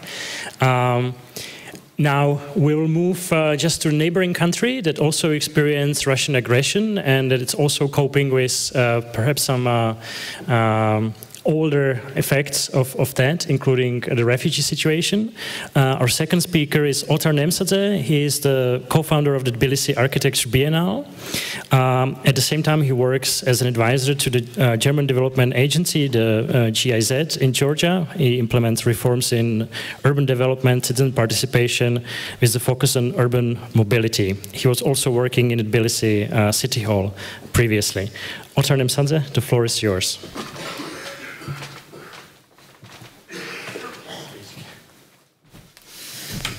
Thank you very much, and good afternoon. It's truly emotional to give a presentation after a presentation of Anna, especially after seeing all these pictures, which really affected all us, and actually it all returns of these memories of all these invasions that Russia also had on Georgia. But I'll try my best. So thank you for all the organizers for bringing me today in this wonderful city for this wonderful conference. And today I'll show you a little bit of example of Tbilisi, of the examples, bad examples in some cases that I would wish Ukraine will not do in their country, and also talk a little bit about the Tbilisi Architecture Biennial and how we, a very small organization of only 3 people, are trying to catalyze the discussions around the critical architectural and urban issues in our country. So I was raised as an architect in the capital of Georgia, Tbilisi, which is the largest city and, as I said, capital of our country. And this city has quite a long history of development, starting from the 5th century. But don't worry, I'm not going to go through all these 15 centuries of the history, but rather would really focus on this period of 1920s when another invasion of Russians happened after declaration of independence in 1918. But this is the period also associated when the population of Georgia and especially Tbilisi is increasing, and it's also increasing in the sense of its territorial dimensions. So this country and also the city has been part of the Soviet Union for quite a long time, and inhabitants also the practice was very much linked to the Soviet system on planning. So government was planning, government was making decision, and government was also implementing. And all that came to the end in 1990s, when the Soviet Union collapsed finally, and the country went to another stagnation, another war with Russia. In 2003, the new government came into the force, and their attitude to the development was different. So they saw that there was a huge stagnation in the sense of economic on all the aspects in the country. So they totally deregulated the area of development, urban development and architecture.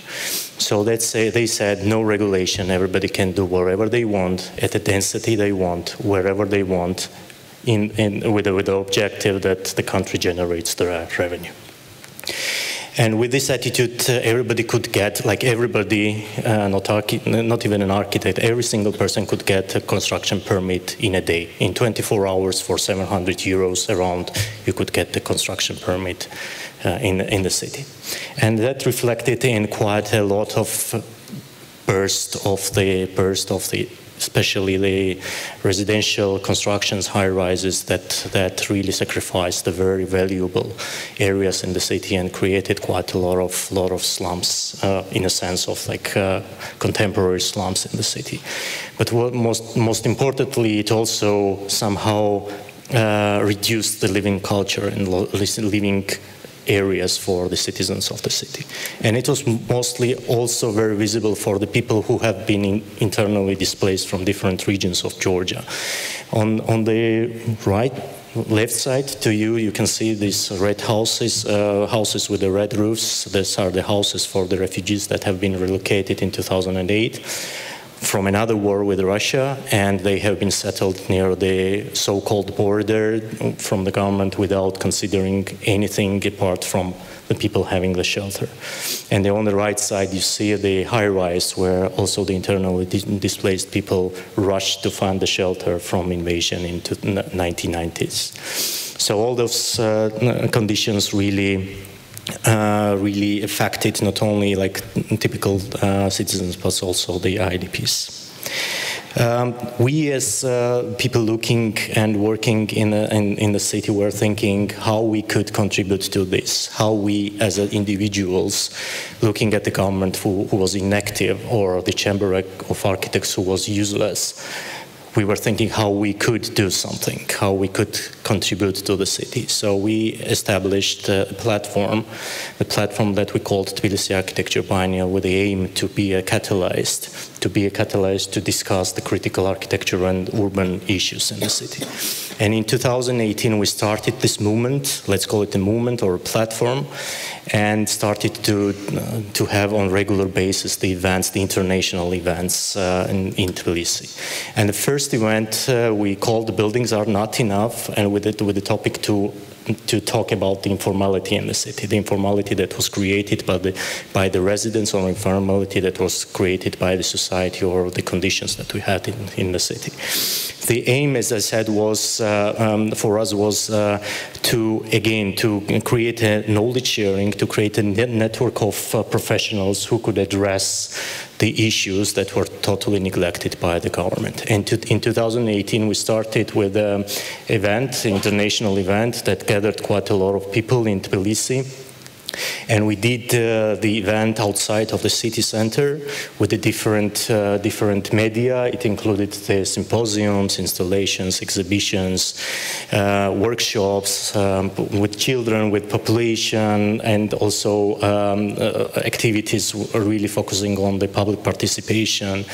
And with this, we wanted to really underline the problem of informality, and also to help the discussion go further on this topic.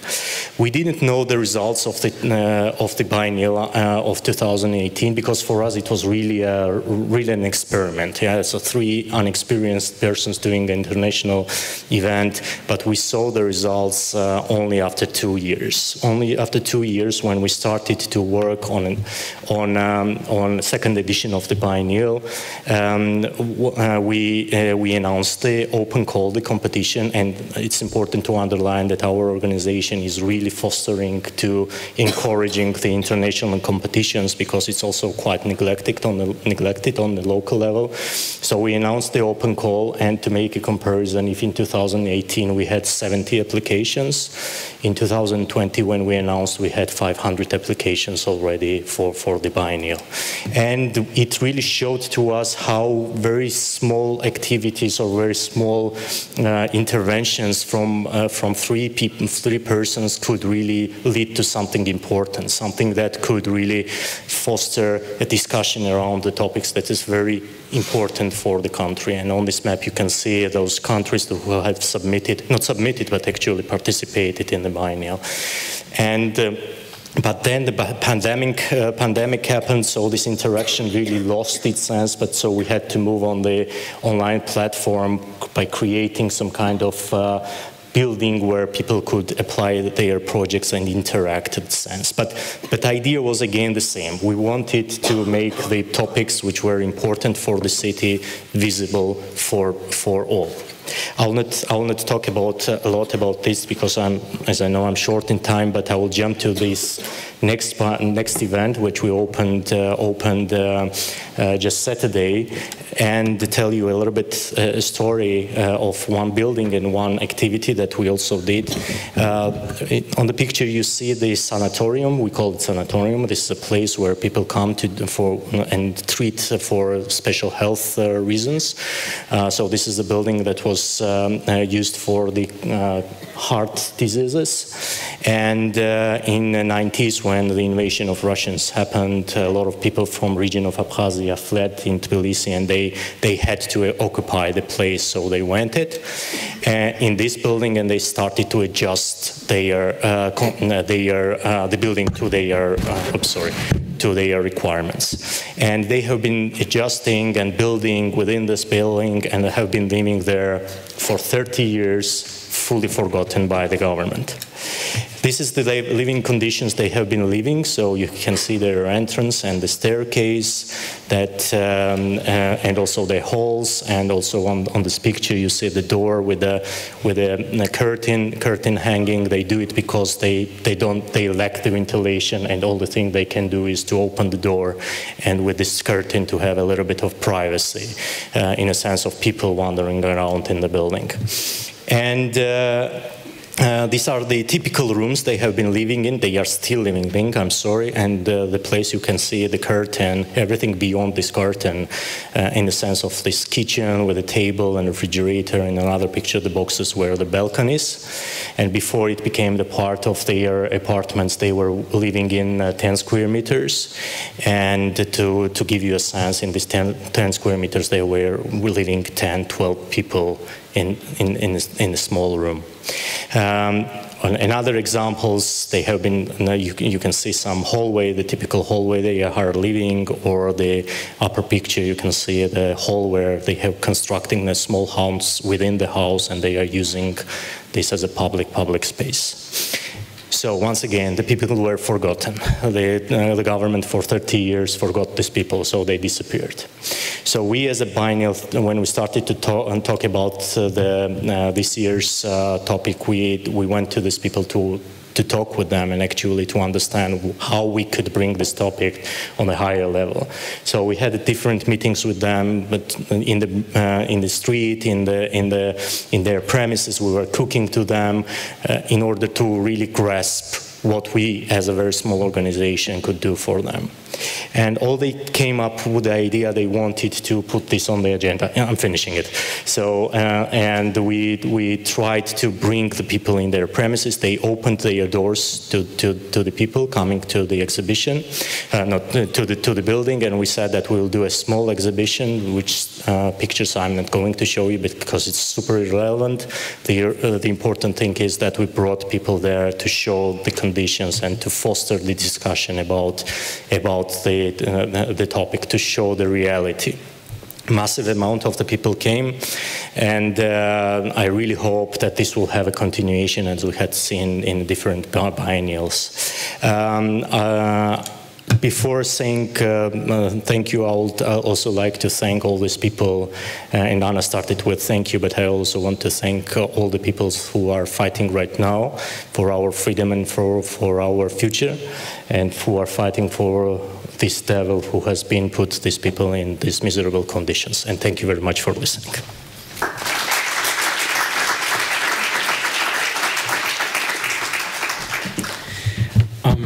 Thank you, for this inspiring presentation about what three people can do and can change in very difficult conditions. From Georgia, we are moving to the Balkans. We will have two presentations from the Balkans. We start in Sarajevo, or Bosnia and Herzegovina. It's my great pleasure to welcome here Haris Piplaš, who has been researching and actively participating in urban regeneration processes in Bosnia and Herzegovina for the past 15 years.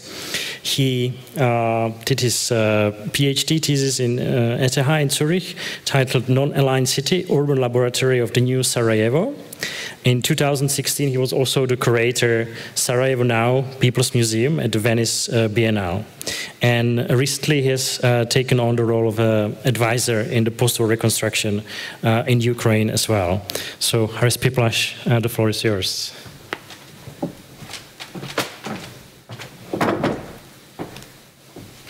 Thank you, Peter, for the kind introduction, and also from my side, big thanks to the invitation to you and the ministry, and it was a great pleasure to be part of this task force in the last months and weeks, and I look forward to the future steps.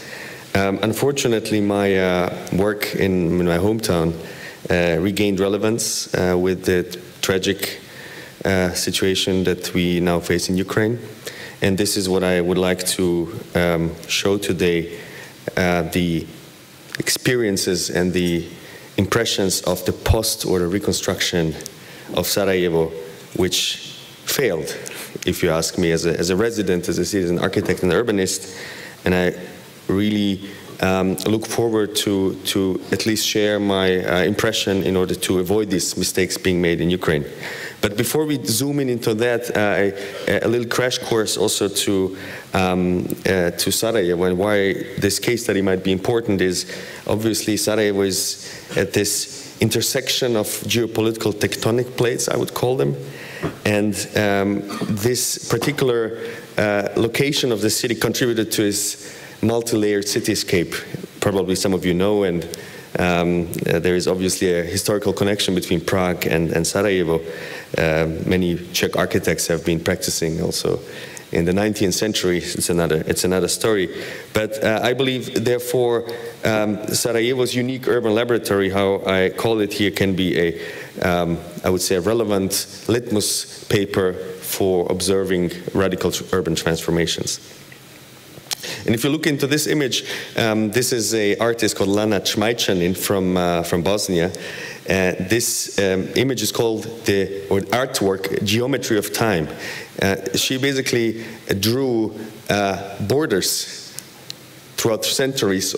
And you see this superimposition, and why it's so dark in the Balkans is because of the change of borders throughout the centuries. And obviously, this is a reasoning of, I would say, the statement that apparently Churchill stated, nobody knows if it's an urban legend, that the Balkans produce more history than they can consume.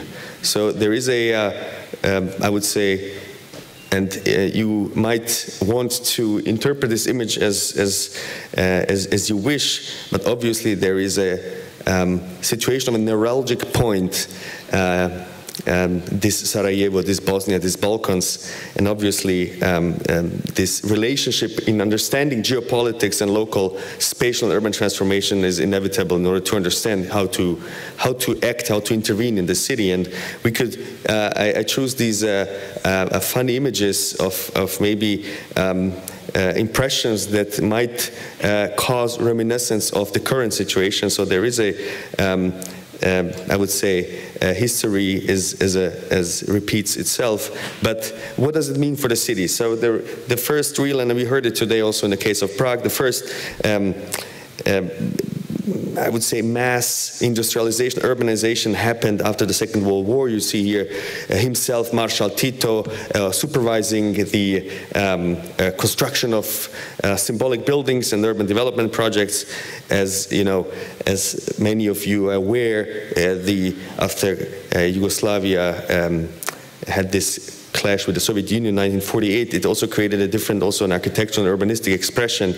And in this sense, I somehow disagree with this title page of the Arc Plus magazine from April 1990, talking about socialist or modernist architecture as Architektur und Architekten, so architecture without architects.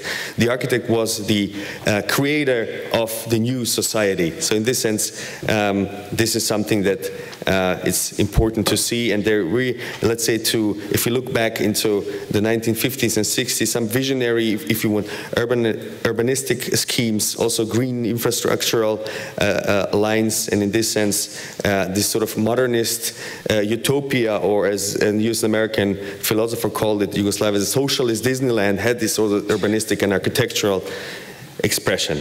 And also as a fun fact, this model was also exported to the global south. This is the Nova Calcutta master plan, done in the 1960s by Yugoslav companies, and as part of the south-to-south collaboration through the networks of the non-aligned movement.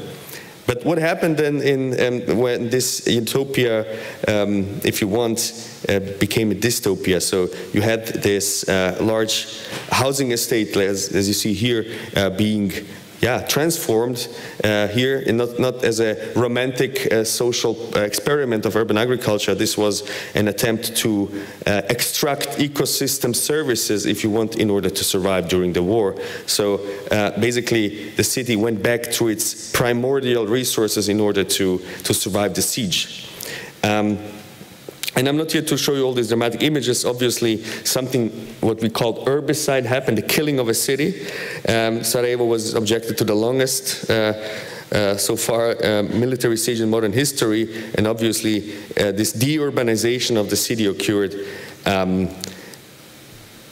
But the architects, and this is something maybe to also to rethink in our conversations, from the agency of the creator of the new society, you were moved to map the damage, to really try to understand what's going on. And maybe this is something a missed chance in proactively engaging in the post-reconstruction of the city. And obviously that's something that my generation, and I just leave you with these few images of this global support of Susan Sontag, Bernard-Henri Lévy. So you had all the funding and support of the world, but somehow what happened is this. There was no IBA, there was a, here's vodič za investiciona ulaganja, so very neoliberal policies reached the realities of the post-war city, not maybe like in Ireland, but there are no physical divisions, but the war front lines became administrative borders, and this is basically what this micro-platform that I had a pleasure to initiate with many friends and colleagues called Reactivate Sarajevo Urban Transformation is a reaction to this failed reconstruction of of lack of public space, affordable housing, air pollution, and brain drain. And in this sense, and I was very impressed what you showed, Otar, but this is maybe a bit of a similar bottom-up initiative to really organize so-called city action labs where we really discuss what the future city is together with disadvantaged population, with artists. So on the bottom left picture you see an artistic impression of the future vision of the city, but really maybe changing from the urban planner to a more of an activist or a curator of these, let's call them urban transformation processes. And this is a project and project activities that are still ongoing with exhibitions, with really let's say mobilizing, activating also the local resources, especially the human resources, to be activated in the future development of the city. And that's, and I leave you with this. So obviously, how to work in these difficult locations when the war is over, so the front line becomes a normal city again. And then one of our pilot public space projects was to recreate a space, a public space, instead of this traumatic kind of front line that was landmined and was still in the minds of the people as a place to avoid. And this kind of cartoonish visualization technique is intentionally because you really have to reach the media, have to reach the wider population, and and that's why we choose something that is digestible also to be shown. And maybe for the last minute, I cannot avoid not to show you this. I work here with a colleague of mine, Lydia Czyżewska, who is also here with us today on these. And we decided to start working on the urban recovery plans and programs. And for some of you who can read Siluric letters, we decided in the collaboration with the National Union of Architects and Urbanists of Ukraine to work in Makariv, Sumy, and Chernivtsi, and really being invited by the mayor, for example. Many of you, and Anna also mentioned it, not to talk about the massacre and the human tragedy that the Bucha rayon went through. But we, as I would say, activists and volunteers, try to contribute as much as possible to understand the emergent challenges. Makariv is a city, you see here 50 kilometers west of Kiev on the way to Lviv, and to understand what needs to happen in terms of restoration of critical infrastructure, to rethink destroyed areas, but also to map a bit of a long-term challenges like chaotic development and lack of overall vision. That's something I think also the Georgian and the Bosnian example show that if we don't do this, it's a tragedy in terms of its future regeneration of the cities and the societies. And obviously data exists, we don't need even to produce too much. Obviously the destruction is immense, so only in this small city of Makariv you have more than 2,000 buildings destroyed or damaged. And obviously this emergent critical infrastructural damage is already being repaired.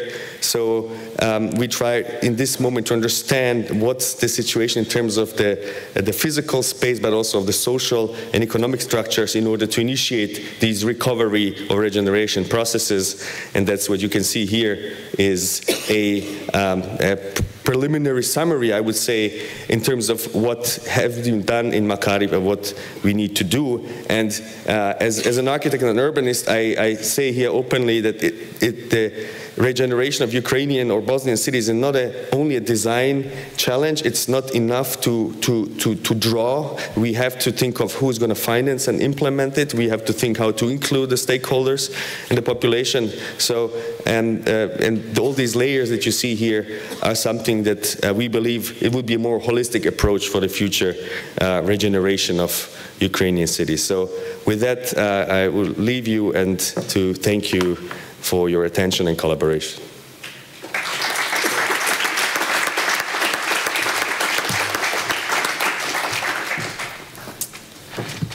It's a very good presentation, also looking into Sarajevo. Thank you very much, Haris, for this. And next to Bosnia, or very near Bosnia, we have Kosovo, that also suffered during the war in the Balkans. And I'm really happy to welcome here Giler Miditi. She was born in Kosovo in the 90s. She became a refugee because of the conflict. Went through different countries, starting in Sweden, through Italy, Turkey, and the past 5 years she has been a postdoctoral scholar also in Zurich at the ETH. In her research she looks at the reconstruction and redevelopment processes, particularly in post-socialist and post-war scenarios, mainly in Kosovo and Albania. So, Giler, the floor is yours.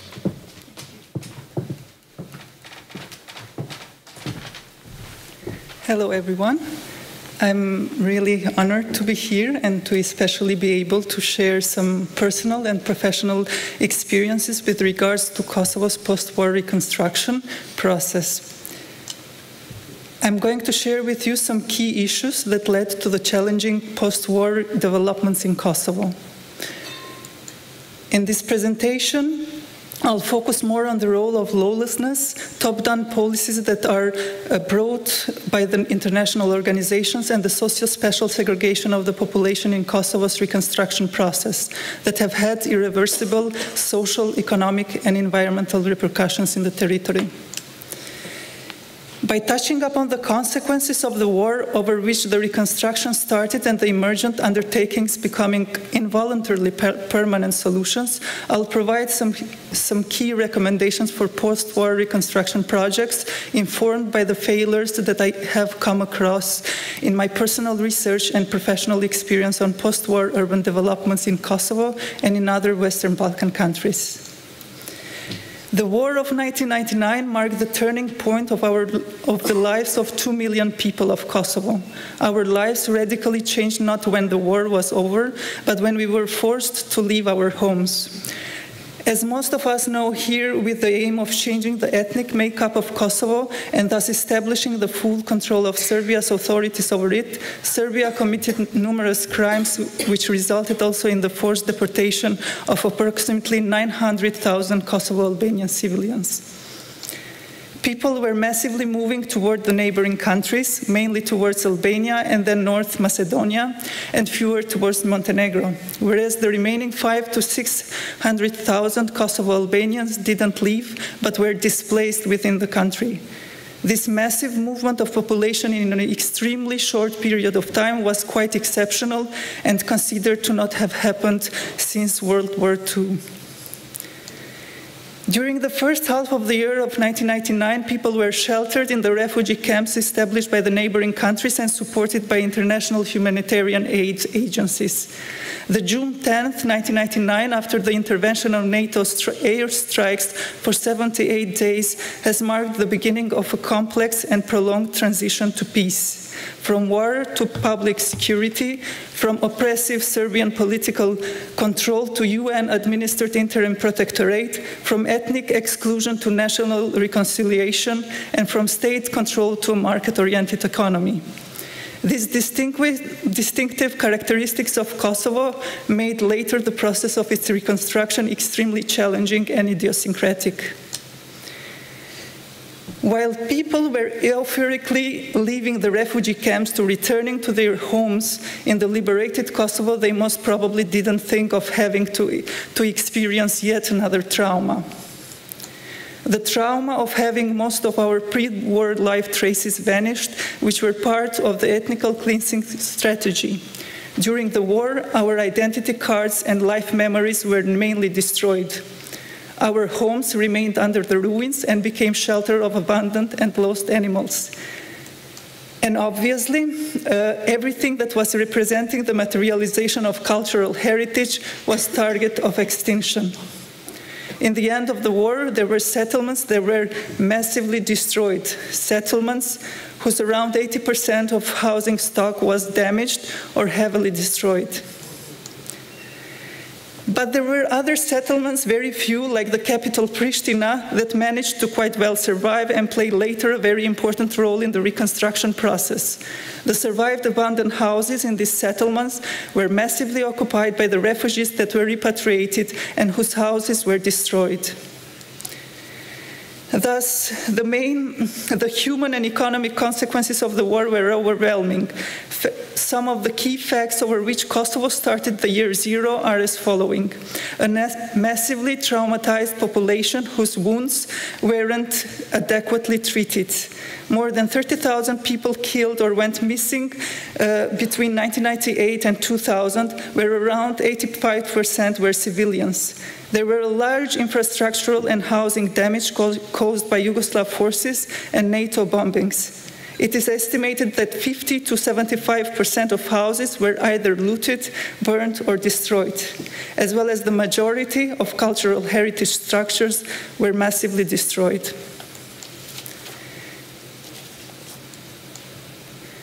Despite the shocks, a new life began over the ruins. Upon their return, people were living in collective centers in public buildings, tents, or with relatives. The main goal was to have a shelter over the head on the plots where they owned and to develop an existential economy, thus create a new post-war normality. After the war, Kosovo was the UN's first international experience of territorial government. UN established an international security presence, the NATO-led Kosovo force, and an interim civil administration which lasted until Kosovo declared its independence on February 17, 2008. An important emergent undertaking that UN brought about was the provision of the safety and security of minorities in territorial enclaves, which further led to the ethnic-based decentralized administration of territory. In the long run, this territorial segregation presents today a permanent problem of seclusion of Serb population, embedded neither in Kosovo nor in Serbia, and more importantly, represent the destabilizing factor threatening the whole Balkan region. United Nations have managed the entire reconstruction process of Kosovo. This process was implemented by the European Agency for Reconstruction. In this process, priority was given to rebuilding the houses of vulnerable families by supplying with construction materials. While destroyed houses were being reconstructed, other building types started to sprout everywhere in the territory. Thus, the reconstruction of Kosovo was soon characterized by the wild densification of city centers, and as well as by the informal expansion in the fringes and in the agricultural lands of the cities. In the case of capital Pristina, for example, the skyrocketing number of residents after the war created a huge demand for housing and ignited a real estate boom.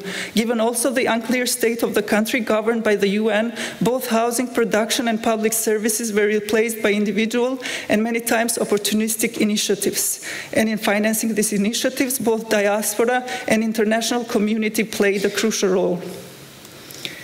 Additionally, complex formal and informal mechanisms with regards to land transformation like privatization, usurpation, and parcellation became the constitutive part of territorial regulation and the dominating power structure steering the reconstruction of Kosovo. On the other hand, while informal and private activities were materialized unabated, there have been official efforts to formalize the process of reconstruction through the provision of planning instruments, which ended up to instigate the emergence of a parallel reality. The international community's influence in this process is inevitably significant, because they were directly involved in drafting different spatial planning and construction instruments. The contradictions between laws produced in different times by experts with different planning culture backgrounds and who didn't have a clear idea of what was really happening on the ground have made the implementation of these top-down instruments nearly impossible. Of course, they are difficult to be implemented in a reality where around 75% of the building stock is informal. What was once meant to be a temporary and informal structure has already become a permanent part of the built environment and cannot be considered non-existent. Moreover, informality in Kosovo became the organizing logic of the normative system that has governed the urban transformation of the territory of the post-war Kosovo. The produced planning and construction instruments indeed incited the stabilization of a complex model of entanglement and interdependence between the formal and informal sectors in urban environments. It is therefore currently difficult to establish a clear distinction between urban informality and formality, which are materialized in different rates of intensity and complexity. This wild expansion of cities in surrounding agricultural lands led to chronic problems of environmental pollution, inadequate infrastructure and services, lack of public space, and last but not least, a massive disruption of Kosovo's social dynamic.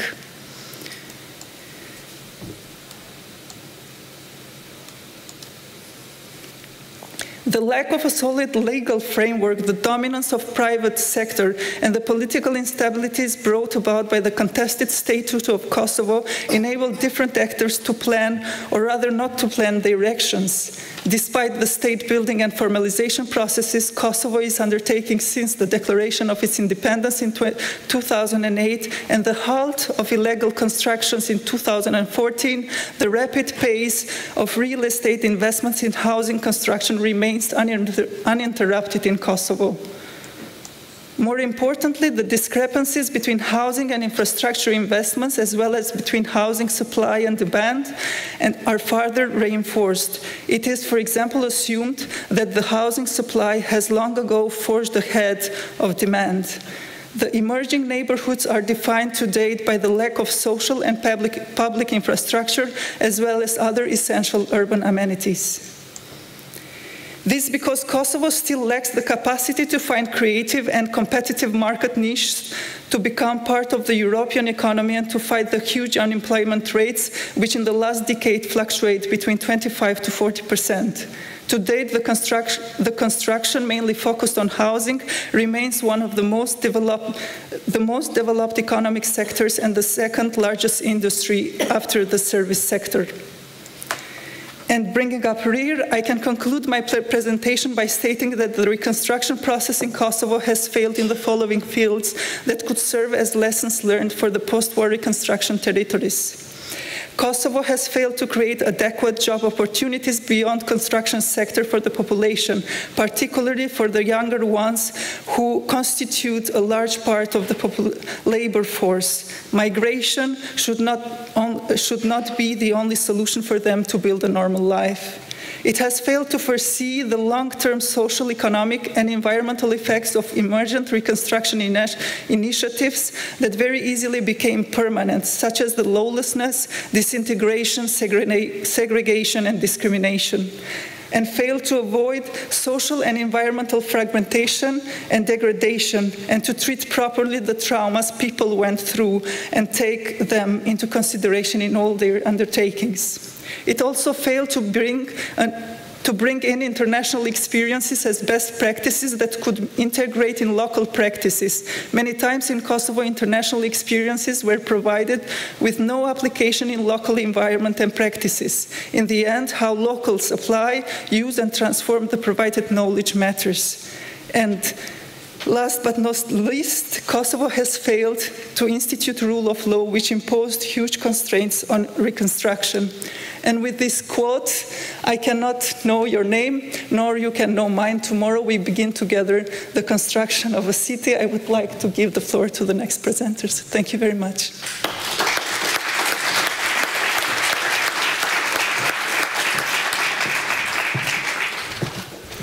I have to say I'm amazed how Giller managed to research the root causes in the lack of policies and at the institutional level and show us the images of the consequences in the built environment. So really amazing research, and I think the lessons learned are also very important for Ukraine.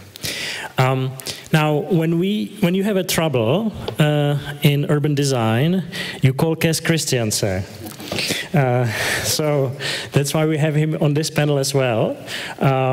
When we were discussing, what next, how to help Ukraine, and we had this chat with Kes about this, we thought about the IBA as one of the tools that could help, and that's why Kes Christiansen will talk about his IBA experience and some ideas, perhaps for Ukraine as well.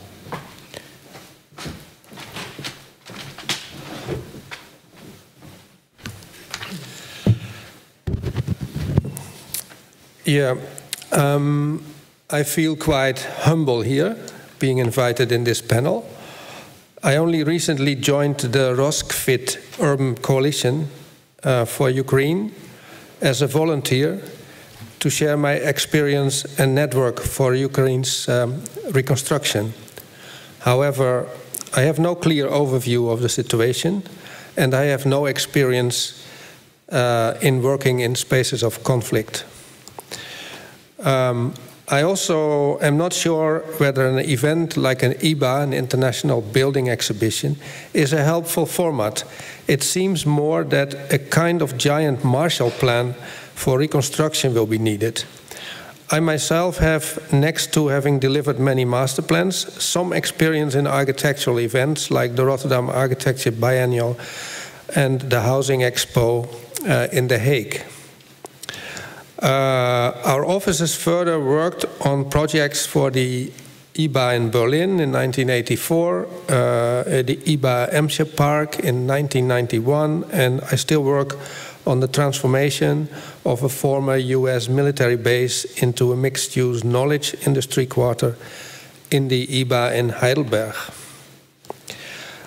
And I was long-time resident and actor in Rotterdam's evolution from the sober post-war reconstruction of its destroyed city center into a mature metropolis, which took at least 50 years. This was also due to the fact that a whole new city center with a new street pattern and new plots was developed, which first needed to land in the minds of people. So you see on the left top, you see Rotterdam before the war.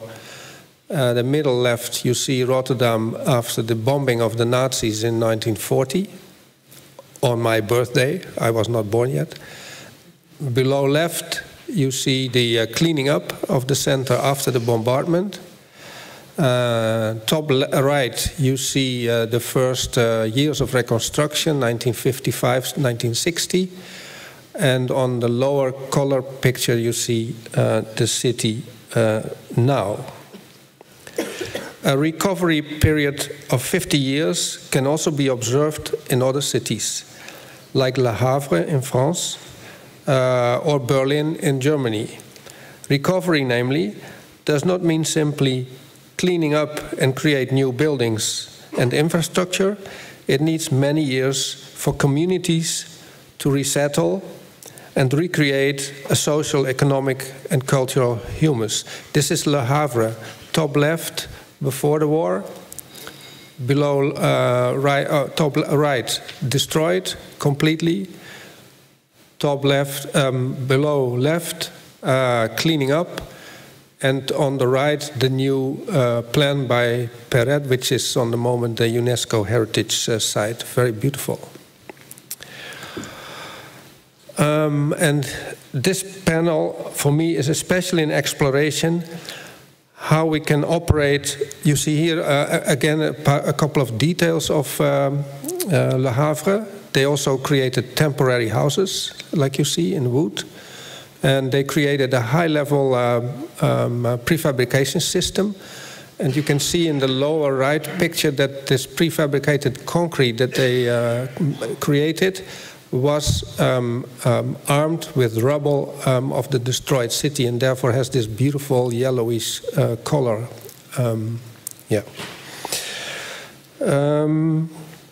This panel for me is especially an exploration how we can operate as architects and urbanists during a real-time war condition, where communities are simultaneously destroyed and provisionally repaired. It requires a seemingly contradictory approach of combining immediate action and quick improvisation with robust long-term vision and implementation strategies. Apart from immediate support for the damaged habitat, it is therefore certainly useful and necessary to start planning for reconstruction now. In Rotterdam, which was destroyed in 1940, architects and planners already started to create reconstruction plans in 1941, while the city was only liberated from the Nazis in 1945. Likewise, Patrick Abercrombie, you saw the picture in my previous presentation, created his reconstruction plan for London as early as 1943, also uncertain when the war would end. And a special case constitutes Berlin. You see here the Planwerk Innenstadt from the 80s, after the wall fell and the city had to be knitted together, which was split in an eastern and western part during 45 years. Thanks to the IBA in 1984 and the Planwerk Innenstadt, which was conceived afterwards, the street pattern in the wall zone was widely reknitted together, as if the city disposes of a kind of memory mechanism which automatically repairs back after destruction. What does the Ukraine need from our profession? These are two, for me, very strange pictures. On the left hand, you see in Mariupol emergency housing provided in some or other way by the Russian occupiers, the aggressors, murderers. On the right-hand side, you see Rosquit members starting to create reconstruction vision for Mariupol. The Ukraine needs urban design and planning reconstruction plans. It needs reconstruction plans for critical infrastructure like mobility, logistics, energy, supply lines. It needs housing, emergency housing, but also housing for permanent and for people whose home is destroyed. This is a project from Akau Architects in Geneva for refugee housing. I show it because it shows that you can create emergency housing immediately as an immediate action, which is so good and so sustainable that it is at the same time a project for permanent use in the future. It illustrates that you can plan simultaneously for immediate repair and long-time development. You can also repair existing and damaged housing and other building stock. This is another example in Rotterdam, where together with a container construction company, a housing project was designed, which is built from container technology, which can be completely prefabricated, which can be built extremely fast. But as you can see, the building is diverse, it has an urban form, it adapts itself to the context, and the architecture can be developed as if it is a permanent building. So again, it's an illustration that it is possible to create immediate emergency help with permanently meant construction. This is a slide of the 1960s large-scale housing neighborhood in Amsterdam. This is probably the only communist, large-scale communist neighborhood that was built in Western Europe, or a few. And consequently, it became a ghetto in the 1970s and 80s, and it became famous for drugs and criminality. And the city of Amsterdam decided to completely tear it down and replace it. And so we also worked on this. You see these red building blocks that we built. There were some of the blocks repaired and reconstructed as a monument. Some of them were completely refurbished and have very attractive conditions again. And a large area was also taken down and replaced. Furthermore, modular medical, social and education facilities. For example, we, with students of the TU in Delft, we constructed a mobile hospital for North Vietnam in the 1970s, which is still operating. Help in consolidating and management of policies, legislation, processes and knowledge exchange. And support in manpower, programming, teaching and management of architecture, urban design, landscape architecture and planning education. Capacity building. An IBA as an exemplary and inclusive reconstruction project is the question. An international building exposition like the German IBA may be a vehicle to showcase and interconnect practical and innovative solutions for the categories listed above that I just mentioned. 4 examples might be a reference for a Ukrainian IBA. The first one is the Interbau 1957, the Hansa Viertel in Berlin, a post-war reconstruction for a damaged area where a new urban district, a city of tomorrow, reflecting an open society and a social democratic urbanism with exemplary housing projects and new technologies were constructed symbolically near the border between West and East Berlin. The second IBA is the IBA 1989 to 1997 Emscher Park in the Ruhr area, which consisted of multiple sites scattered across the industrial wasteland of the Ruhr area, across something like a strip of 50 kilometers. It is an example of a decentralized event spread across 10 years of development time under the umbrella of a common theme. The third example is the IBA 1984-7, called Critical Reconstruction of Damaged Urban Tissue with respect to local morphology and urban character, which was the predecessor of this planwerk Innenstadt for the city of Berlin that I showed before.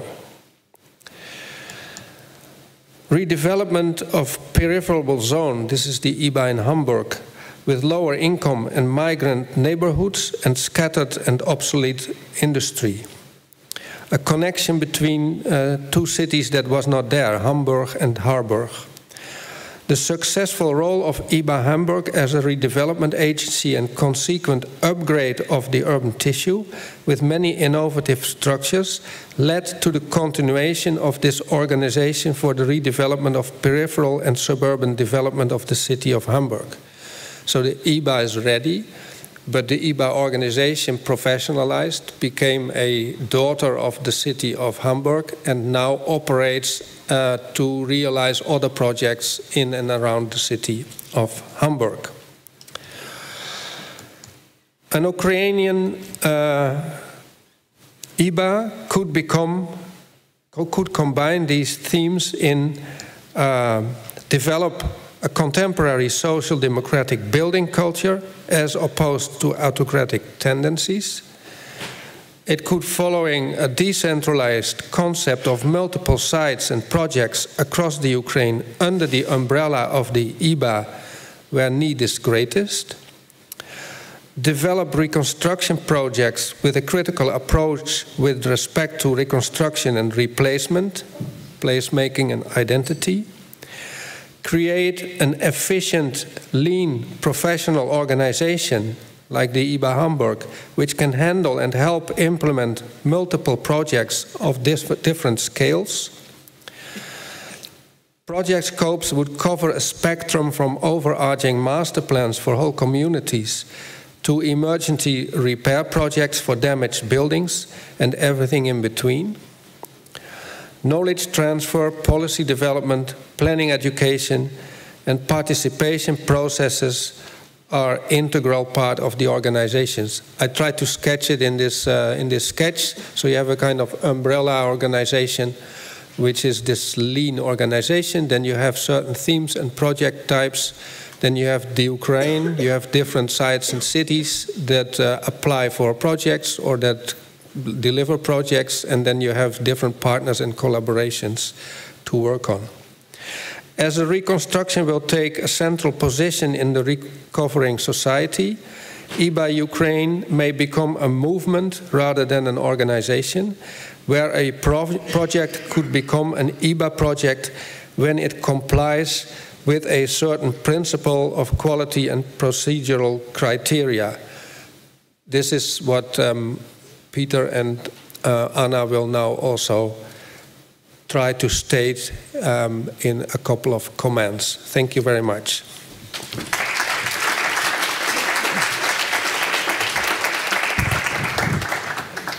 Thank you, Kes, for a great summary of IBAs and examples of post-war reconstruction. Now it's time for what we humbly would like to call the Prague Charter for the post-war renewal of Ukraine. I would like to ask Anna to come up here, and we will try to explain these 10 recommendations. If we can ask for the presentation. So maybe just explaining how this came to existence. I hope you still have energy for this. It's just 10 recommendations. So we looked at the cases of the Balkans, also the cases of Germany, the cases of Rotterdam, as was here explained, the cases of Georgia, and we kind of tried to also react to how Anna and other scholars explained the situation in Ukraine, also with the reforms, and we were trying to address it in these 10 commandments. So, Anna, the first one. So I think I will just read because the text is understandable. So the first point is that the Ukrainian planning authorities in the driving seat of the post-war reconstruction. While acknowledging that a significant part of the post-war reconstruction will need to be financed by international aid, it's vital that actions of all foreign organizers are in line with strategic development objectives set by the Ukrainian urban authorities. The ownership of all urban and regional planning and architectural policy initiatives shall be with the Ukrainian national, regional and local government. This is in line with the principles of aid effectiveness as defined in the OECD Paris Declaration. At the same time, it will be important to build multidisciplinary teams combining local and international knowledge. The position of architects in the process shall be strengthened, including copyright protections of their original design as architects initiate technological innovations, create places and communities, and often instigate important social changes. The second recommendation regards strengthening local capacities in planning and coordination. We believe that adequate effort needs to provide to strengthen capacities at the regional and local level. Even if dealing with the post-war reconstruction issues may be overwhelming for some local authorities, it is important that their capacities are increased to be able to decide and coordinate so that principles of subsidiarity, decentralization, and self-governance are preserved. Regional administrations, such as the oblast, shall be in the position to help the smaller municipalities in planning and coordination of the renewal. Interconnecting urban design, economic and social development. So not only looking at the built environment, but as stated here, for instance, in the case of Kosovo, also connecting job creations, for instance. And it's especially small municipalities in declining and damaged regions that will need the most help to be able to reverse the negative demographic and economic developments. People and community center planning and design. It's very important. Understanding local community needs and respecting project context, it's important in order to create new and regenerate destroyed communities and to avoid uniform soulless and places developments. Community engagement should be considered not only as a requirement for any development project, but active public participation in project design should be used as a useful tool for creation of livable neighborhoods. All agents of post-war reconstruction should have the skills and capacity needed to design and organize public participation processes to understand community needs, reflect them in design, and to run effective project public consultations. The fourth recommendation is perhaps what Kes mentioned as this parallel chess. That means connecting planning and urban design with sustainable economic and social development. Because cities are complex organisms and the built environment is the manifestation of these social and economic conditions. As such, the built environment and social and economic development shall be planned together in an integrated way. The post-war reconstruction needs to regard creating new opportunities in employment, education, or community services while developing the built environment. So perhaps avoiding these one-use housing developments. This approach requires cross-sectional cooperation that should replace the traditional sector-centered public administration or the so-called silo mentality. Long-term planning, even in emergency cases. Lessons learned from the relevant post-war developments show that temporary solutions often become permanent. I would say, usually. Sorry.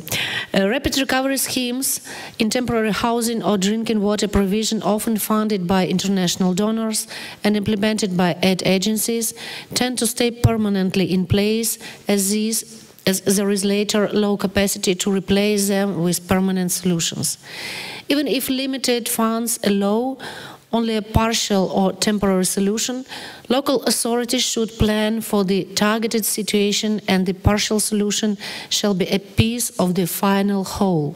For instance, new housing units shall be part of a comprehensive master plan that will plan for future gradual upgrades, setting the partial development into a holistic system of public amenities, blue-green and mobility infrastructure. The next principle looks at affordable housing.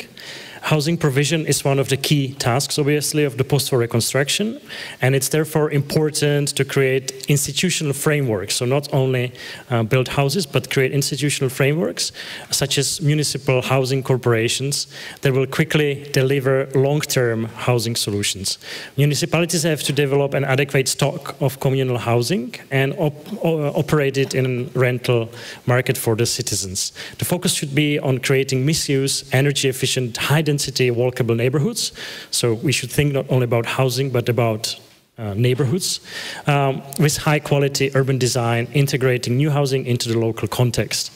Affordability and environmental sustainability can be achieved if different sources of funding are pooled and streamlined through professional housing corporations. Today we saw these cases of Prague that the deputy mayor presented.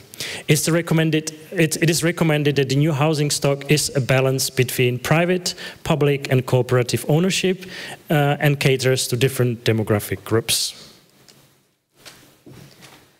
The 7 principle about professional education and knowledge exchange for public servants.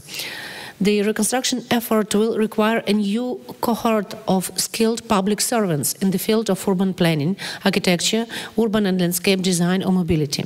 This should be deployed across the country to municipalities and regional administrations to support planning and coordination of reconstruction.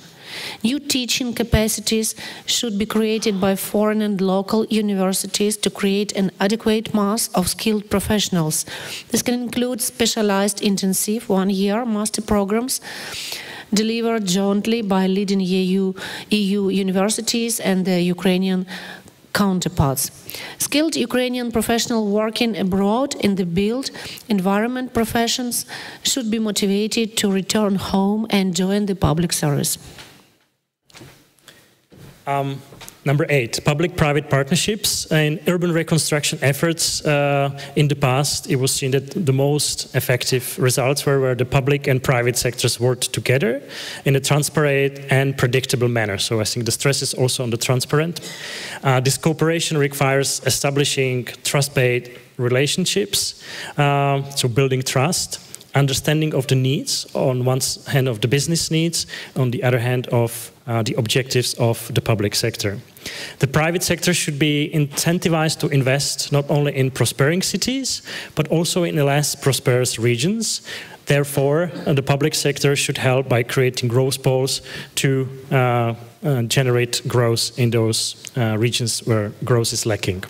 Both sectors should cooperate on creating business-friendly environments in regions, taking into account local potentials for economic development, such as the human capital. Institutionalizing of competitions and developing culture of competitions.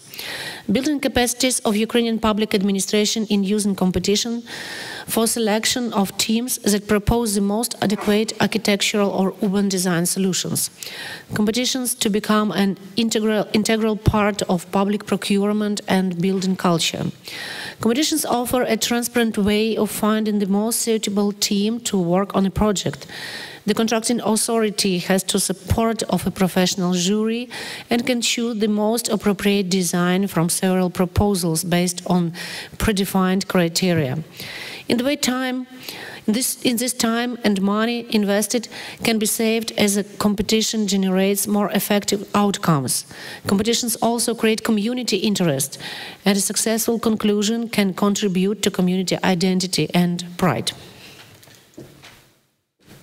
And finally, this proposal of the International Build exhibition, it was nicely summarized by Kes Christiansen, but we believe that having in mind all these 9 topics that we just mentioned, it would be recommended that an international building exhibition, according to the German model, is organized in Ukraine. To achieve the most favorable outcomes, we suggest the following principles. First, it should be used as a tool to promote democratic and socially oriented building culture. It should be a vehicle to showcase and interconnect practical and innovative solutions in all these topics that we discussed over these two days here.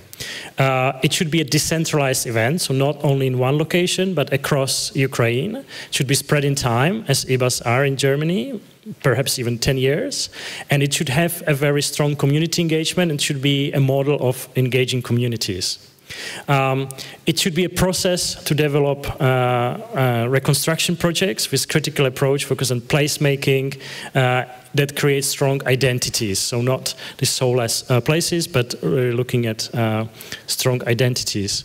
It should be a lean professional organization that can handle and help implement multiple projects of different scale. And it should create a wide range of scalable model projects from master plans to emergency repairs of damaged buildings and anything in between. And last but not least, a platform for international knowledge exchange and transfer and policy development, and as a partner in planning education, that means educating architects and planners. So these are the 10 recommendations, what we would like to call the Prague Charter. And that's the last presentation of the conference, I believe. Thank you very much to all the panelists for their hard work on working on this. And we are very lucky to have Jan Schultheis from the German Ministry of Construction, Urban Development and Construction, who is also supporting the e-bus in Germany, and he offered to share with us his views. Thank you very much for giving me the floor, and it'll be brief so we can have some time left for discussion. My name is Jan Schultheis. I'm at the Federal Ministry for Housing, Urban Development and Building in Germany. And I would like to first congratulate you on your initiative. You've entered into a very important discussion, and you've really hit the essence of what EBA can be, which is exploring tools to address the big issues of our day. And over the 100 years of EBA, there have been many big issues, and Mr. Christiansen, you have mentioned some: housing, cross-border cooperation, post-mining landscapes, and many more. So congratulations on this initial debate. Now, how are we at the federal level involved in EBA? I'll be just very brief. EBA is not a protected or certified format, so anybody can start an EBA. What we feel is really important, and that's what we are trying to do, is to ensure that EBA leads high-quality processes and leads to high-quality projects. So we started a quality campaign which consists of several pillars. One pillar is that we have an expert council who gives guidance and advice to EBA. We have a new competence center at our Federal Institute in Bonn, which does research, provides information, and collects a lot of competence and knowledge on EBA. And we feel it's very important to have an exchange, formats for exchange, because just as we here are learning from each other, the same holds true for EBA. So there are various formats. One of them is called EBA meets EBA. It's existing EBA that are already working, and others like you who are planning to have an EBA, and we certainly cordially welcome you to enter into this dialogue and to explore next steps. So please get in touch with us. Thank you.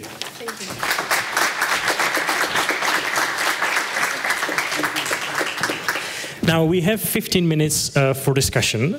I would suggest we first look into the audience. We have mics. We thought that we do it live. If anyone, I was warned that it's the last session and that people will be exhausted. So I hope we didn't exhaust you. But we have a question.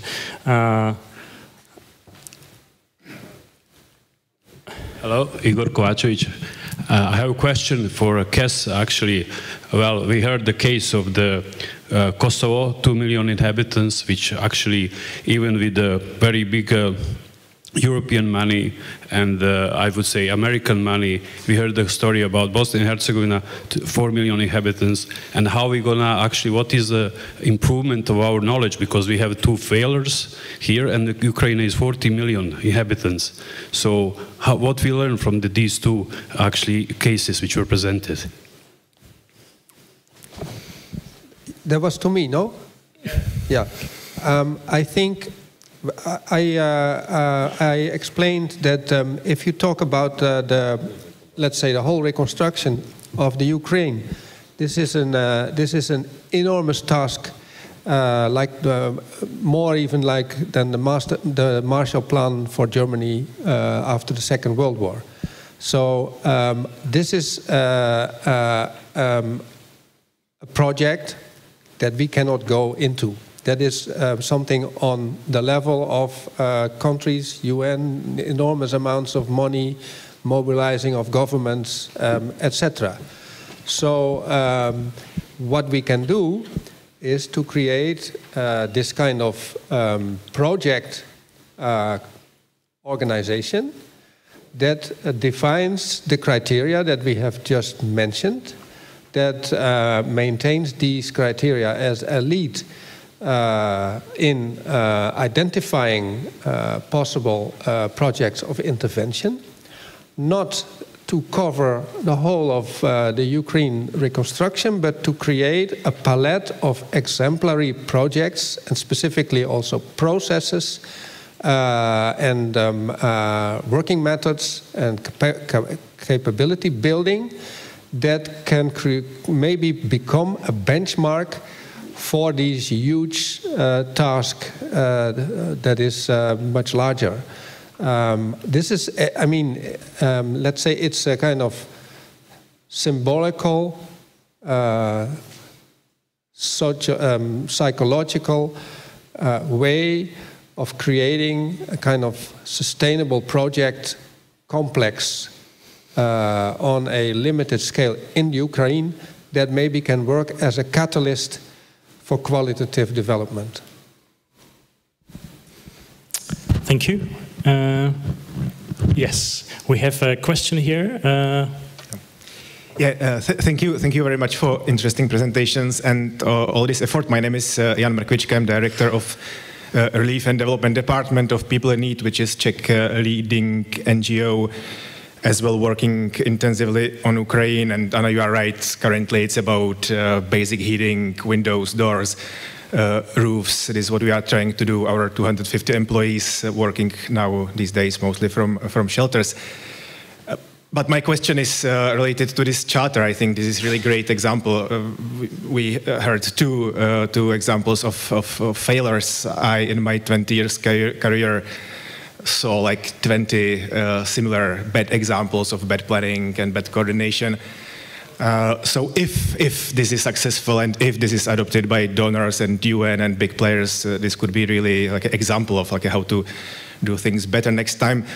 My only question is, I'm a little bit missing point 11, which would be around climate change, energy efficiency, blue and green infrastructure, and these issues. These are the most important topics for us here in Czech Republic, and I would expect that these topics will be as well included in the charter. So I don't know whether it is a comment or question. Up to you. Thank you. Thank you very much. Maybe just because I was part of all the discussions. So first was that we don't want to just copy all the principles that are basically part of present work of any urban designer or any architect, where obviously climate change, mitigation, adaptation is always part of. And there will be a lot of other topics, you know, mobility, sustainable mobility, etc. So we didn't want to copy all of that. But I think, as Kes suggests, it's in it. There is the topic of sustainability. There is a topic of blue and green infrastructure. So it's somehow in it. But I think it's a very good remark. And I think the limitations are, we really wanted to just target those areas where we thought there isn't enough attention. But maybe others want to add. Giller, yeah.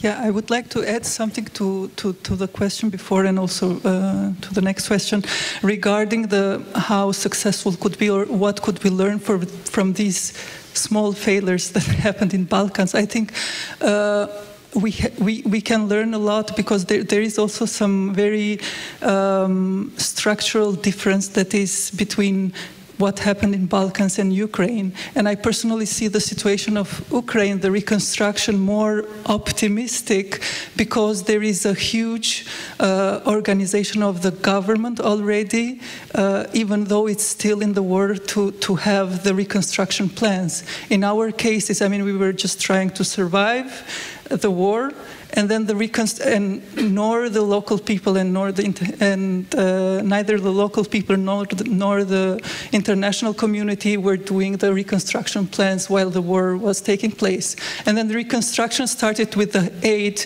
in construction materials. There weren't any plans, there weren't any urban designs or so forth. So I think from these we could learn a lot, and also it's good. I mean, there is some optimistic view for the reconstruction of Ukraine. Thank you very much. And Haris wanted to add something.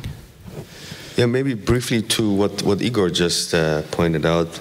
And this brings me back to our recommendations. I think the first and the last one play strongly together. It's about the locals to take, and they already do, I agree with Giller, take the initiative, the lead, the ownership, the authorship.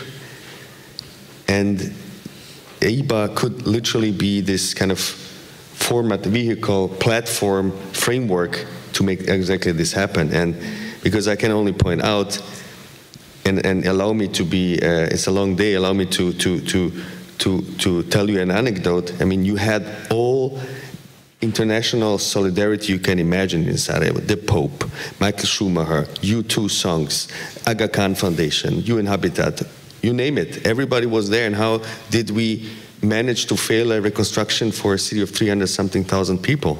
So this is where I'm a bit worried, actually, that because I see the similar, it's not bad. The solidarity is there. It just needs to be curated so it really kind of reaches the ground. And this is, I hope that with our modest contribution here, we could maybe play or kind of paint the picture of some future steps. Thank you very much. I'm looking into the audience if we have more questions. Then I see a question here. I don't know if I can substitute Michaela in this, but I see a question to Giller. At the end of your presentation, you have shown 7 principles, how to rebuild cities. Which of them was the most difficult to implement in Kosovo? I think whatever I have emphasized in the end are the most difficult ones that were difficult to implement, but I think the most difficult was the job creation. I think it's really the city. We have really huge migration still going on, even after the independence, and more than before, actually, just because people don't have jobs. And I think this is still a big problem. Thank you. There is another question. Are there any opportunities to rebuild the city in some way better than how it was organized before the war? So I guess that's the idea, but maybe to Kes, how to make it even better than before the war? That's a good question, because what I wanted to say in following up with Giller is that there will be multiple mistakes. There will be kind of an enormous amount of mistakes. There will be more mistakes than proper development. We should not make illusions, but we can create an exemplary set of projects that are a kind of sounding board for better development, and maybe that is catalyzing better development.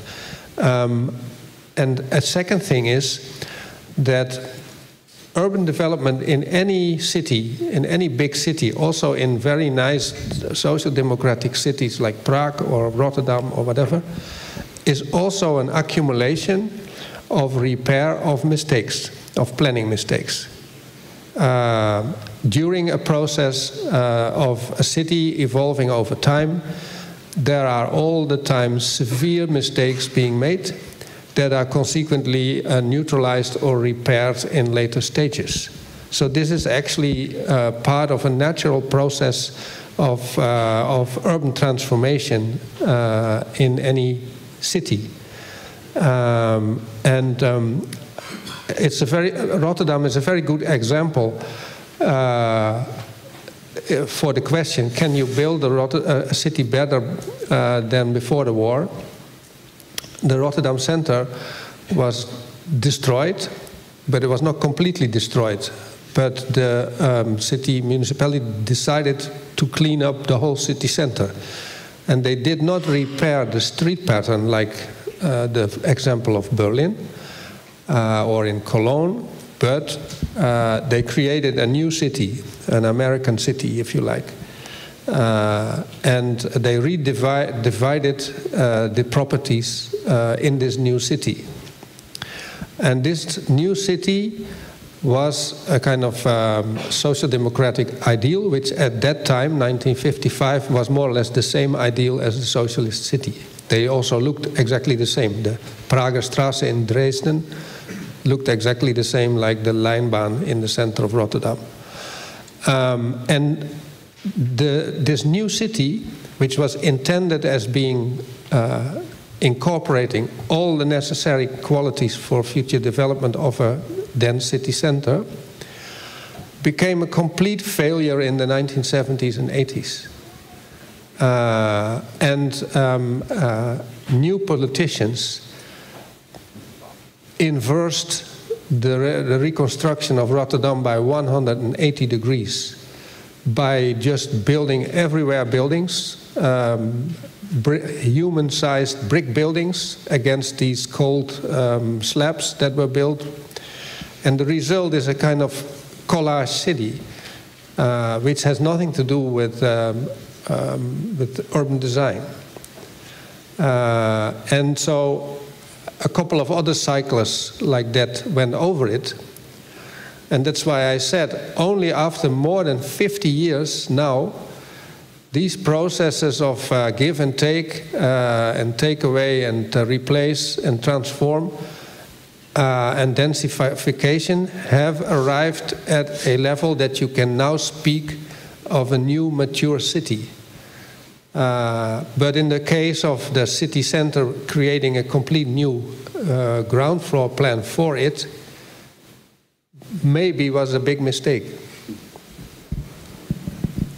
Thank you very much. A very interesting excursion in the history of Rotterdam.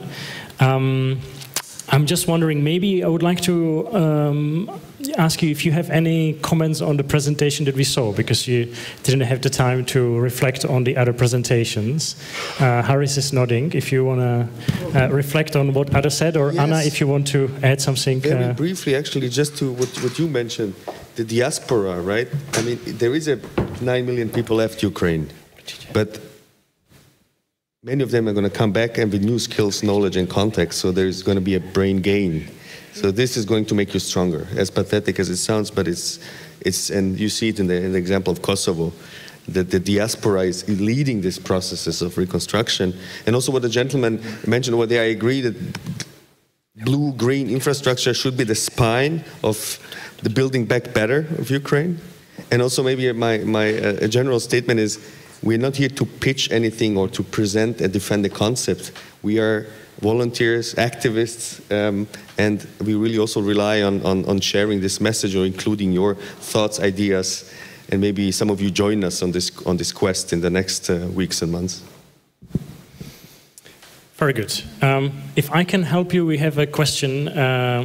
Are Ukraine architects able to move to European design standards and the state and to West?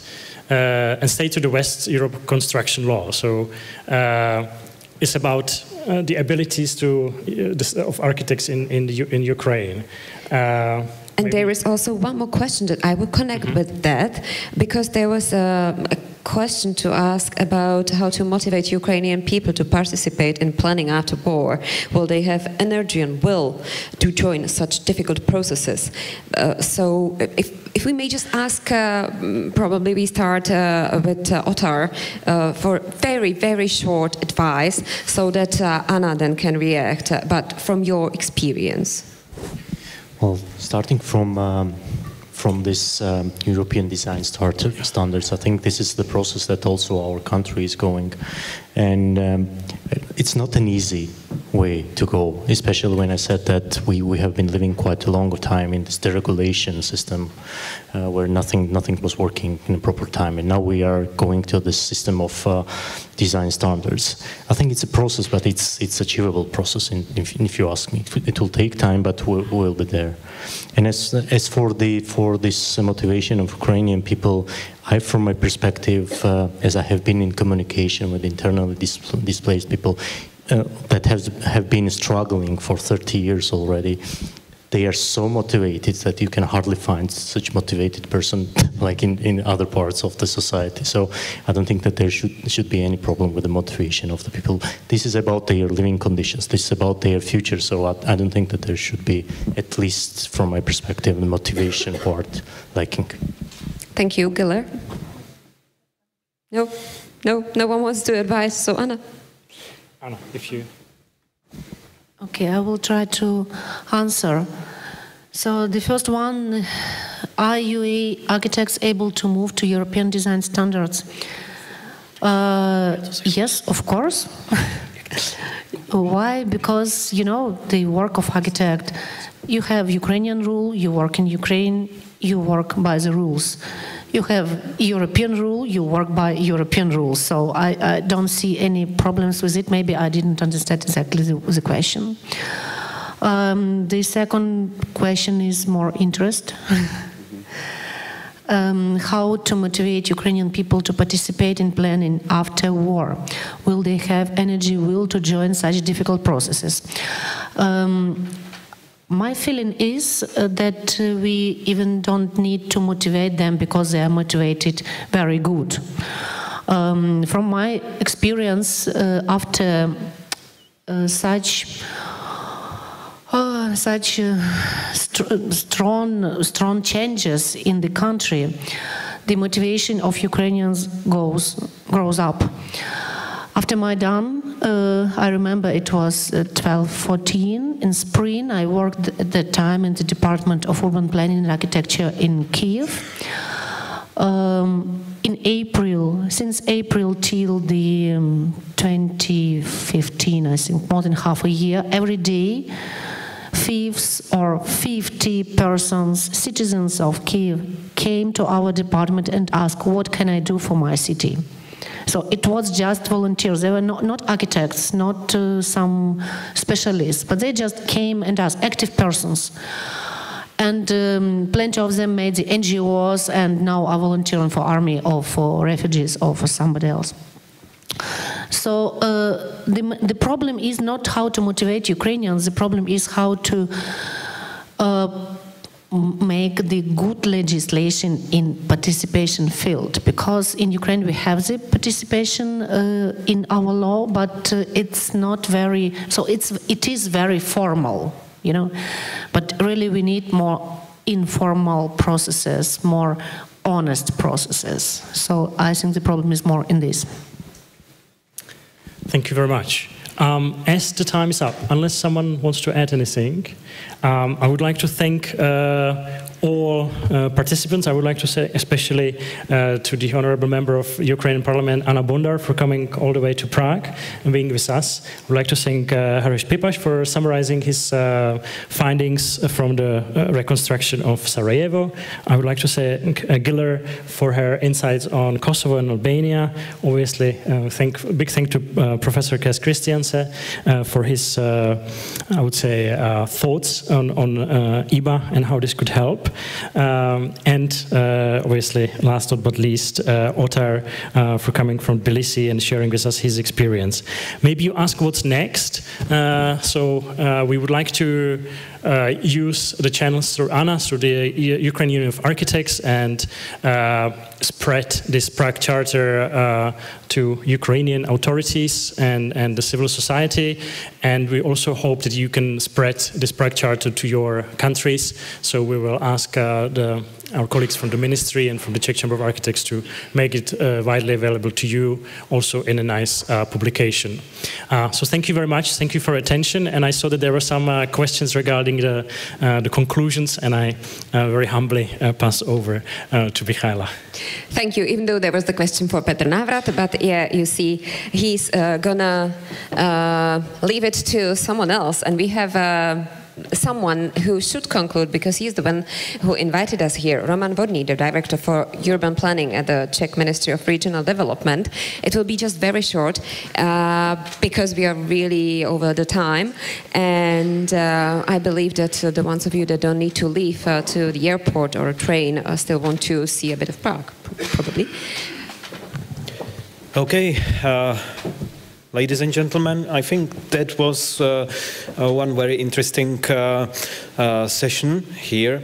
So we are at the end, obviously, at the end of this meeting.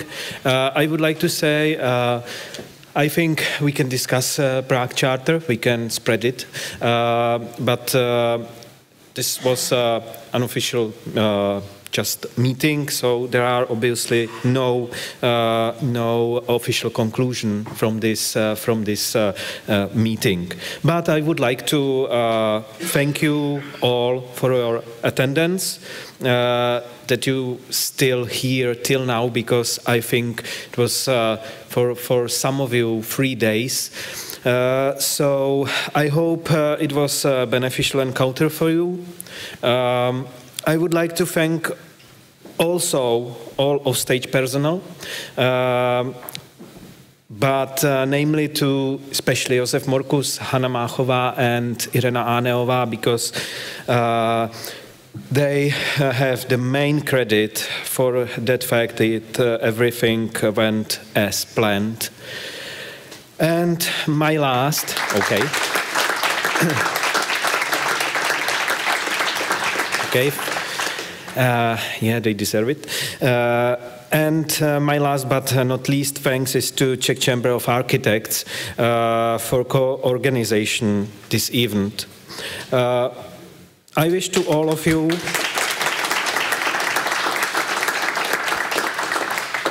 thank you.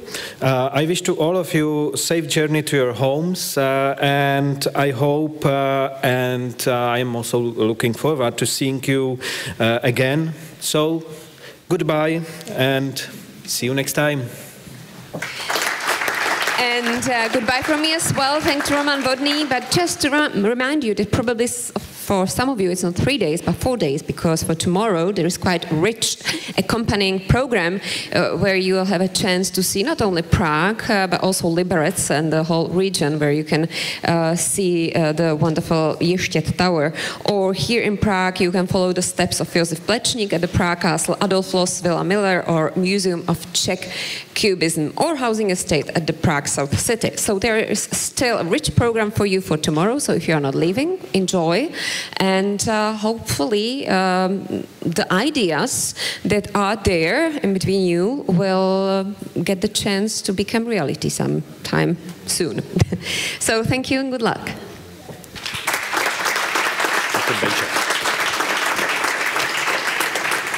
And just a note for those who are going to the accompanying program tomorrow, you will need a badge to take along so that they take you on the way.